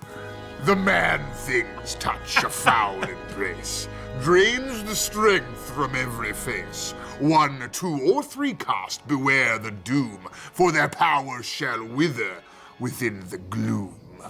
Man-Thing can combo with Luke Cage to let you flood a location without fear. He definitely adds insult to injury for Green Goblin, Debris, and Viper. The Black Knight hoists an ebony blade. It feeds and feeds its price unpaid. Discard your cards to sate its thirst. Infused with power, this blade is cursed. Sure, discard Infinato Giganto, why not? You'll get a massive 4-cast ebony blade in return. Nico Minoru crackling with power. Her powerful staff makes her enemies cower. When you play a card, she'll assist with a spell. Your opponent? Well. Do you like the toolkit feel of Thanos' Infinity Stones? Nico packs all her tricks into her spellbook with 7 possibilities that a wise player can use to bend the game their way at exactly the right moment. Those aren't the only hair-raising additions to the season. New variants bring both a bark and a bite to your matches. I'm sorry, guys. Can we stop down for a second? What's this microphone made out of? Silver? They put silver in these? Really? No, it's fine. We can keep going. A vampire hunter who pierces souls. His appearance fierce, night-forged and bold. The chains you hear means the rider nears. It's plain to see. This outfit's fierce. I think from that video, it looked like, and so this is announced, so we can clarify with Second Dinner, but I think Nico is going to work kind of like old Snowguard worked, where each turn it changes her on reveal in your hand. We could, I'm sure someone's already asked that question, but if we get a confirmation from someone, if they can post it in chat, that'd be great. But I believe it's just gonna work like old Snowguard, where it just like changes which spell it is at random in your hand each turn. Also coming this season, prepare to face off with your opponent in 2 doomed locations, where both of your fates will be sealed. Hotel Inferno. Play cards here, and in a flash, your opponent's deck will turn to ash. Also, the Abbey. Play 2 cards, and a third you'll draw. But play a third, will you draw? Nah. Ah, yes, the Abbey. The home base of the Midnight Suns is the perfect place to set the stage for our darkest collaboration ever. Thanks to our friends at 2K Games and Marvel's Midnight Suns. Coming this month, you'll see free login rewards like this foreboding Doctor Strange Midnight Some of them are free, chat. That's exciting. I like free. Suns variant. This is for everyone who logs in between October 3rd and November 6th on all platforms. Don't forget, our total shop takeover by the Midnight Suns. So we've worked with 2K to bring you all new variants from Marvel's Midnight Suns, including Black Panther, Deadpool, Jean Grey, and 21 more incredible characters that will be coming to the shop. That's a lot of variants. 21, that's huge.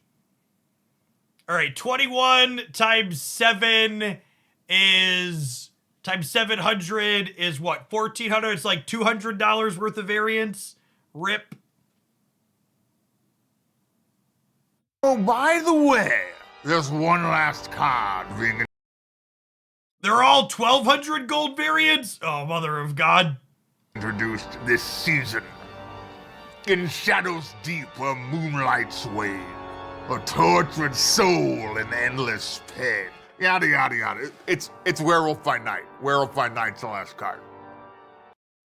Okay, what are the odds that the release order this month with Werewolf by Night coming last is explicitly so this bit could be set up? Just like even money at least that's the case. It's the last one, so we could do this. After you play an on-reveal card at another location, move there and gain +2 power. Be on the prowl for later this month. It's our Marvel Snap 1-year anniversary. From all of us at Second Dinner, happy spooky season and happy snapping!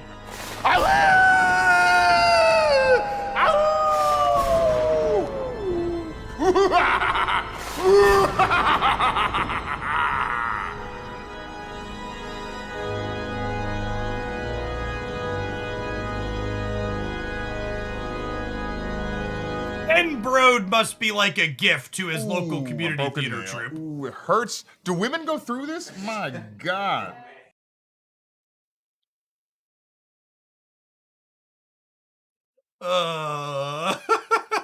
Well, that's certainly one to throw in at the end there.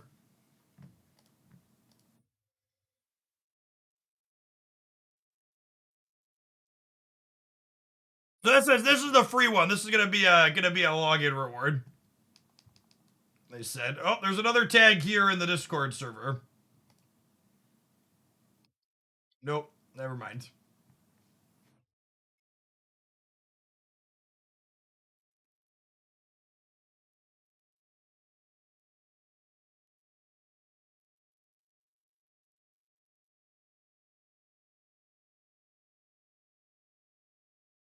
What's the Discord link? There's a public Marvel Snap Discord server, which I would never recommend anybody who's at all sane spend any amount of time in there communicating about actual Snap.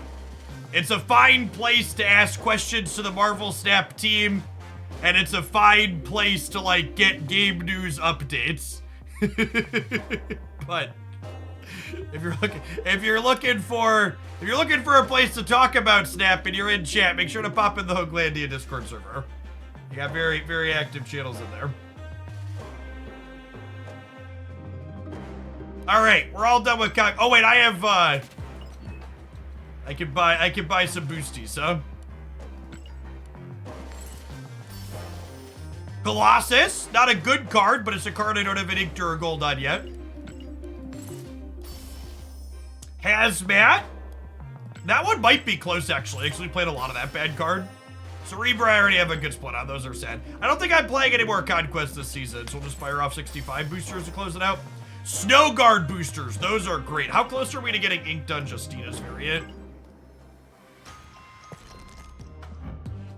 Still pretty far away. I have 2 at orange, so that's 180. So I have enough to split 3 times. I don't start splitting these until I've can split for ink. So I need 310 plus 180. I need 490.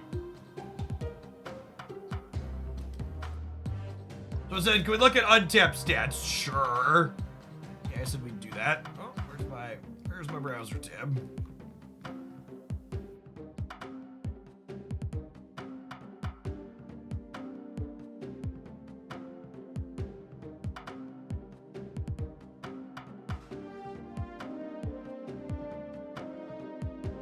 Oh, look! My expectation that the move deck would stop being a wave deck post Mobius looks to be coming to fruition. This is a build that some of the sweatier players have been working on with crossbones.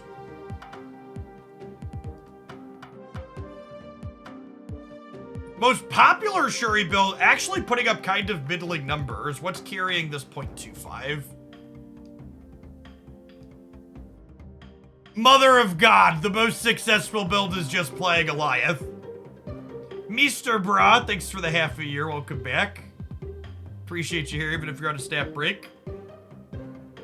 I guess this is actually kind of good, right?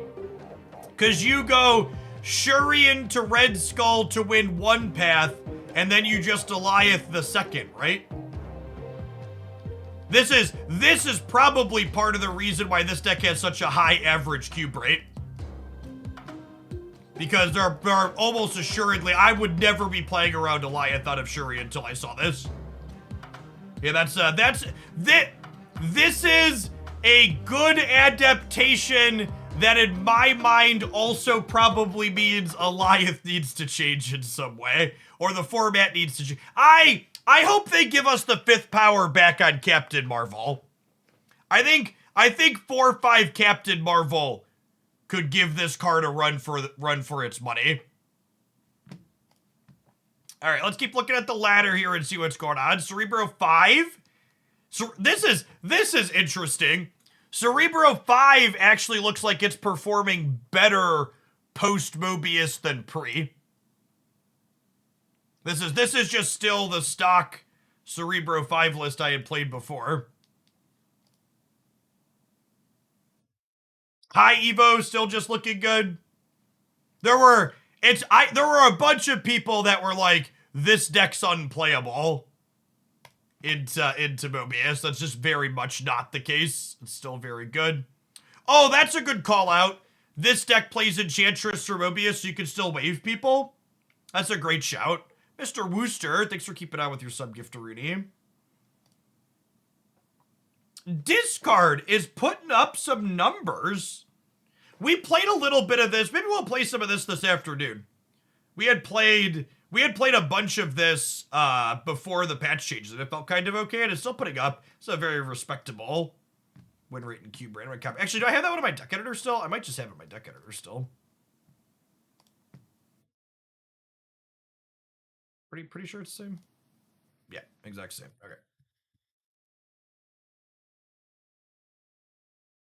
4 decks today, has that happened? Yes, that's definitely happened before. Goliath ramp. This build with leader is, I believe, worse performing than the one with Panther and Zola last I checked. Yeah, this is like the stock ramp build from before they nerfed Galactus. It's still performing. Oh, this actually isn't playing. That's interesting. Okay. So does this deck not want to be a Galactus deck post-Galactus change? This one still has okay numbers too, but this one is solidly better. Both small sample sizes. Let me introduce you to see how this one shakes out. Iron Patriot still at the top. Yep. Looking real solid. The metrics out here are getting a little bit worse than they were before, but still very good. The other Galactus deck was still looking good stats with the Galactus. Yeah, this build, I think this was the better Galactus deck before, and this is why you need to have untapped premium to be able to see here, because like this category is bad, but there's a ton of bad builds of Galactus that are pulling the average down. These 12 cards were like the stock Galactus control deck from before Galactus got nerfed, and it's still very good.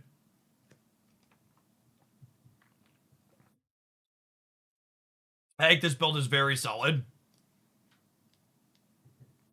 This category is kind of so diverse it's useless. Because, like, there's Cheerios decks in here, and there's Sarah decks. This previously stock build of Loki, every time I've opened this game category, the stats have gotten worse. So it's looking like this build of Loki. Loki kind of, I think, needs to be re-imaged and rethought a little bit.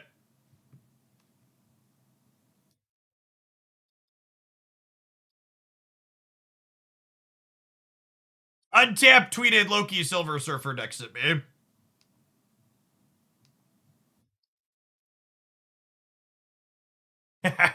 So this build here is the build I had posted a highlight with before they buffed Snowguard. And this is the one we climbed 600 ranks with and then did the Infinity Conquest with today. And this change is not only the Snowguard, but Rogue as a tech card also did a lot of heavy lifting today. So this one was fine. It was doing better than Break It Even, but this felt really trim. We're gonna get to Conquest, chat. Give me a second. I'm not done clicking through. We're looking for gems I might want to play.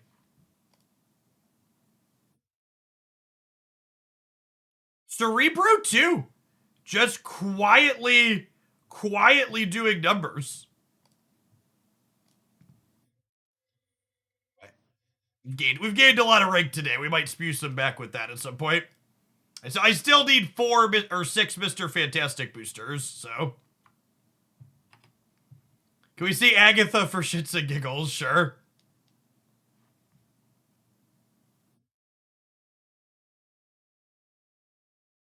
Oh, the Cerebro 5 Spectrum deck. Sounds kind of fun. This is something I always like to highlight, comparing Conquest versus the ladder. Because there's so many random people playing random decks inside of Conquest compared to the Infinite ladder, the good decks really get to feast inside of Conquest. So as a comparison, let's pull these up side by side, actually. Look at the win rates of these top decks between the two here, huh? So this is Infinity Conquest on the left, and this is Infinite Ladder on the right.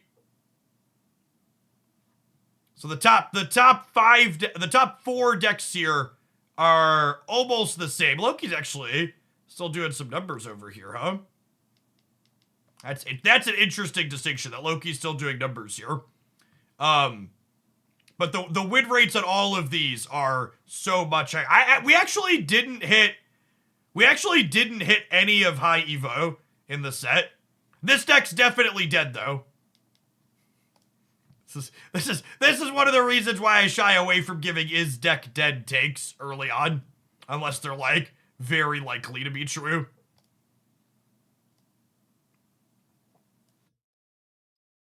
I think the only time in recent memory I pronounced a deck dead after a change was Shuri Kitty is certainly out back at this point.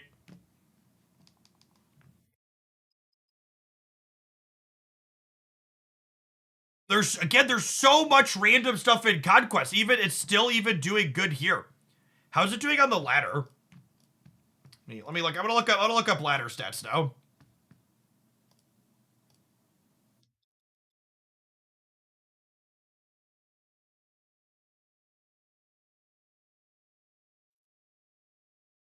Hey, Sadistic Cheese! Thanks for the brand new tier 1. Appreciate the support.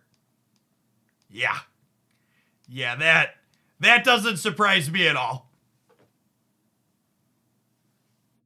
That doesn't surprise me at all.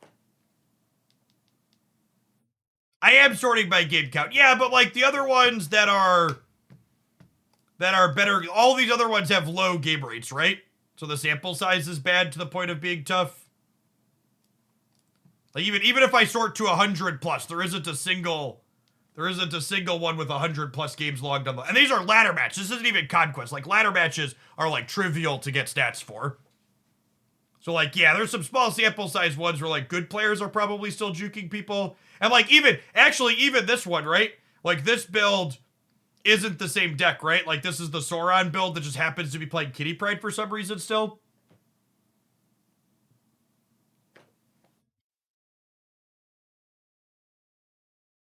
All right. I will now take requests. Anything else on Untapped that I skipped that we want to look at before we play some discard on the ladder?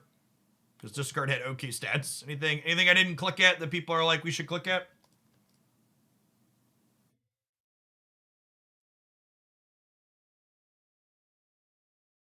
Spectrum Cerebro 5. I wonder if there's stats for that to be relevant. I feel like the answer has got to be no. Yeah, less than 20 games. This is a neat take though. It's a fun idea. You just like play a bunch of 3 energy ongoing things. Is Thanos fully dead? That's a good question actually. I want to answer that one.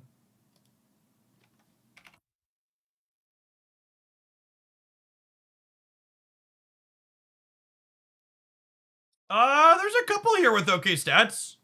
This is a smallish sample, but this could definitely be worse. How about DC Dual Force Twitch stats? No, I don't need to look those up to know that it's dead. What about Darkhawk with destroy stuff?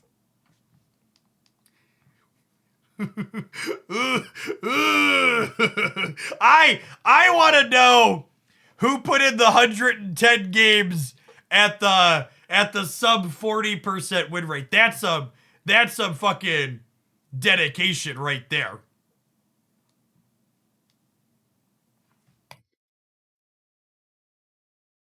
No results with Dak and with Darkhawk.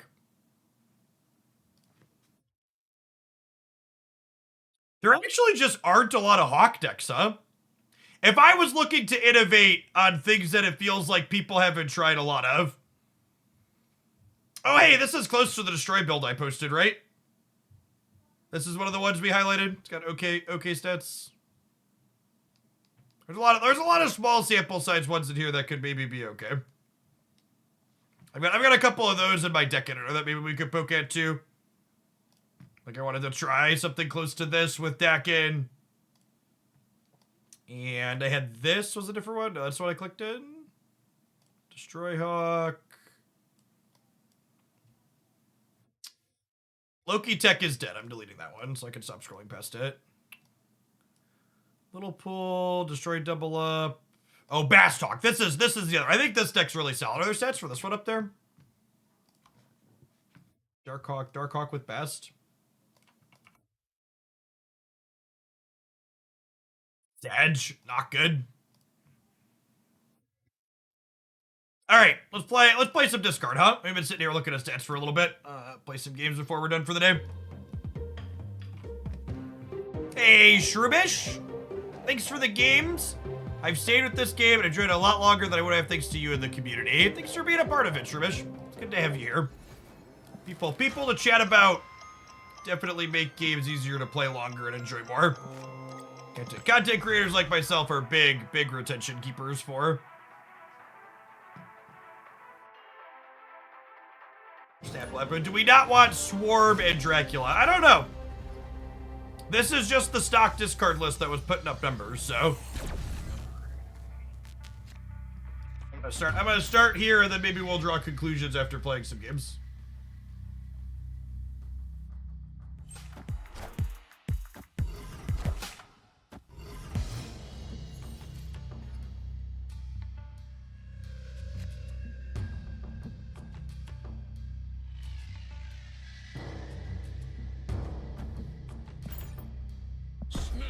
Snap. Our start here is really strong.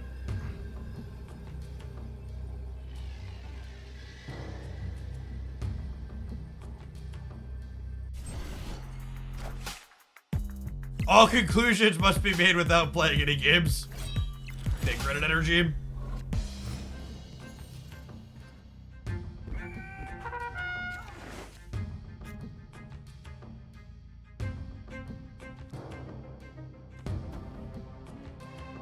It might just be a Samurai on the last turn. Although, I guess if I Dracula, it makes Mobius bigger too. These both make Mobius bigger.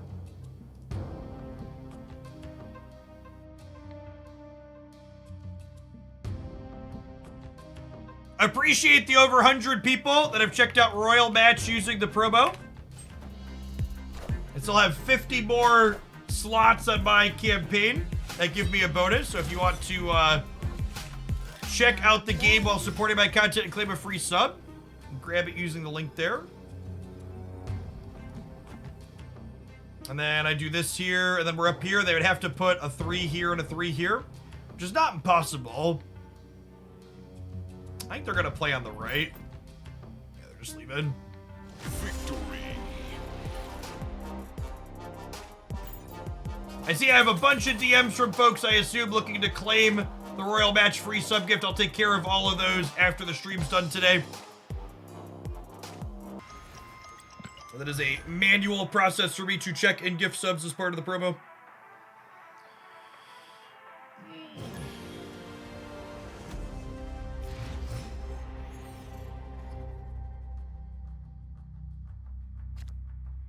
CN looks great, says local man about to be Mobius.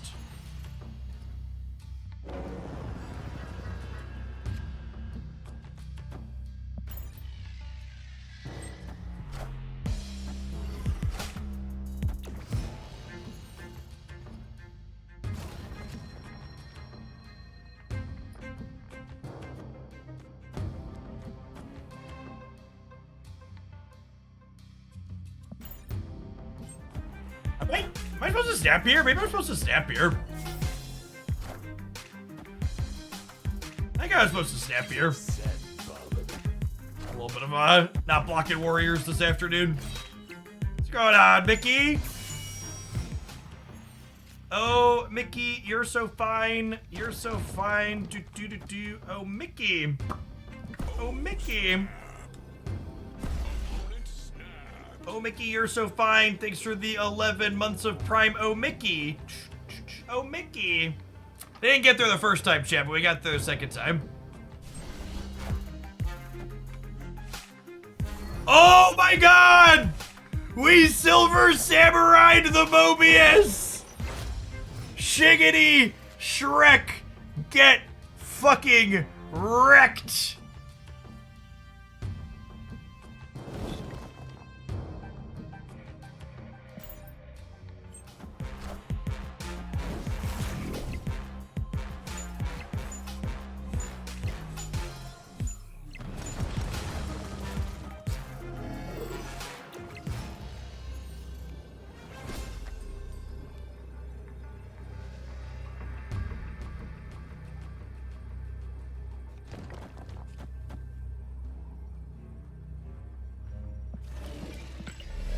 They're gonna shag me?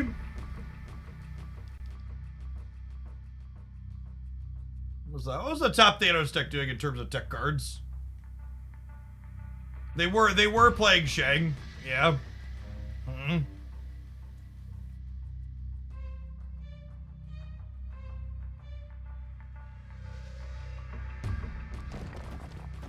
Regrets not playing MODOK in the middle.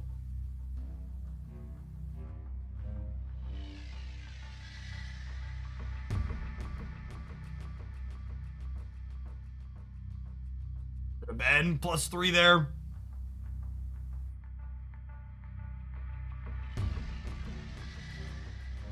They can't do everything at the same time. They could play Shang left and a small amount of power mid, because we're only beating them mid by 1. Them bailing out of mid seems incredible for us. How are they possible? What are they doing? I'm so confused.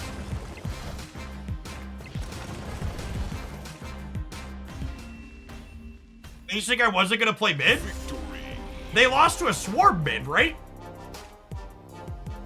I guess Swarm mid tied?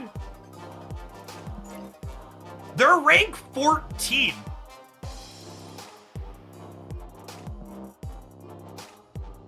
Very confused.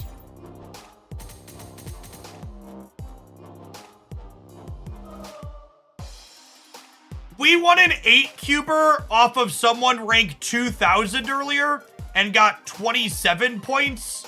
And we just won an 8-cuber off of 14 and only got 31 points. The ratios of how many additional or fewer snap points you get based on your opponent's rank is so off, it feels like.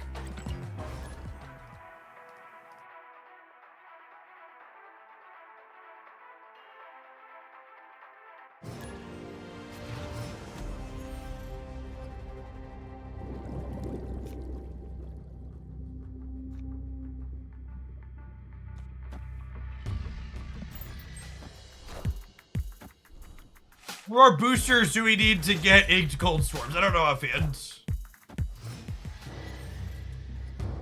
I have enough boosters to go for inked on Colleen. I know that one. But I haven't had the credits to spend.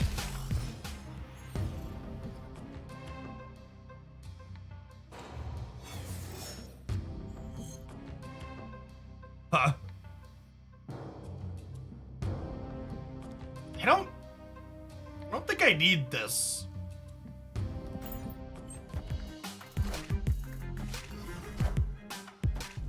Are you spewing gold and spread? I actually don't have any gold on my account. I haven't. No, I'm not really spending on Snap like I used to spend.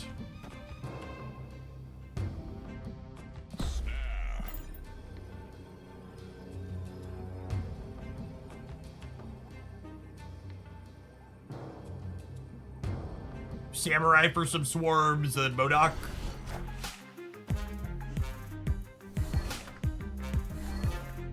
Guys, gals, and non-binary pals.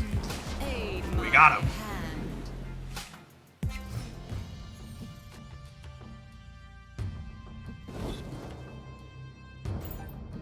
Just Modokerson into massive lad in the center.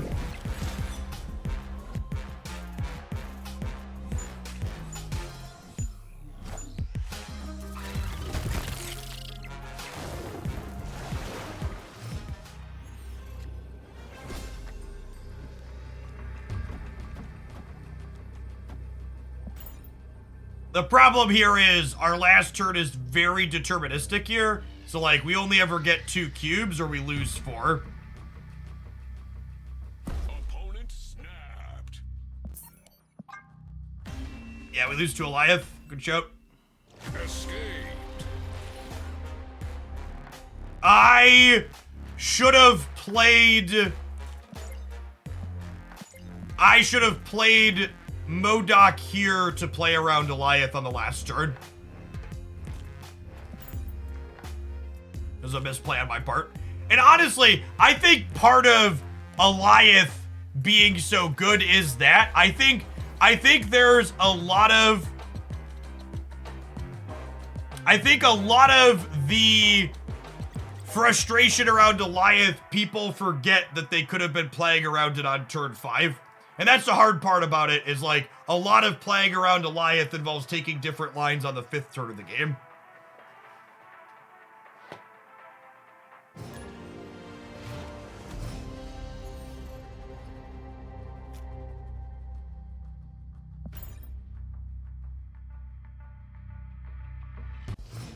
Yeah, you have to think about it in advance.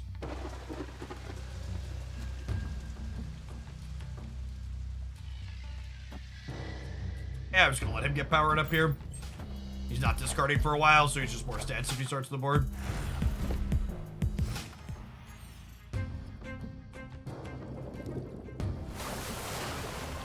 Yeah, I wonder how low Eliath will be by the end of the year. Opponent snapped. I'm staying. I got a strong start here in the middle. Eliath to 4, Captain Marvel to 5. Yeah. I need Captain Marvel to get some points back again, for sure.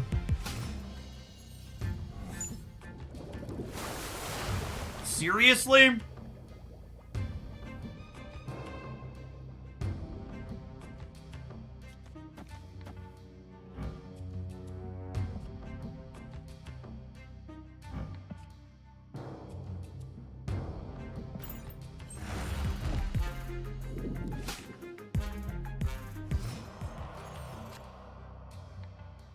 That's terrible for us. Probably did.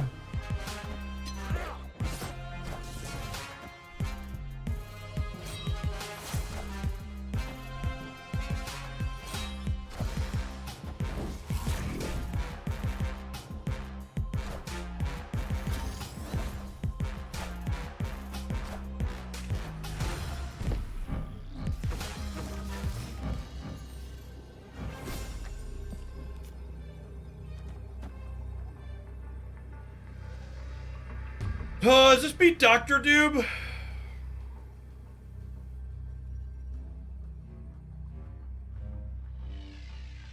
I think this beats Dr. Doom, right? I would be 9 to 12 and 14 to 22. I'd be 26 to 17 and I'd be 8 to 8. I think we're beating Doom, Hulk, and Goliath here.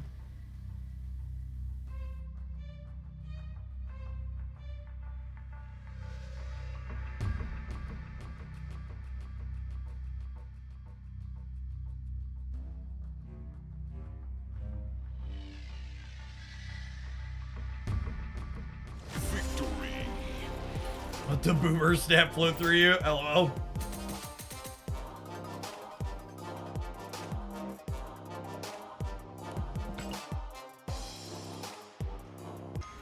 I think we were beating anything they could do there.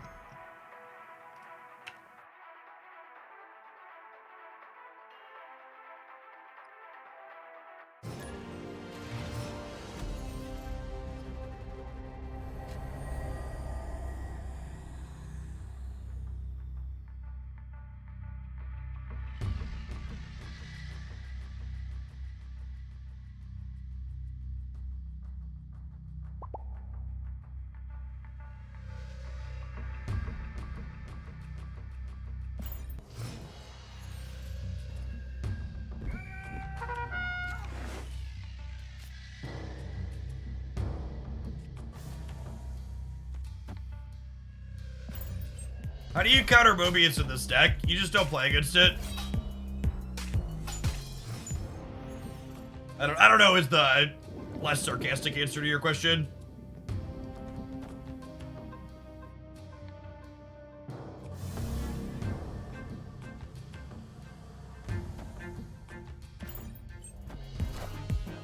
You silver. That's true. We did hit a Silver Samurai with it earlier. I played this warm out to not only trigger the Vormir, but also because I wanted to draw a card next turn.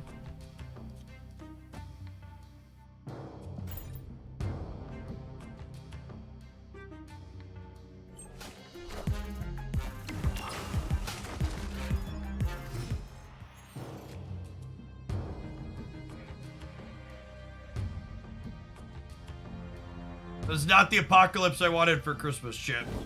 Probably did. I don't think it's remotely reasonable to compare playing this deck to playing Khazar into Killmonger. Like, yeah, Swarm kind of sucks if they play Mobius out, and sometimes that makes Dracula awkward. That's pretty different than your entire deck getting shut off. It's like one facet of our deck gets shut off. Sure. This deck does seem like it probably has a mid Shuri matchup. I don't think we consistently get big enough to beat a 28 power thing. Yeah, Mobius shuts down like 1.5 cards for us. It makes Swarm bad, and then Swarm being bad makes Dracula worse.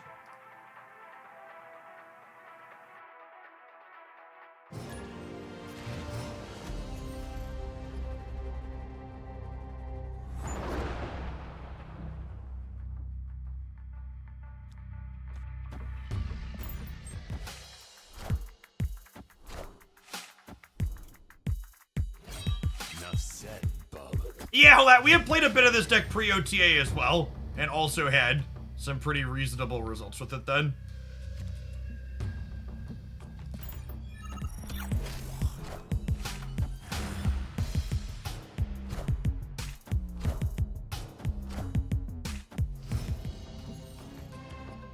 Really want to draw Mobius here, huh? God damn it.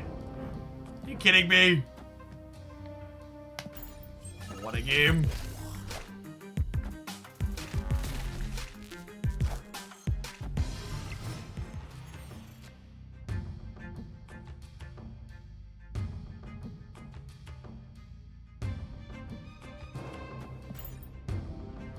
Escape for us.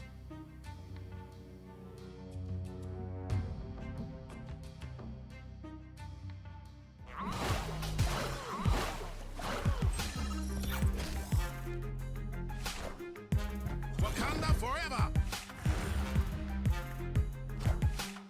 Wakanda forever.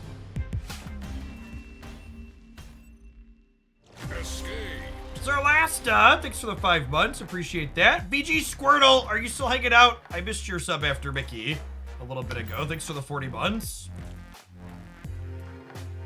Yeah, this archetype's always been pretty bad in the Mind Scheme, to be fair, though. It's always been one of those you look at and you're like, well, this sucks.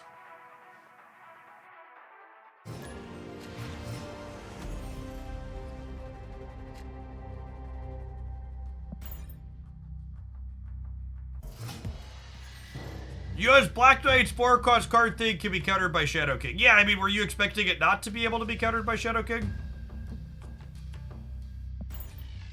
It can be countered by Shadow King feels like one of those kind of dumb moments.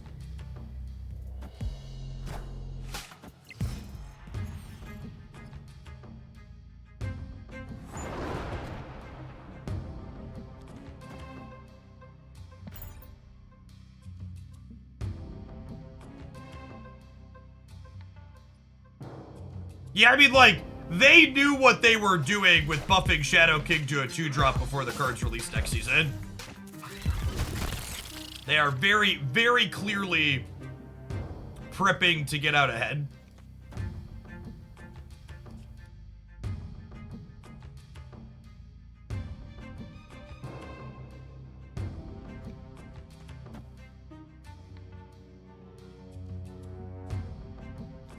I'm a Dracula here and hope that we draw Apocalypse next turn, so that way we can turn 6 MODOK.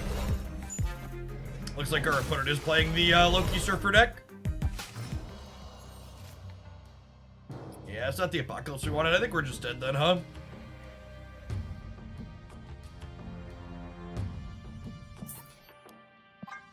Oh, it is Burgle. I missed that it was Burgle. Burgle's a long-time regular here for people that are new. I missed that it was you. I missed that it was you too, Burgle. It's fine. I don't know. I kind of zoned out on the names.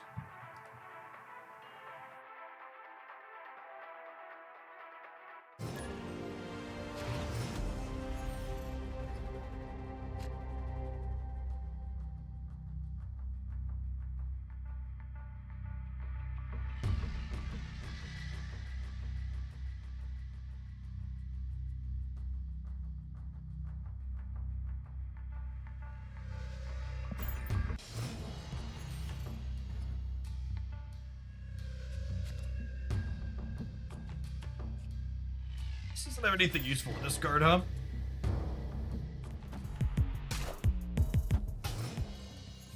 Preemptive gameplay balance makes sense and is really novel coming from a Magic background. Yeah, you said it.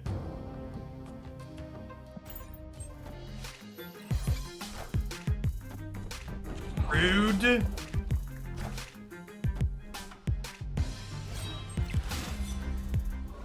The Loki Surfer deck has a lot of lines in it, and one of the things that's kind of tough about it in general is you kind of have to figure out where you're committing in terms of, like, which game plan.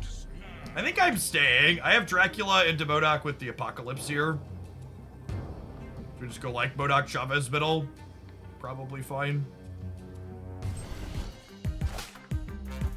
Wind, aid my hand. I think this is one of my favorite pieces of variant art in the game. She's so good.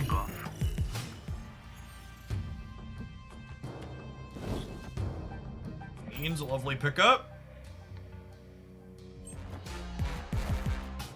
And the Wolverine pickup here actually means, or sorry, the Storm on the left means that I can actually wait and discard Chavez. I know I'm guaranteed to be here, basically, right?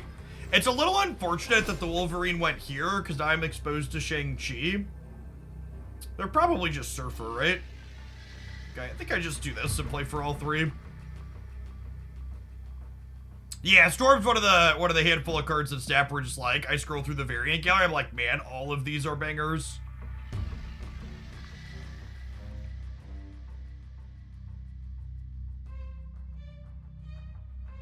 How do they beat Apocalypse here and this here?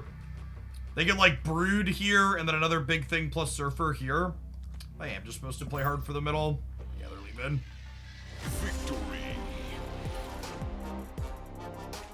Glenn on Nico's spells. Each turn she's in your hand, her text will change to a random one of her abilities without repeating.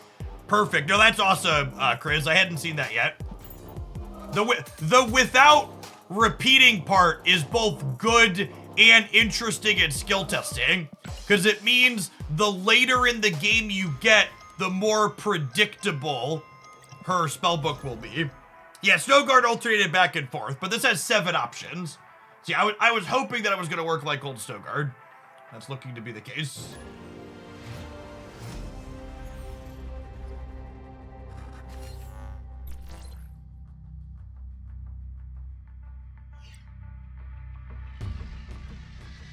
You think Nico and Elsa will help the bounce deck? Maybe?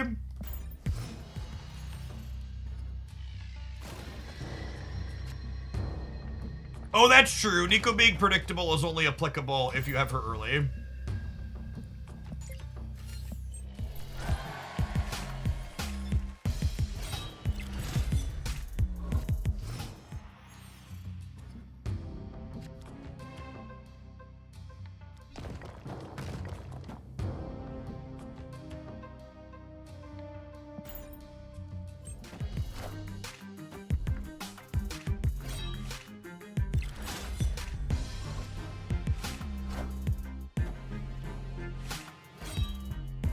Enough said, bub. Face the might of Asgard. Mjolnir to be.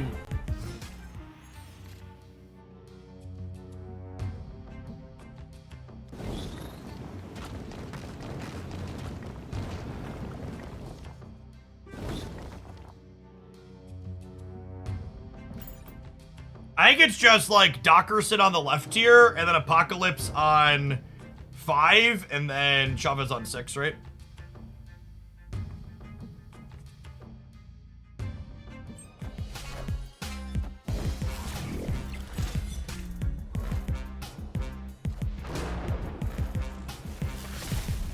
Woo, doggy! It's a 5K token variant, chat.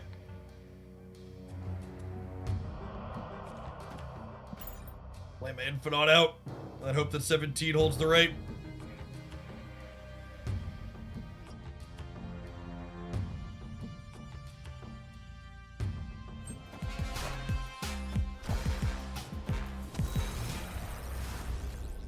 Did I just play for mid now? I think I just played for mid now, right? Opponent snapped.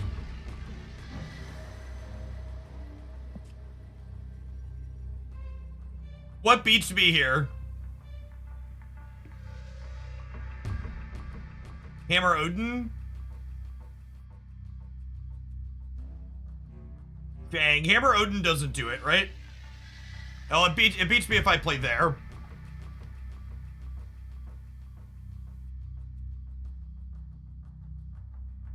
Hammer Odin's only plus 13 over here. We could Chavez here, and then that beats Hammer Odin. So this isn't good against Hammer Odin. This is good against not Hammer Odin.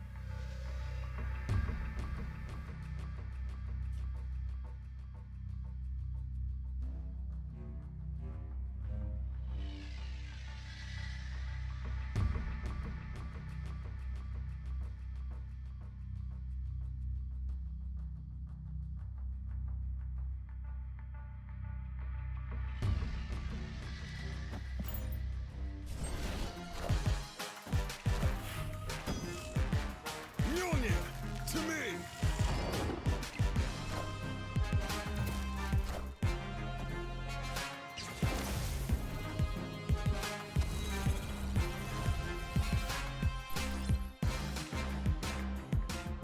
Mjolnir, to me. You win by 1? Woo! Victory.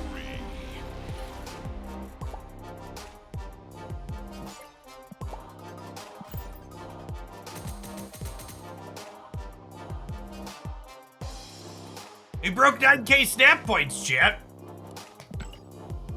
It's exciting.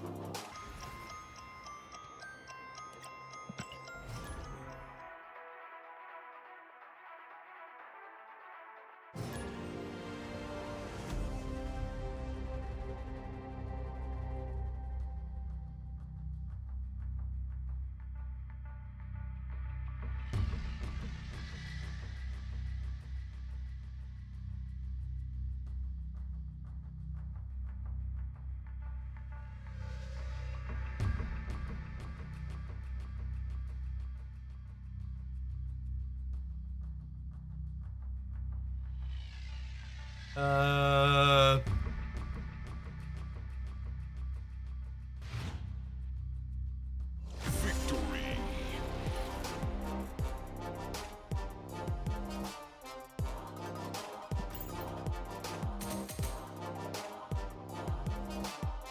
This really should not give me stat points. If the match hangs like this, it should just get canceled.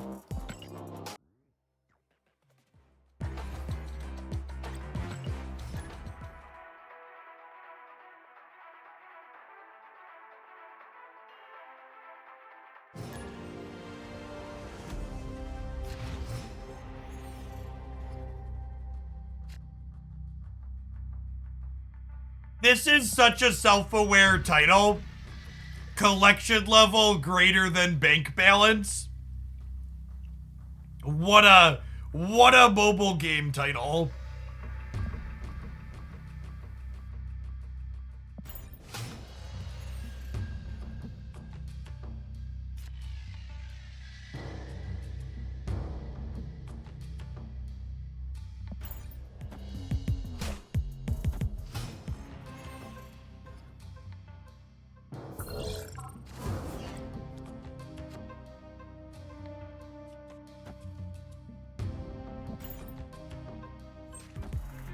And what's going on, Smurf Taco? So re-upping for the second month. I don't blame you for having sub-only mode on during the wonderful time of Galactus emotions. Yeah. Galactus reminds me a lot of Magic the Gathering, both in the way that the games play out that he's involved in, and the way the community reacts to any reasonable thoughts about him as a card.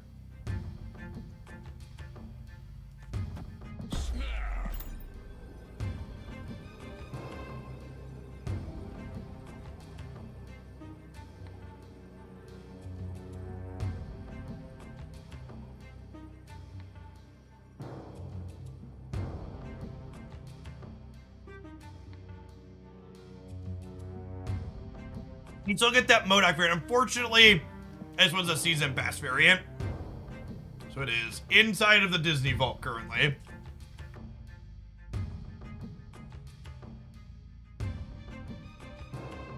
Shout out to Nairio in chat, by the way.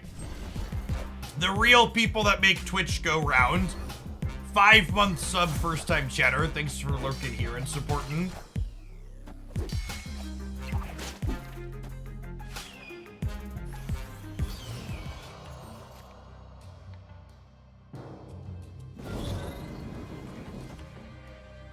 All right, Wolvie, don't go middle, bud. Don't do it.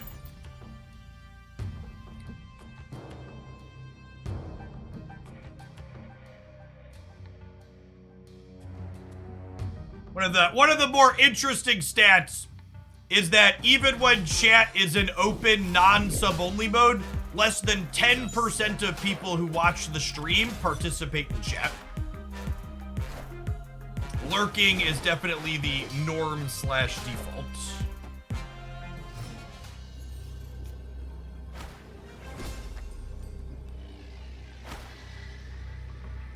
So they can play a bunch of cards.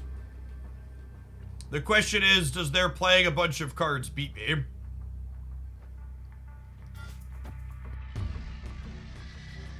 not sure that it does, right?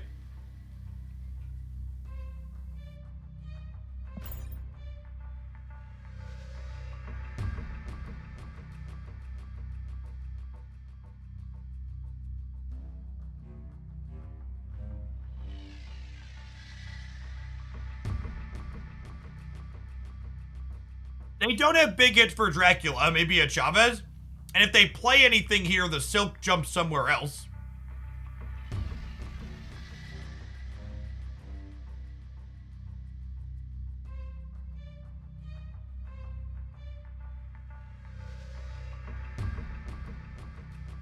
They can play left and right, I suppose.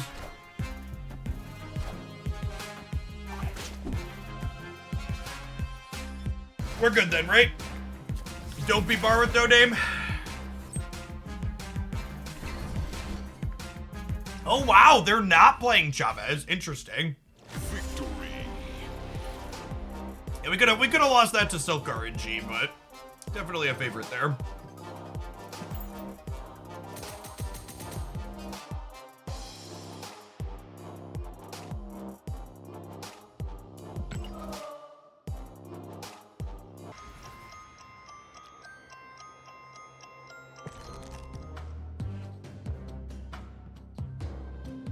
Friday, chat. Should we split Colleen? Think we can get a fourth split ink on Colleen?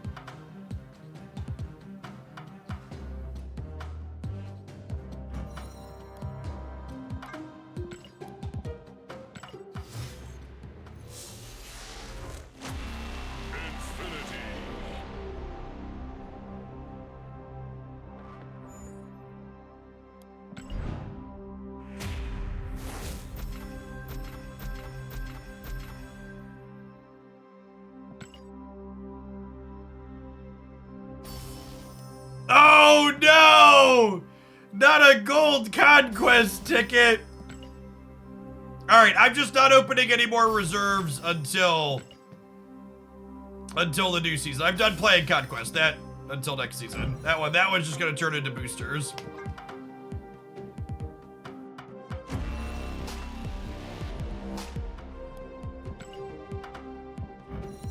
Just Conquested out.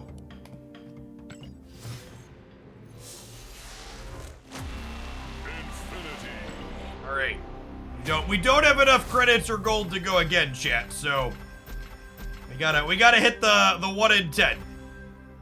You are 10% starting on your fourth split to have a chance to get that inked monochrome finish like I like on my cards.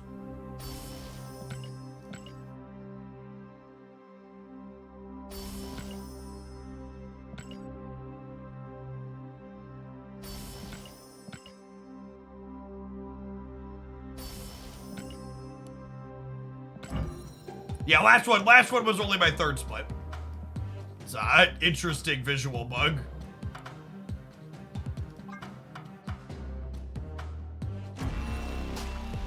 Swing and a miss. Still a nice finish though. We'll have to save up some more boosties to go and get eventually. I'll add her to my list of cards that I'm waiting on boosters to split, huh?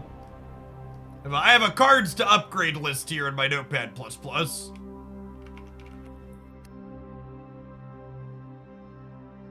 These are all cards here at the top that I've split a few times. And I'm currently waiting on more boosters to go again, and all of these, if I split them, have chances at inked or gold. And these are cards that if I save up a giant pile of credits, I have enough boosters to split them enough times to go for inked or gold, but it's gonna require a small mountain of credits to get there.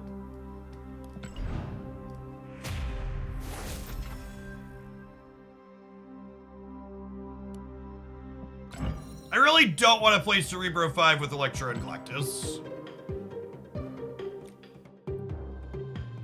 And we do not have a way to filter cards by boosters owned. Alright, we played a little bit of this card.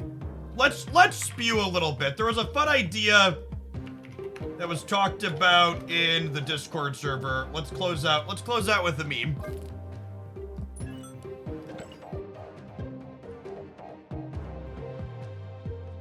It says Spectrum Cerebro 5.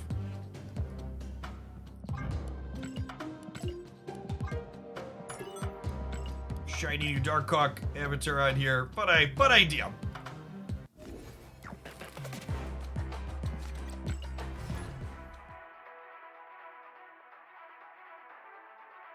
Are you really using Notepad++ if you don't have 30 plus files open in it? I keep my browser tabs and files pretty trim.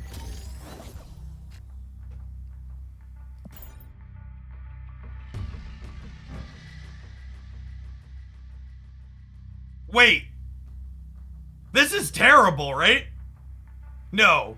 Is it fine? Wait, we put this in the same path as Blue Marvel, so that way, with Mr. Fantastic and Blue Marvel. Okay, that's like this is some big brain bullshit right here. I was like, wait, that's terrible. And then I was like, wait a minute.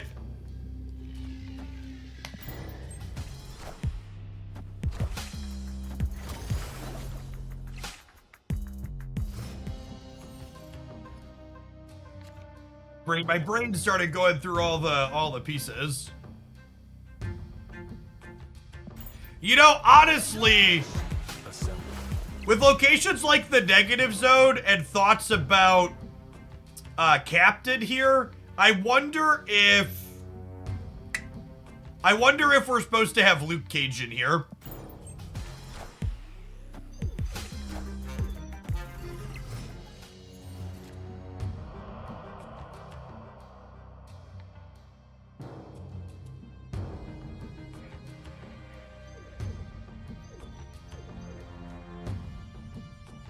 Yeah, Cage over Rogue. Just X right. That is kind of a fun idea. If I X right, I can't Spectrum though. No, I can. I'm good. Listen to me. Rip.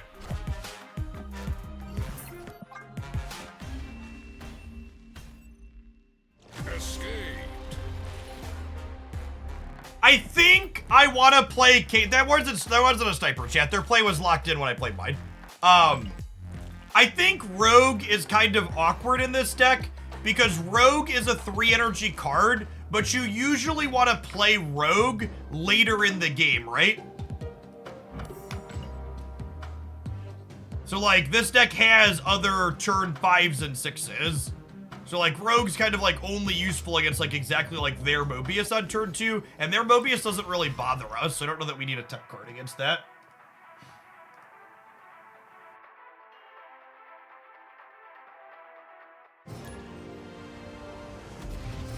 Miss Marvel, thank you for re-upping for the 2nd month. Welcome back.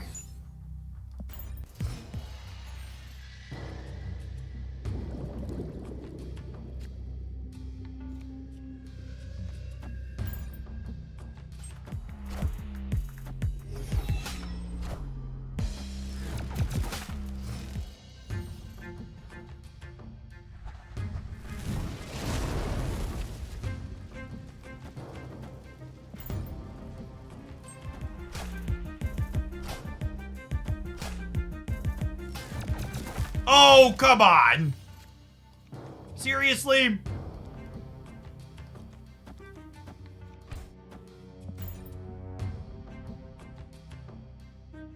I need to remember I need to set up a path for Captain Marvel, though. I could have messed that up this game. It's very rude. Thump! Thank you for the 5.5 years. It's very generous. Welcome back. Black Widow Kazar. All right, opponent, you have my attention. I'm listening.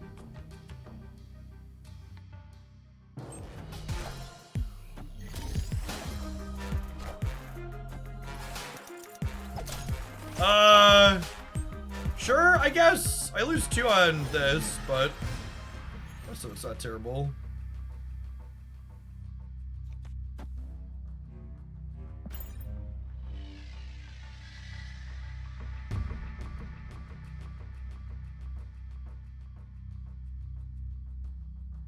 Yes, in general, we want to reserve the middle for our Captain / Mr. Fantastic path. It's a great thought.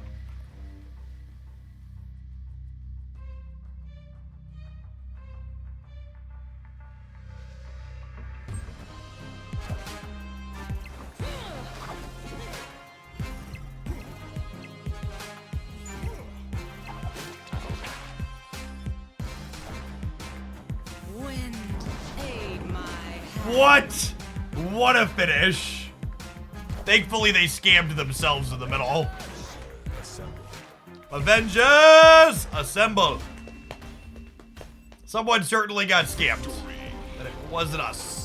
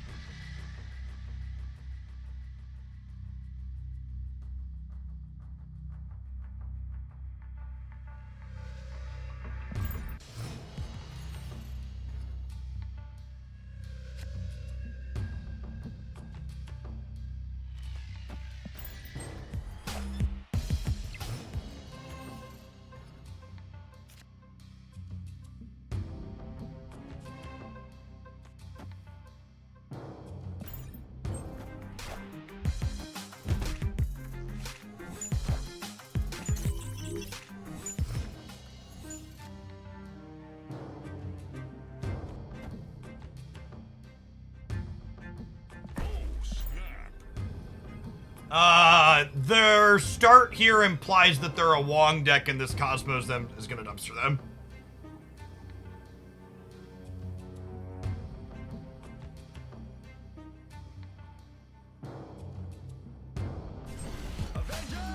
This Cerebro 5 is actually Cerebro 3 in a trench coat. LOL.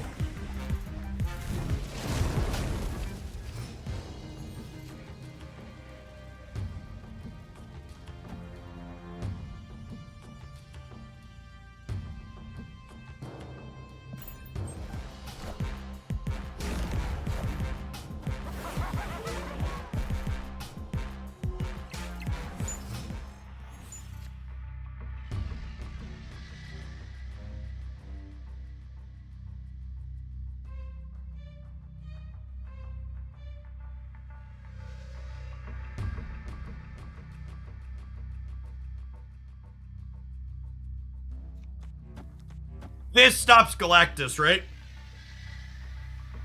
Because he's 3, and then this is +6.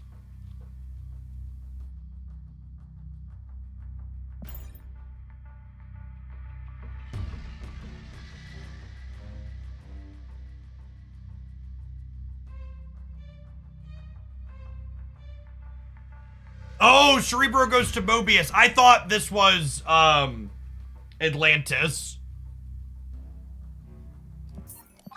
I'm gonna leave. Oh, I'm gonna leave. Sorry, my brain. This was Atlantis in my brain. I just want you to know that if you emote me in any way and you look like you're a Galactus player, I'm gonna mute you permanently.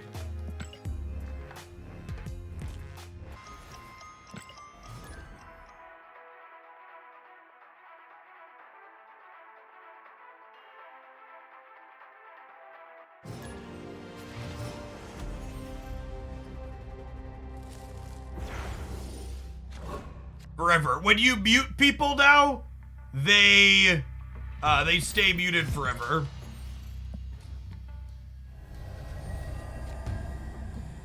As a feature.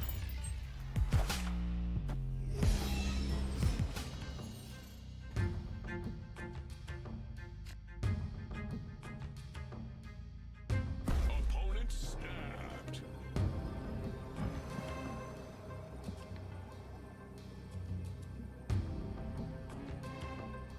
Our hand's okay, but I don't have a good way to play into Vormir. Is the problem. If we had Armor or Colossus in hand, I think I'd be inclined to stay here.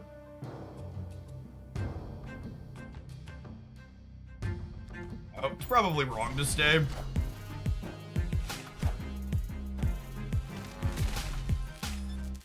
Just playing Galactus.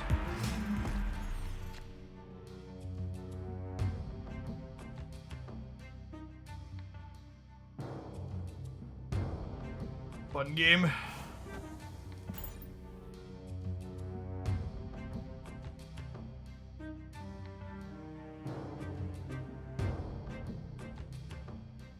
Oh, I could have Cerebro'd right to Professor X here. They also just get a freebie into the Invisible Woman, right? Is that actually the case? Oh, I should have put the Cerebro here. This is where I would put my undo all action buttons if I had one. Wakanda forever.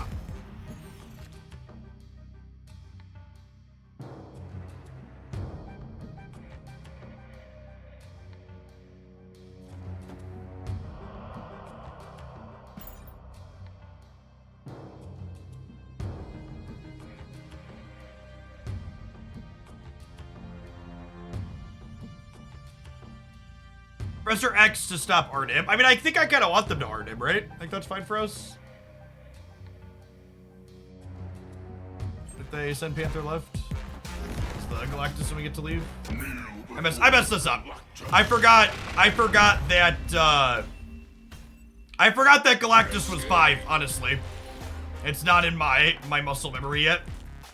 I should have put Cerebro here so that way Invisible Woman does this. Yeah, most of the big streamers chat just sit there and hammer the good decks. That's how they get to the high ranks. You just take whatever are the 2 top decks and play them.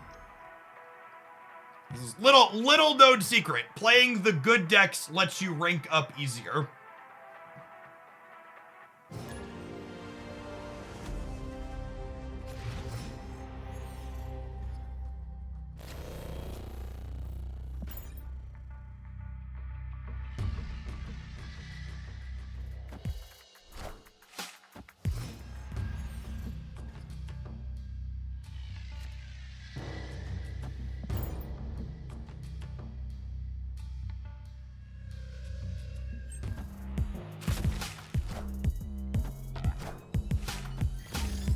His chat is wild right now. It is very typical that when my name comes up in other streamers' chats, you will find a handful of people there that have been banned in this channel or blocked on Twitter.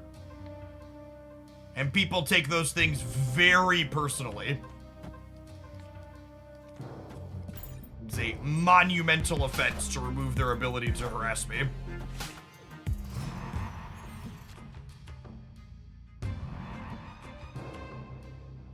How much of a shitter do you have to be to get banned here? To be fair, I ban pretty aggressively, but I also unban the people who ask nicely very quickly.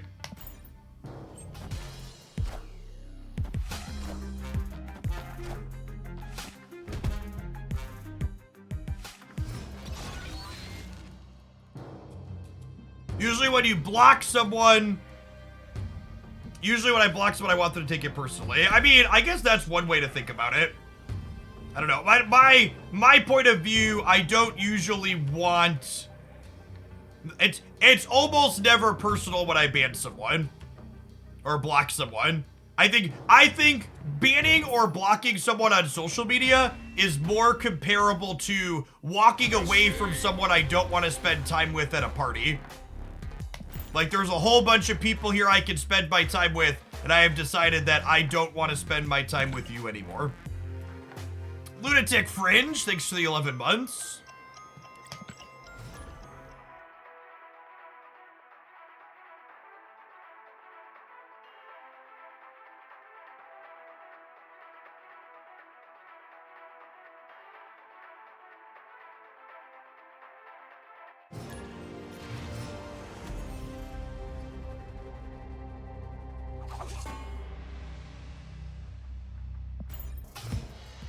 It's a group. It is, yeah. Like there's so many people on the internet chat.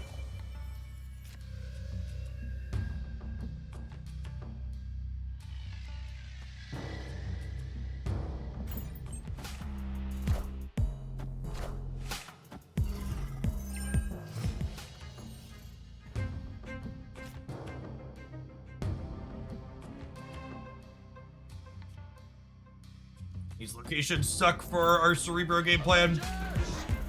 Assemble.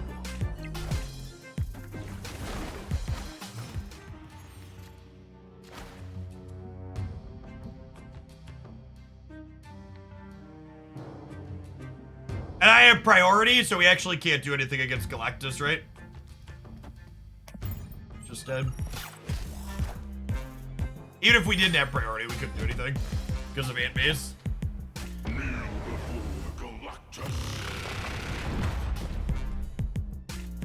I'd like to dedicate these last two games to the people who complained that Galactus was no longer playable. Didn't Professor X stop it? But, does he stop it? He would be 6, but then we lose the path. Maybe that's right. No, Galactus doesn't get the +3 until afterwards. We could have kept playing the game, though. If I would have Professor X'd right, our board wouldn't have gotten blown up. Yeah, okay, we could have played for it. Professor X would have been the play, because he would stay with the bonus, and then this would fail to blow up, and then it would be 8-6, and then this ties that Spectrum could have it. So maybe we could have gotten there on that one because of the nerf.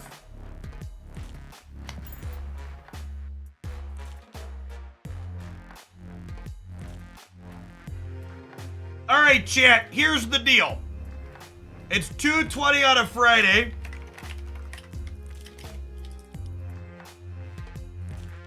And I've got Genshin Impact in my Twitch bounty board again. There are currently 1,800 people here.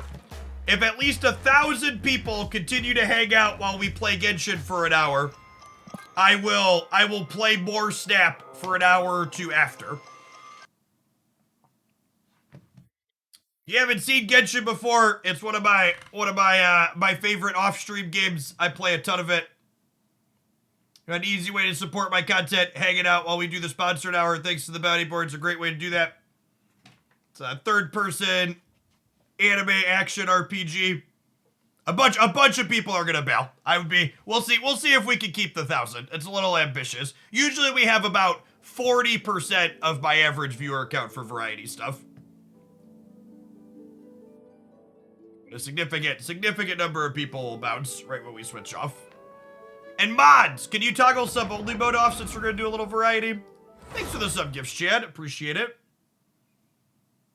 I don't think I did my dailies yet today. I gotta double check. I don't remember what my morning was like. It's all kind of a blur. I have not finished the Archon quest for Fontaine yet. I'm still like kind of dorking around in like the world quests and stuff. Is Genshin fun if I spend little to no money on it? There are a bunch of people that say yes. Genshin doesn't lock any of the actual RPG content behind spending money. Spending money just gets you more characters faster. I think I actually might be capped on resin. Yeah, I forgot to spend my resin this morning too. All right, let's start with the dungeon real quick then, so we can spend that down a little bit. Good job, PC. Yeah, I'm currently playing on PC using a PS5 controller. It's on PC, it's on mobile, and it's on PlayStation.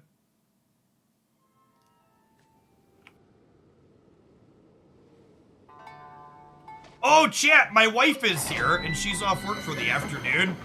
She says she can play. We can show off some of the co-op. Let's do that. I'm gonna run this really quick while she gets her PlayStation 5 loaded up. We'll play some co-op. We haven't done our boss battles for the week yet.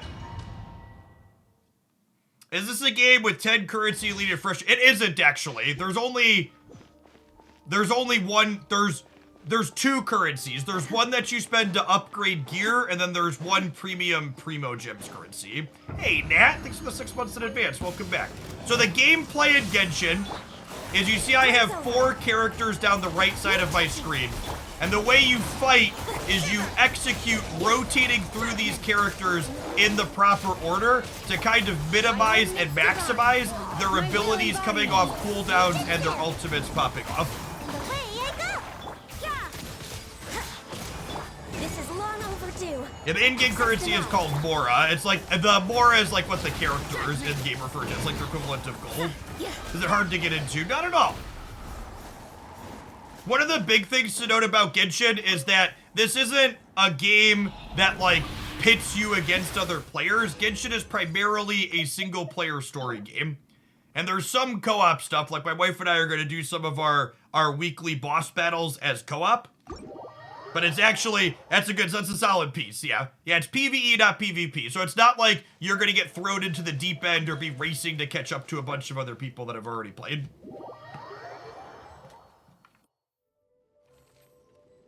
Let me ask her if she wants to hop on voice when she joins my world. And when you play co-op, normally you have 4-player teams, so we each play two characters in 2-player co-op. Give her a call real quick here. A blade embraces its duty. Hello. As a jeweler cherishes their Can you hear me? gems. I can hear you. Chat, how's her level? It looks good?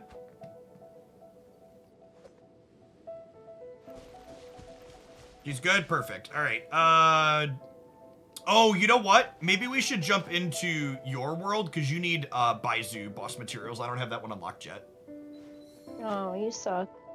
You know, I jump back to that. Chrissy's a little bit further in the story stuff than I am. Some of the weekly bosses are locked behind doing quests. And one of the characters she needs upgrade materials for. I don't have the boss unlocked for it yet.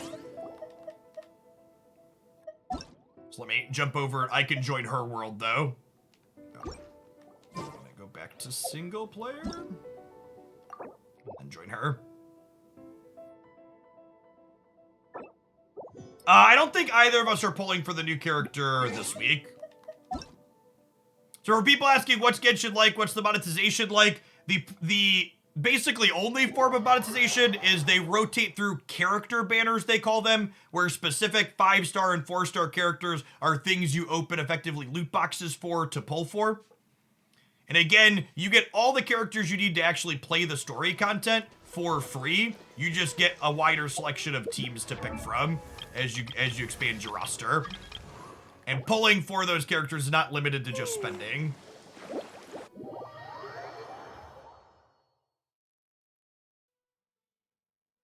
Nah, Twitter works fine, cuz I'll sort through the sub gifts for the other promo later. Usually I play Ganyu in here, right? I think it's Ganyu, Shene, and you play Kokome? Yes. Sounds right. Chrissy and I do our boss battles every week together, so usually we have like loose teams that we play together. The bosses are sweet, by the way. People said the game graphically looks good. You're gonna see these are some sweet boss battles. Huge diverse range of environments and bosses and mechanics to play through. Take your true form. So one of Christie's characters is a healer. And then we've got a couple other damage dealers. Co-op when you have multiple people fighting at the same time is a little bit different, but usually speaking, you have like 2 damage dealing characters and like 2 supports on a team.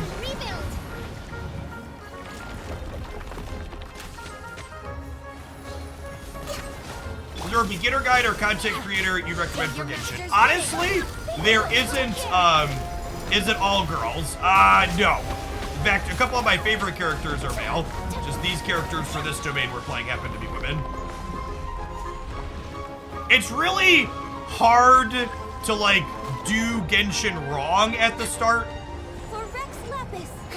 I think the only like general piece of advice of something you could kind of mess up in theory is don't spend extra wishes on the regular banner. Is there a way to turn off damage numbers? I don't know. That's not something I've ever looked for, so I like watching my numbers pick up. Yeah, I don't think you can play the game wrong. I think there's just differences in optimizing how you play, like making sure you spend your resources before they cap out so that you can accrue more. Yes, there's a small energy mechanic that you use on like these weekly bosses, and that fills up like every 18 hours. So like logging in once a day or so to use that is like one of those things. Oh yeah, that's what I forgot about that one. That's a good one. You shouldn't spend your fragile resins, which replenish that temporary resource, until you're higher level. Because until you're adventure rank like 40 or 45, you can't farm for the top level artifacts and bosses. So spending your extras on them is a little bit of a skew. That's a good optimization thing. Yes, Honkai adding a fuel break reserve was good. I hope they do that in Genshin at some point.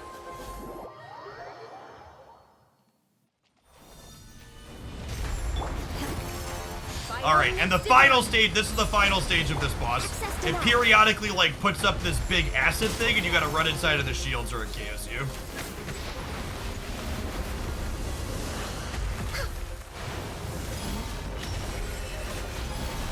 God, like that. Yikes. Alright, I have one revive. If you could hit Kokome's ult and Take your true form. Can I do it now? Yep, please. So, Kokome is the healer that Christy's playing in our group. Get ow. You can revive one character every, I think it's 3 minutes.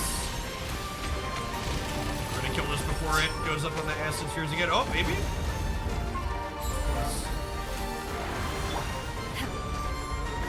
Transfiguration. Take your master's bidding. All hail. Alright, yeah, good clear.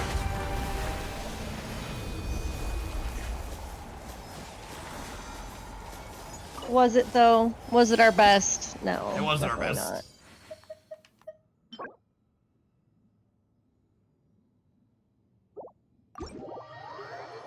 What else do you want to do? You want to do the Saritsa? The Fire and Ice Lady?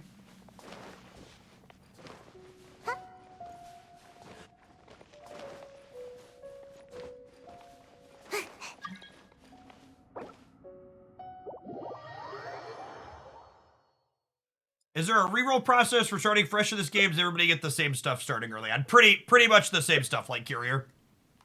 You could technically roll. You eventually hit a 5-star on the beginner banner, but that's like all of the beginning ones except for like Dia are pretty reasonable. Yes, the same order of the character figures such as who do we play in here usually? Do you want me to do double support? And Oh, you yeah, can do all the damage? Do you want me to do Baizu and Kokomi? Yes, right. We were playing the Bergen people in here, I think, if I recall correctly. That's not right. So, one of the things when you're putting teams together that we're kind of talking about as we pick our teams in the co-op here is there's elemental reactions between the characters. And that one I just mentioned, Bergen, is a triple elemental reaction where there's these two characters that are the Dendro type that put down these green cores, and then fire plus water makes them explode. You said somebody asked if all the characters are girls. We only have one girl on our team now. That's true. This team is 3 guys.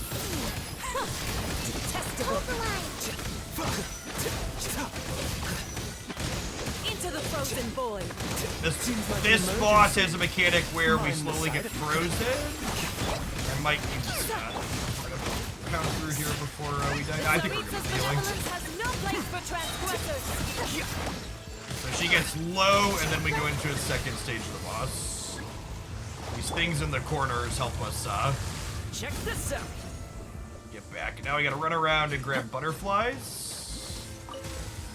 Break down the ice. They're crimson lotus moths. Butterfly, moth, detail.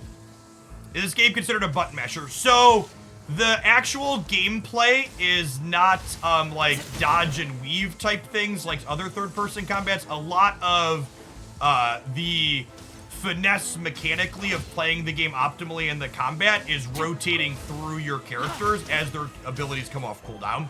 So the min-maxing is figuring out how your team comes off their cooldowns in the right order. Scatter. I got you covered. Here you are. And now she's fire, so we heat up.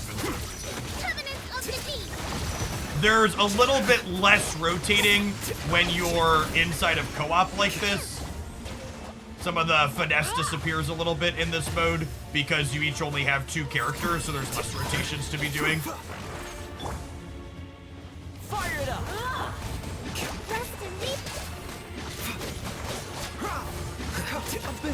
This team composition we're playing too, talking about looking a little button mashy, is we're playing 3 supports and a damage dealer basically. So our characters, generally speaking, are just not dying. Oh, ow. Hell, Hatham starts to eat it. Ashes will remain. Process of elimination. Allow me. Oh, she jumped as I used my ult. This is nothing.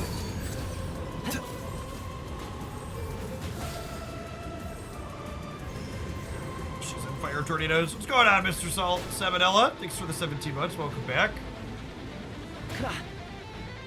Tips for a beginner who's interested. Just play the game and don't be afraid to spend your resources early trying characters. In the grand scheme of things, it's a very small amount of resources to level characters as high as like 50 or 60. So just figure out which characters you enjoy the playstyles of when you're figuring out who you want to be playing with. You're really only optimizing against yourself in this game. There's no PvP arena or anything like that. You could be the amount you need to optimize in order to do like the overworld RPG content is relatively low. It's these higher level bosses and then artifact domains that ramp up a little bit later on where you need to min-max a little bit. Fire it up. Not every wound will heal. He's almost dead. He's almost dead. I don't have a specific download link for this one. This one's just through the Twitch bounty board.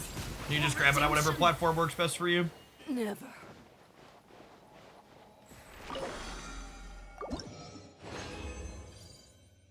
There's a link above the chat now that you can click learn more.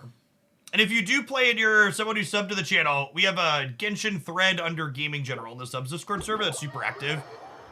I hang out in there quite frequently chatting about stuff. Appreciate the folks hanging out for our sponsored hour here at the end of the stream today. You want to do Age Daha for the last one? Okay.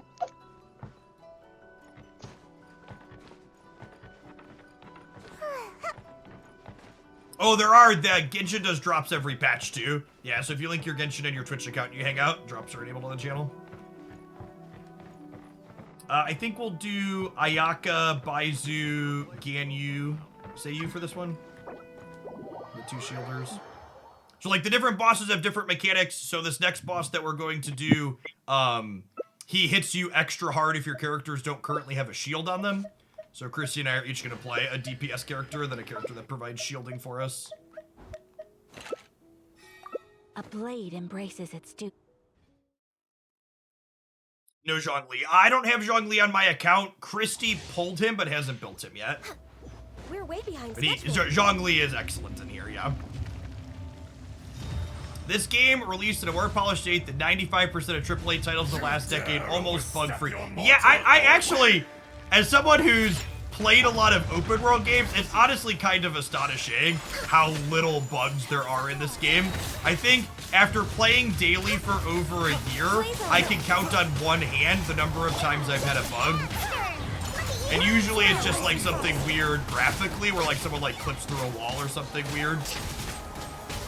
And that's playing, you know, a half hour or more a day every day for over a year. Let's go, let's go.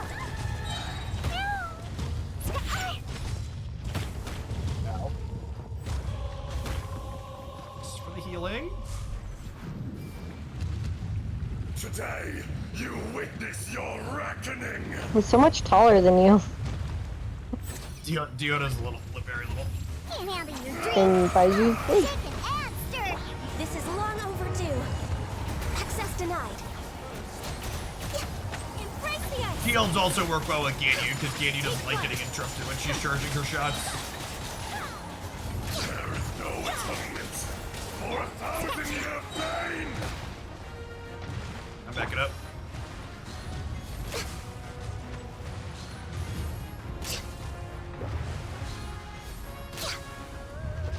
You stand upon your tomb, though you know it not.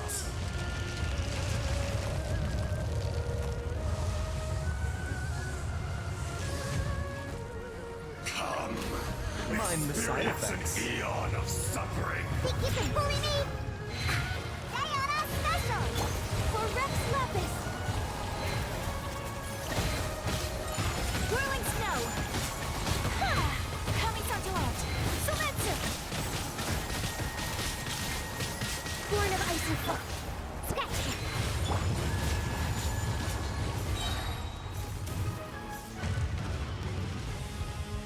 Blaze over! The range of music tracks in this game is also excellent. All original soundtrack stuff that slaps pretty well.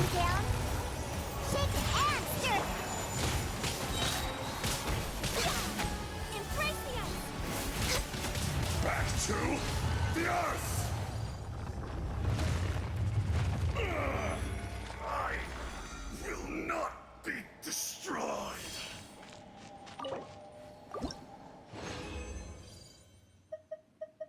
I got 2 artifacts. That's kind of medium.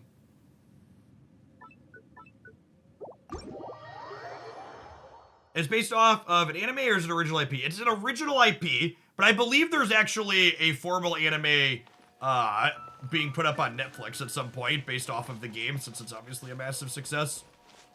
It's like one of the biggest games in the history of the world. To highlight really quick, because I haven't showed it off, this is an open world RPG.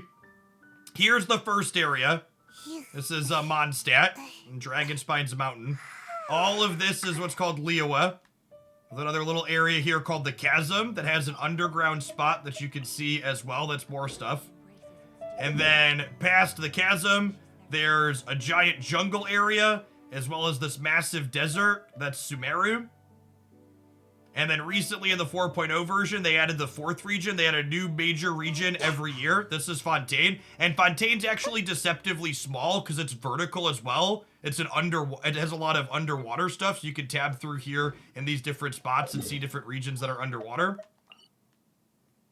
And then the final one, there is Inazuma is over here. The map is massive, and there's so much stuff to do in all of the areas. Surely I should be. I think someone said before they added Fontaine recently, it takes like 50 or 60 hours to speed run the story content. So if you're someone that's just like playing the game casually, you'll easily be able to put in up to 3 digits.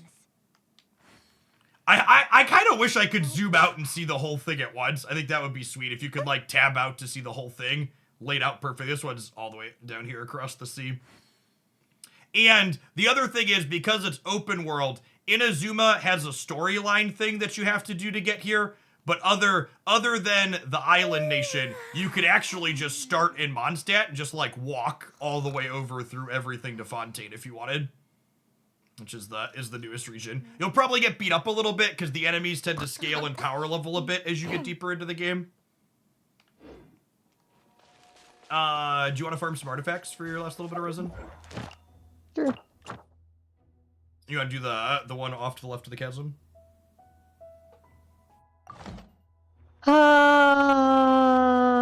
Okay. A blade embraces. Or is there a different one you want to do? You can do whatever you want. No, this is fine.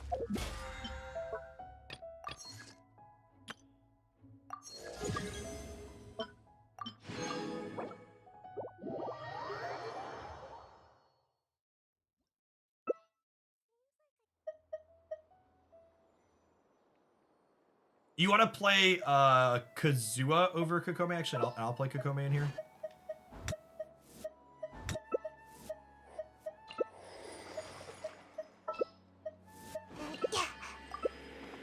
Seems good in this domain. Your Kazuha is better than my Sucrose, I think.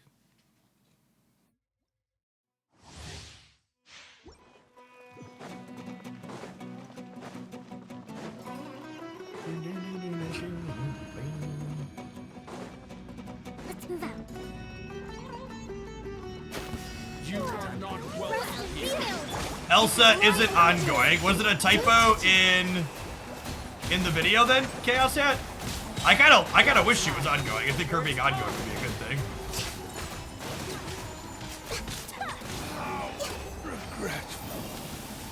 Glenn just confirmed she isn't. Weird. I don't like that. I think she would be better. It would be better if she was ongoing.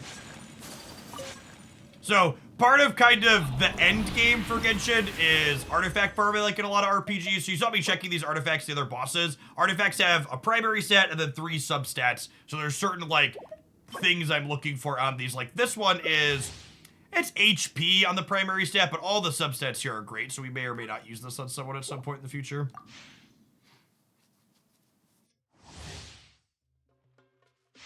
They spelled Midnight Suns, Midnight Suns in the video too. LOL. It's kind of a funny typo. That's a someone's like, what's this supposed to say? And someone shouts verbally across the office. Blaze over. Born of ice and frost. This team that Christina are currently playing is called a freeze team. When you combined the cryo and water elements, you see that people kind of lock up and can't move. So on non-boss enemies, it's one of the stronger elemental combinations. Hashtag easy mode. It is, yeah. Nope, just find Genshin on whatever platform you want to check it out on McSqueezy. And the accounts are fully cross-platform. So, whatever you feel like playing on, you can bounce back and forth. Like, I'm playing on PC right now, but most of my off-stream is done on the PS5. Unfortunately, the story cannot be co-opted. The general rule of thumb for the co-op is you kind of can't talk to NPCs together in the other world, which is unfortunate. The co-op is mostly for, like, domains and boss fights. It's one of the things I wish they would flesh out more.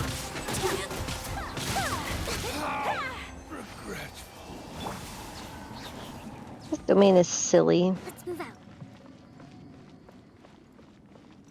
It's so gorgeous on the PS5. It is. It's a very... And the load times are super quick there, because the drive of the PS5 is insane. I am out of resin. Are you out? Or do you have more? Yep. No, I'm done. Perfect. Shall we do our commissions? Oh, yeah, we can do commissions together. You could do your daily commissions together, though, which is nice. Who do I want for that? I've got Seiyu and Rosario. A blade embraces its You want duty, to put Kokome on? as a jeweler cherishes their gems. Yeah, I could do that. I'll play Shao and... Where's Faria? There she is. This is my favorite character that I have built out. He's a spear wielding hyper carry. Go do this one. They're kind of in a straight line down in Liyue. You want to do the south one first? Perfect. For the south.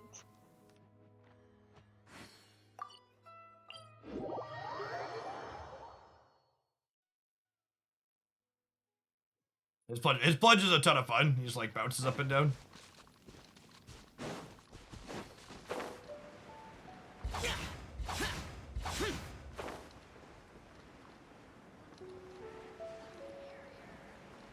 There's a new replacement for the commission system. Yeah, I haven't messed with that yet. I need to figure out how does that work exactly. You can like do other things. What are the other things that you do? Almost to you.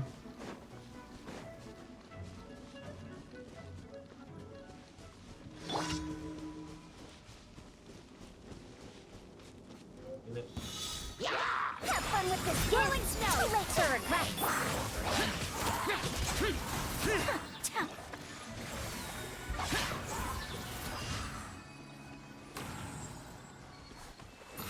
Yeah, Ayaka's dash is really quick. Ayaka and Mona both traverse the outdoor world quickly. Jump to the Gilu plains. Yep.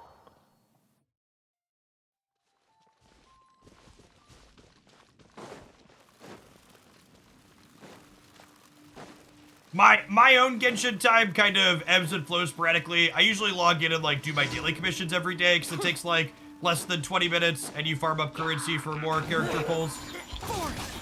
But as far as like playing story stuff goes, and I'll like hit bursts or not. There'll be some weeks where I like play a dozen hours, then other weeks where I just don't play any. But that's what's great about it. There's no timer. Yeah, correct. Well, There's no... unless it's a special event, but that's different. Then you're not competing against a leaderboard or something. You're just playing a game. Correct. The lack of a leaderboard is the big casual appeal.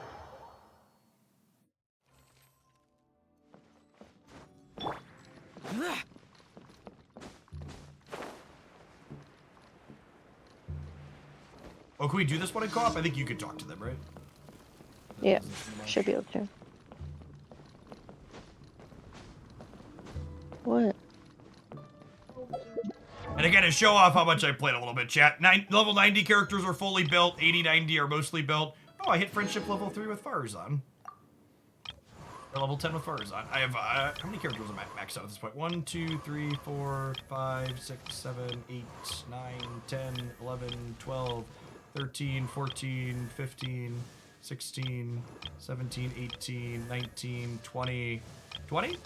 2 of them are only 80. Need to grab a couple more things on here for these to finish ascending them.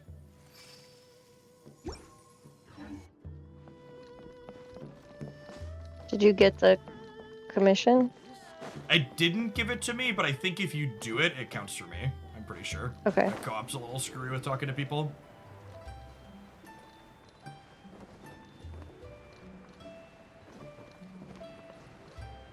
I think PvP existing for a game like this would ultimately end up driving a number of people out of it when they realized they couldn't compete with whales. I think it would be great if pay to win. I think it would be great if they added like a guilds and clan system and like fleshed out co-op some more and like lets you do story content and more than just missions together. But all in. all in all, I don't think PvP is something I would be interested in having in the game.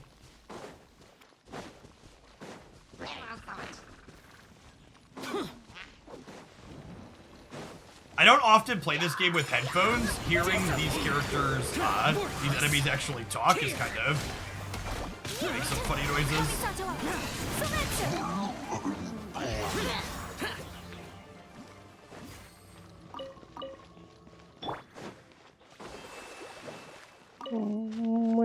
Oh, there's one up here. Right. We'll see about that. Where's the last one? We got it. It was up there. It was That up on a Commissioner, tower. you gotta go back and talk to the guy. I gotta go back and talk to the guy.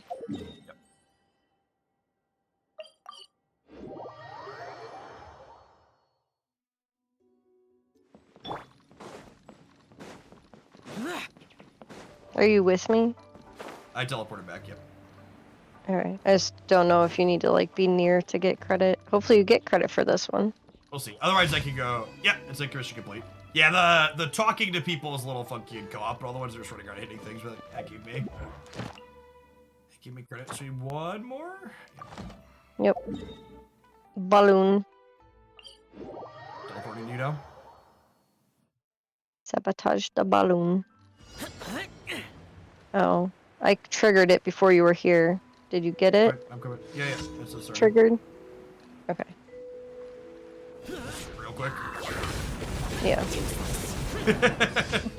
Chow just like crunches it for 30k apiece. Do you ever play this game on mobile? Occasionally, yeah. Like when Christy and I have a camper that we spend some time at, so I don't have the PS5 out there, so I'll like log in and do my dailies from my phone. It plays pretty reasonably. Depending on your mobile device, the graphics are relatively close to what you see here on PC as well. Alright, I guess that's everything we can do together. Julio, I'm gonna just bounce around in my world for a little bit then for the second half of the hour. Alright, see ya. Love you. And depending on your phone, it can get warm too, yeah. Feel the mobile controls leave a bit to be desired. As someone who's played a number of real-time action games on mobile, I think the Genshin controls are pretty reasonable, and at worst, they're par. Oh, hey, there's login rewards going on right now. Got all these extra pulls. Someone asked about, so, to highlight the monetization here, there's always two what they call wish banners in the game, where there's two different characters you pull with your wishes on. And there's 3 4-star characters that you're more likely to get from the banner, and a 5-star character that you're more likely to get from the banner. And whatever characters are on the banner, you can test drive inside of the test run here. It's like I can show. I'm real close to pulling for this dork. Yeah, they have enough characters to consistently do reruns of old ones, so typically there's a new person and an old person. This Pokemon knows Hydro Pump, it does, yep.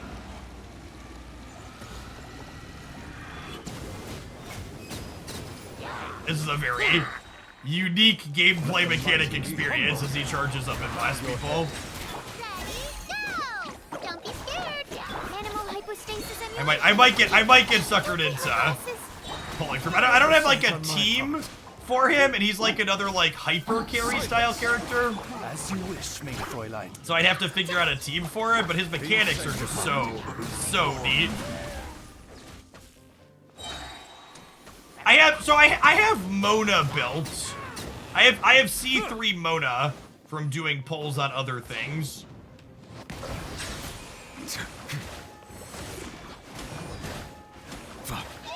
When you throw your E down, your charge attack is instant. Oh, that's a neat mechanic.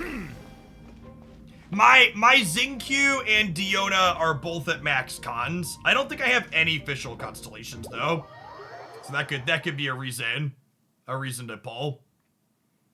When he absorbs the little blue spears, they heal him and speed up the charging. Okay. I don't think I have any official cons. Do I have official at all, actually? I might not have official as a character, actually.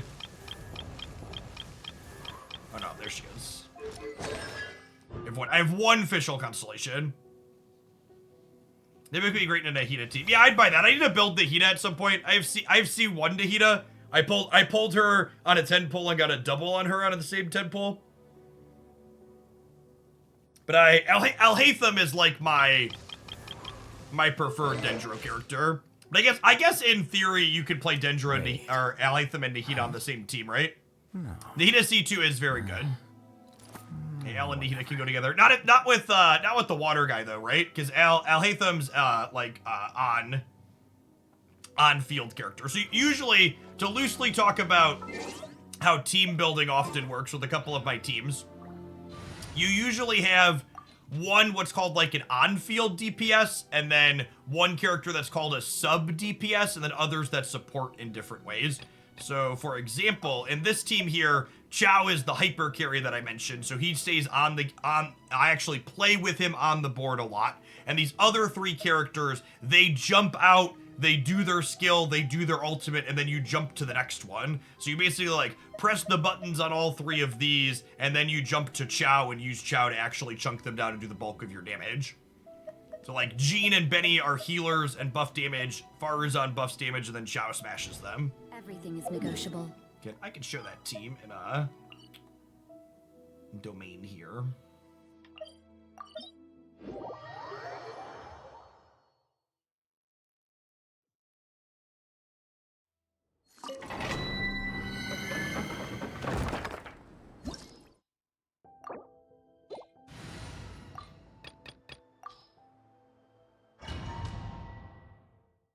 The C reference to a question. So, talking about the C on a character, C is short for constellations. Because you're opening the characters from boxes, you're getting them at random. Constellations are a bonus that you get up to 6 times when you open a duplicate of that character. Wait, If you open the character that you already have, you get a bonus up to 6 times on the one that you already have. Chow activates, smashes them for lots of damages. Worthless. Here.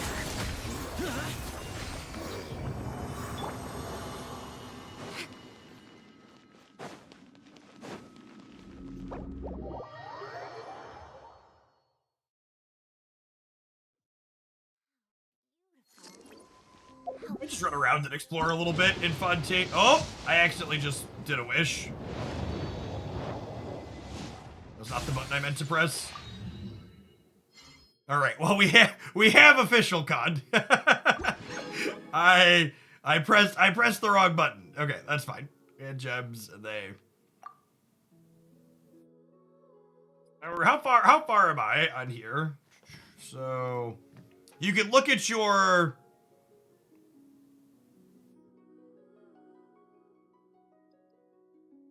This is wrong, right? This is character and event wish. Permanent wish is not the one.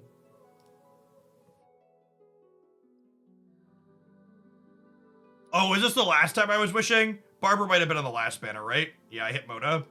So, when you're pulling for 5 stars, you're guaranteed to get a 5-star after 80 pulls. So that 10 pull means I have a 10, and then the last time I got a 5-star was this Mona. So I'm like 17 pulls in, so I'm very far off of getting a 5-star on pity. The last 10 doesn't show up yet. I meant to go down, and then I hit up. Walk around Fontaine and collect some boxes. Let's do a little exploration.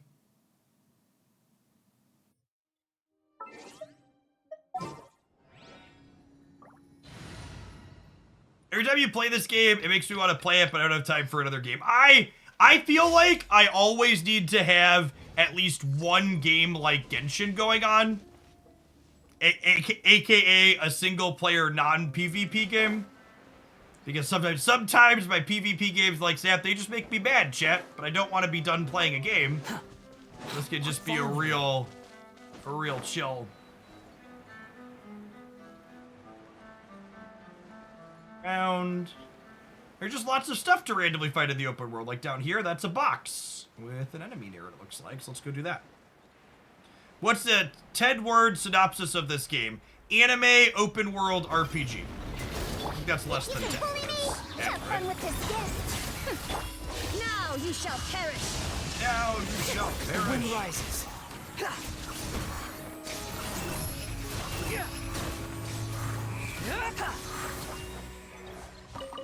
Genshin Impact is also, it's like the most profitable video game in like the history of the world to date, and it's like, it's that Unnecessary. because it's an excellent game. I had heard so much about this game that I just like put it off trying it for a long time. I didn't try it until a little over a year ago. When I finally played it, I was like, oh, yeah, this is great. I should have done this a while ago.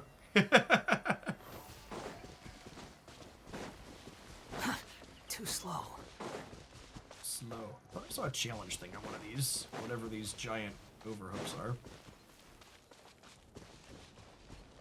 Too many single player games. Yeah, I feel you on that one.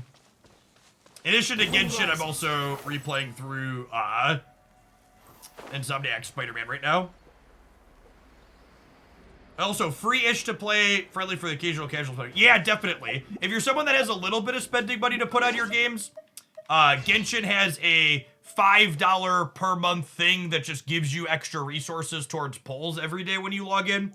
So if you're gonna spend a little bit of money on Genshin, buying this for $5 every 30 days is definitely the best first purchase. I always have that going. And then there's also a battle pass that's $10 that runs every 6 weeks is the second best purchase. Yeah, the well kit and the battle pass go a long way, both of them. I always do both of those. Collect the particles. Quit following me.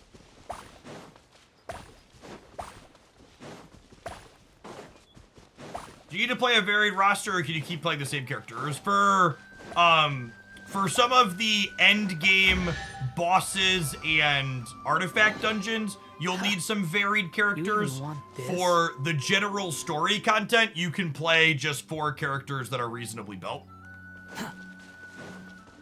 The more difficult content that needs to get more team specific is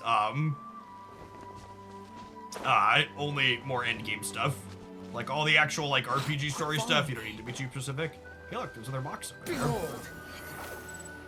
Have I played Baldur's Gate? I haven't. I'm not super big on turn-based PC games. I like playing turn-based stuff on like my cell phone because it plays nicely on there, but usually on PC I want to do something more active.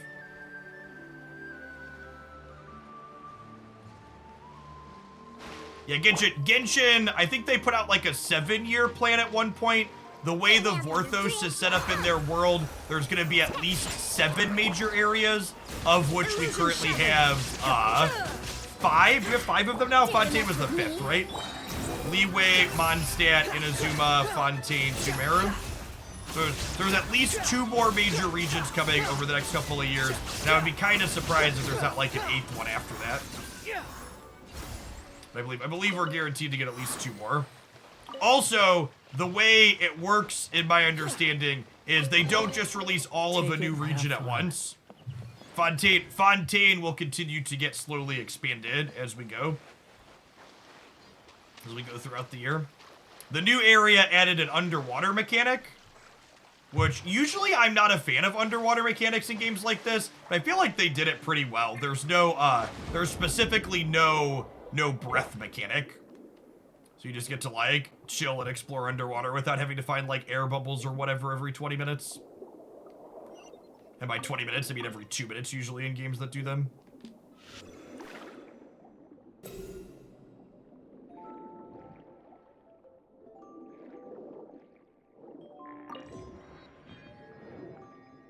Yeah, I usually, when I first heard they were adding an underwater area in the spoilers for Fontaine, I cringed a little bit, because usually I hate these areas in games, and I feel like they did a good job with it.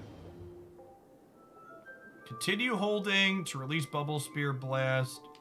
Activate all the residence points.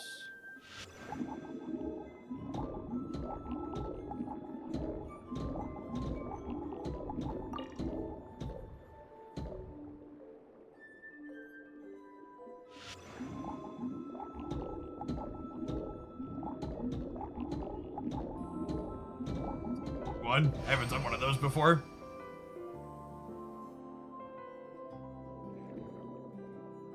It's way better than Inazuma. I agree. The boat in Inazuma leaves a little bit to be desired. Is there a chest there, by the way, when I finished that? There was. Okay. Like usually there's prizes when I do a challenge. And just stuff like that. There's just a ton of just walking around, depending on like what my mood is in, as what I do when we play the game. Sometimes I'll just do a bunch of main story stuff if I feel like watching something voiced. Other times just kind of like meander around the world and look for puzzles and boxes to break open.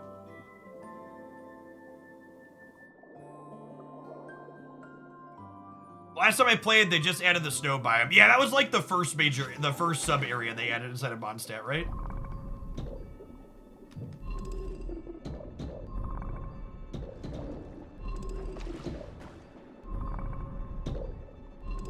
I don't know how I feel about the underwater combat. The underwater traversing is pretty good, but the underwater combat's a little weird. It's strange to me that you don't use your character's mechanics in the underwater combat.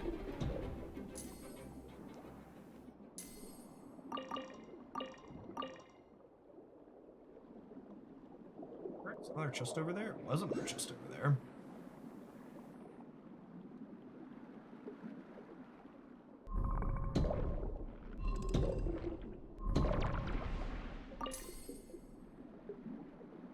It's a puzzle to unlock this one. Sometimes it's like beating up random enemies, other times it's figuring out a puzzle. It's gonna do something when I hit it. There's some kind of like slipstream here.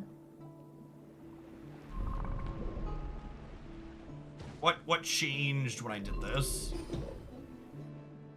I put the wall up. Okay. Can I grab this?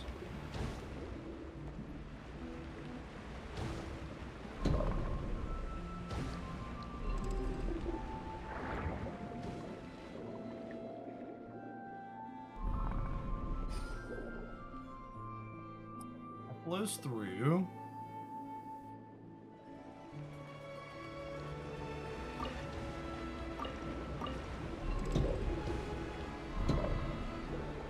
Oh, do I have to get his mechanic here?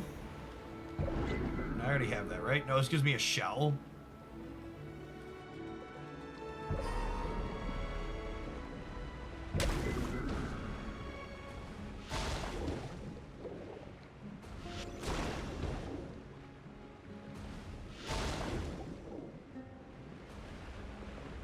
Can't tell mechanically what I'm supposed to be doing with this one. I feel like I'm missing a piece.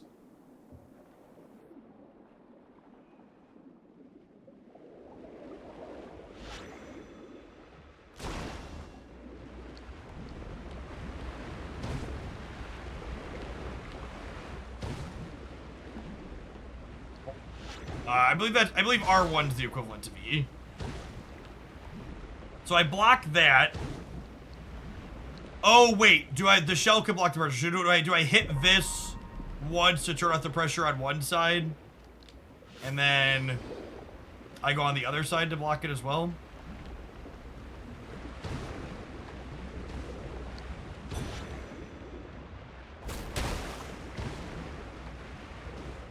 Is that it? Or am I gonna go inside there?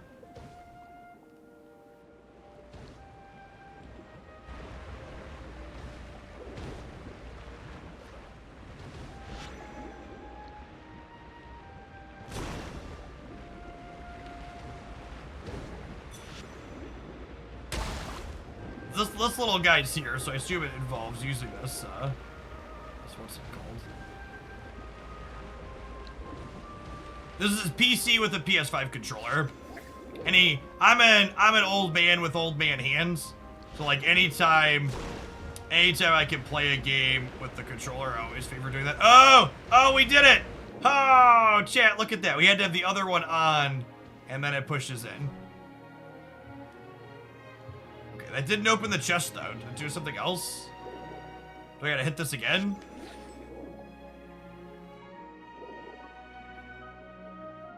I want my prizes, dang it!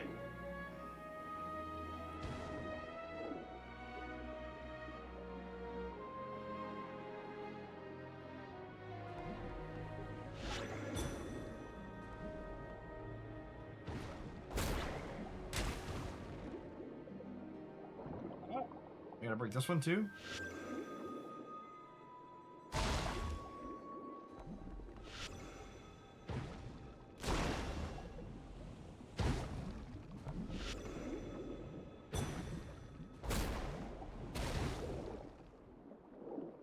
Oh, there's a thing under there. All sorts of things. All sorts of wonderful prizes lurking around. Or what do I think here? I gotta blow up this one too, maybe? Or another... Seems like a thing's gonna shoot at me.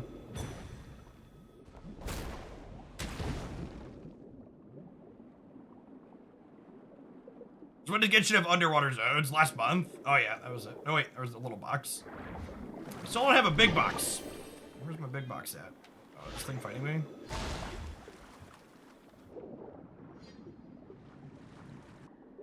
What, do I have to go through here, maybe?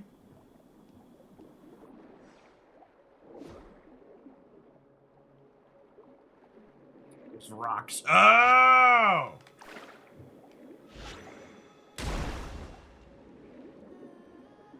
Okay. Okay, we're cooking. Get rid of that. It blows through. I'm still learning all of the things I have to look for the underwater mechanics. So if there's multiple of these, we gotta fill all of them. And now we get the prizes. Ton of just like environmental stuff like that. There's like, okay, what are we looking for? What are we figuring out?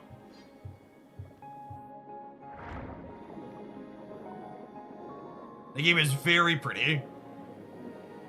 Graphically, and the audio is also great. I love the music and sound design. Every area has very unique sound mechanics.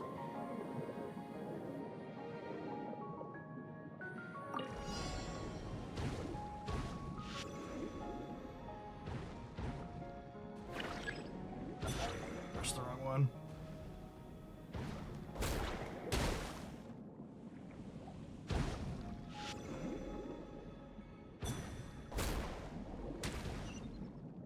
Are more straightforward than others. Oh, I was just blasting back.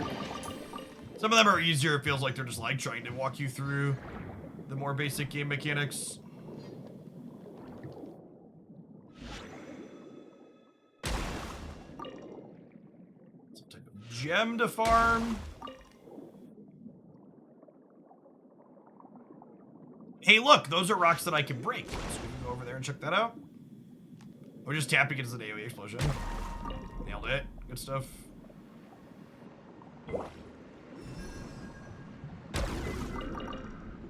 Ah, efficiency.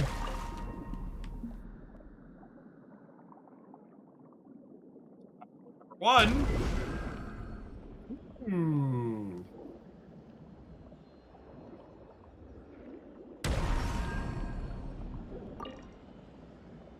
It's down in here.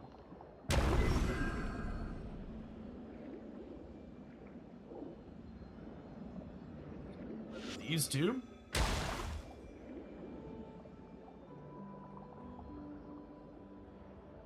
Yes. Yeah, definitely. This game's definitely more akin to... It's technically not single player, but it's single player. You could do boss... My wife and I, for the first half hour, did some boss battles together for our weekly resource usage.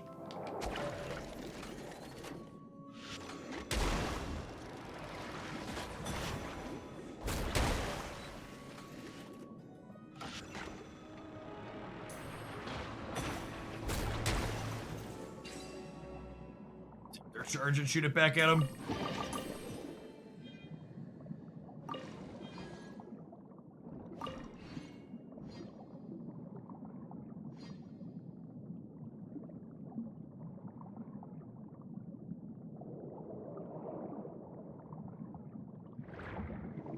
Boxes around.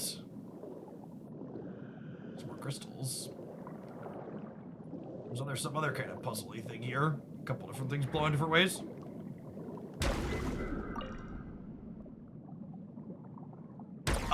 There is technically a find other people button for domain stuff.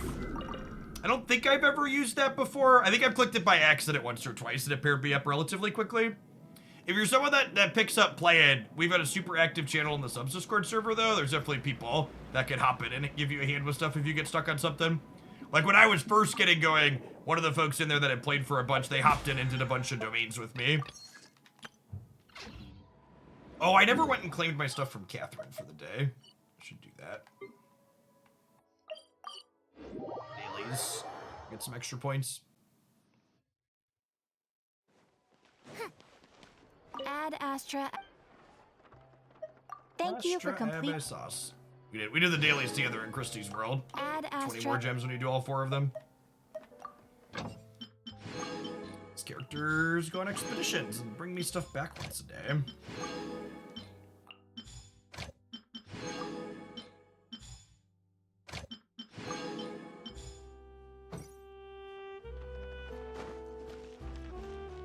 This latest area is very steampunky. I haven't actually walked through most of the city, and I haven't done any of the big story stuff in Fontaine yet, because I'm not quite through everything in Sumeru just yet.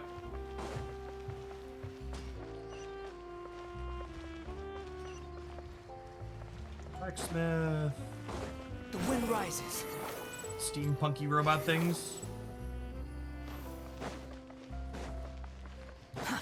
Too slow.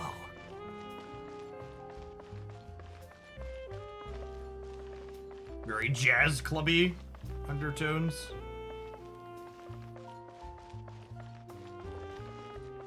Teaks and vendors.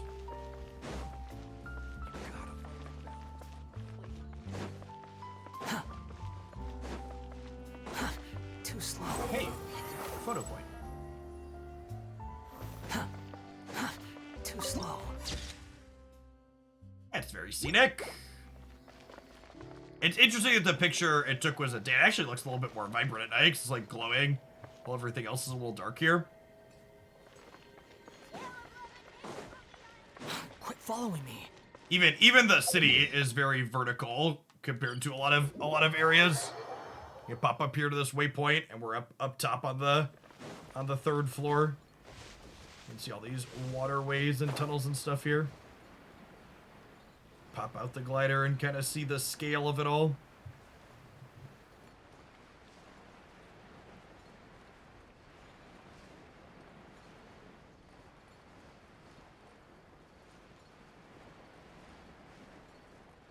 Wait, not have this waypoint? Actually, don't have this waypoint. Tag that while we're here.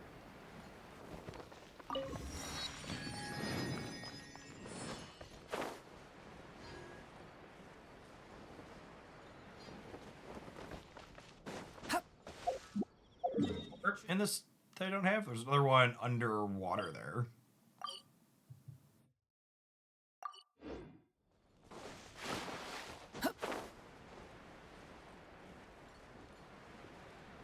It's honestly super impressive that it runs on cell phones. I was kind of blown away the first time I lit it up, and I was like, "Huh, that still looks great on my phone." Load times are a little bit slower, but that's to be expected. This one is like under here. This is the elevator. Does the elevator go down?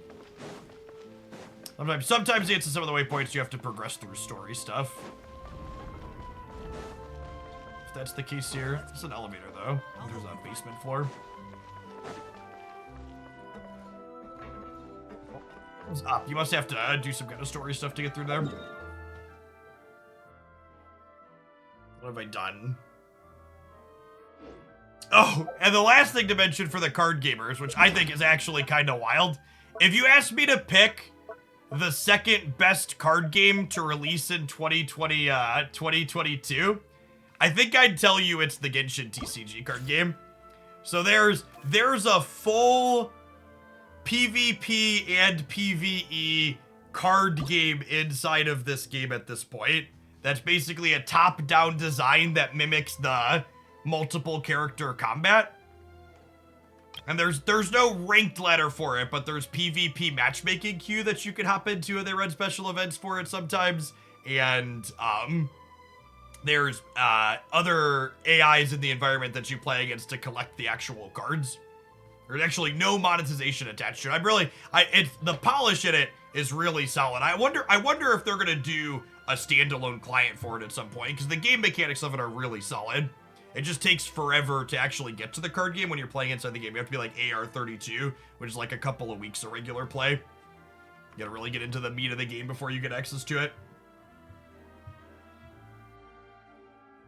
All right, and that wraps up our Genshin. Appreciate everybody that hung out through the end of the stream of that.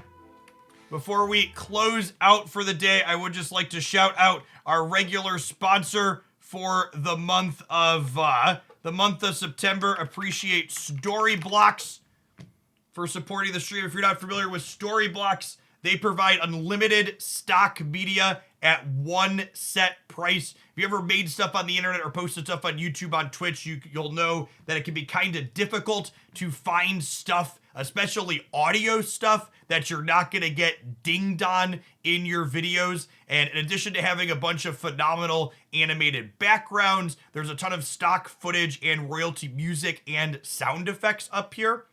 You can chill based on mood. I'm in kind of a chill Friday afternoon. It's a good way to start the weekend. Walk in in Tokyo, eh?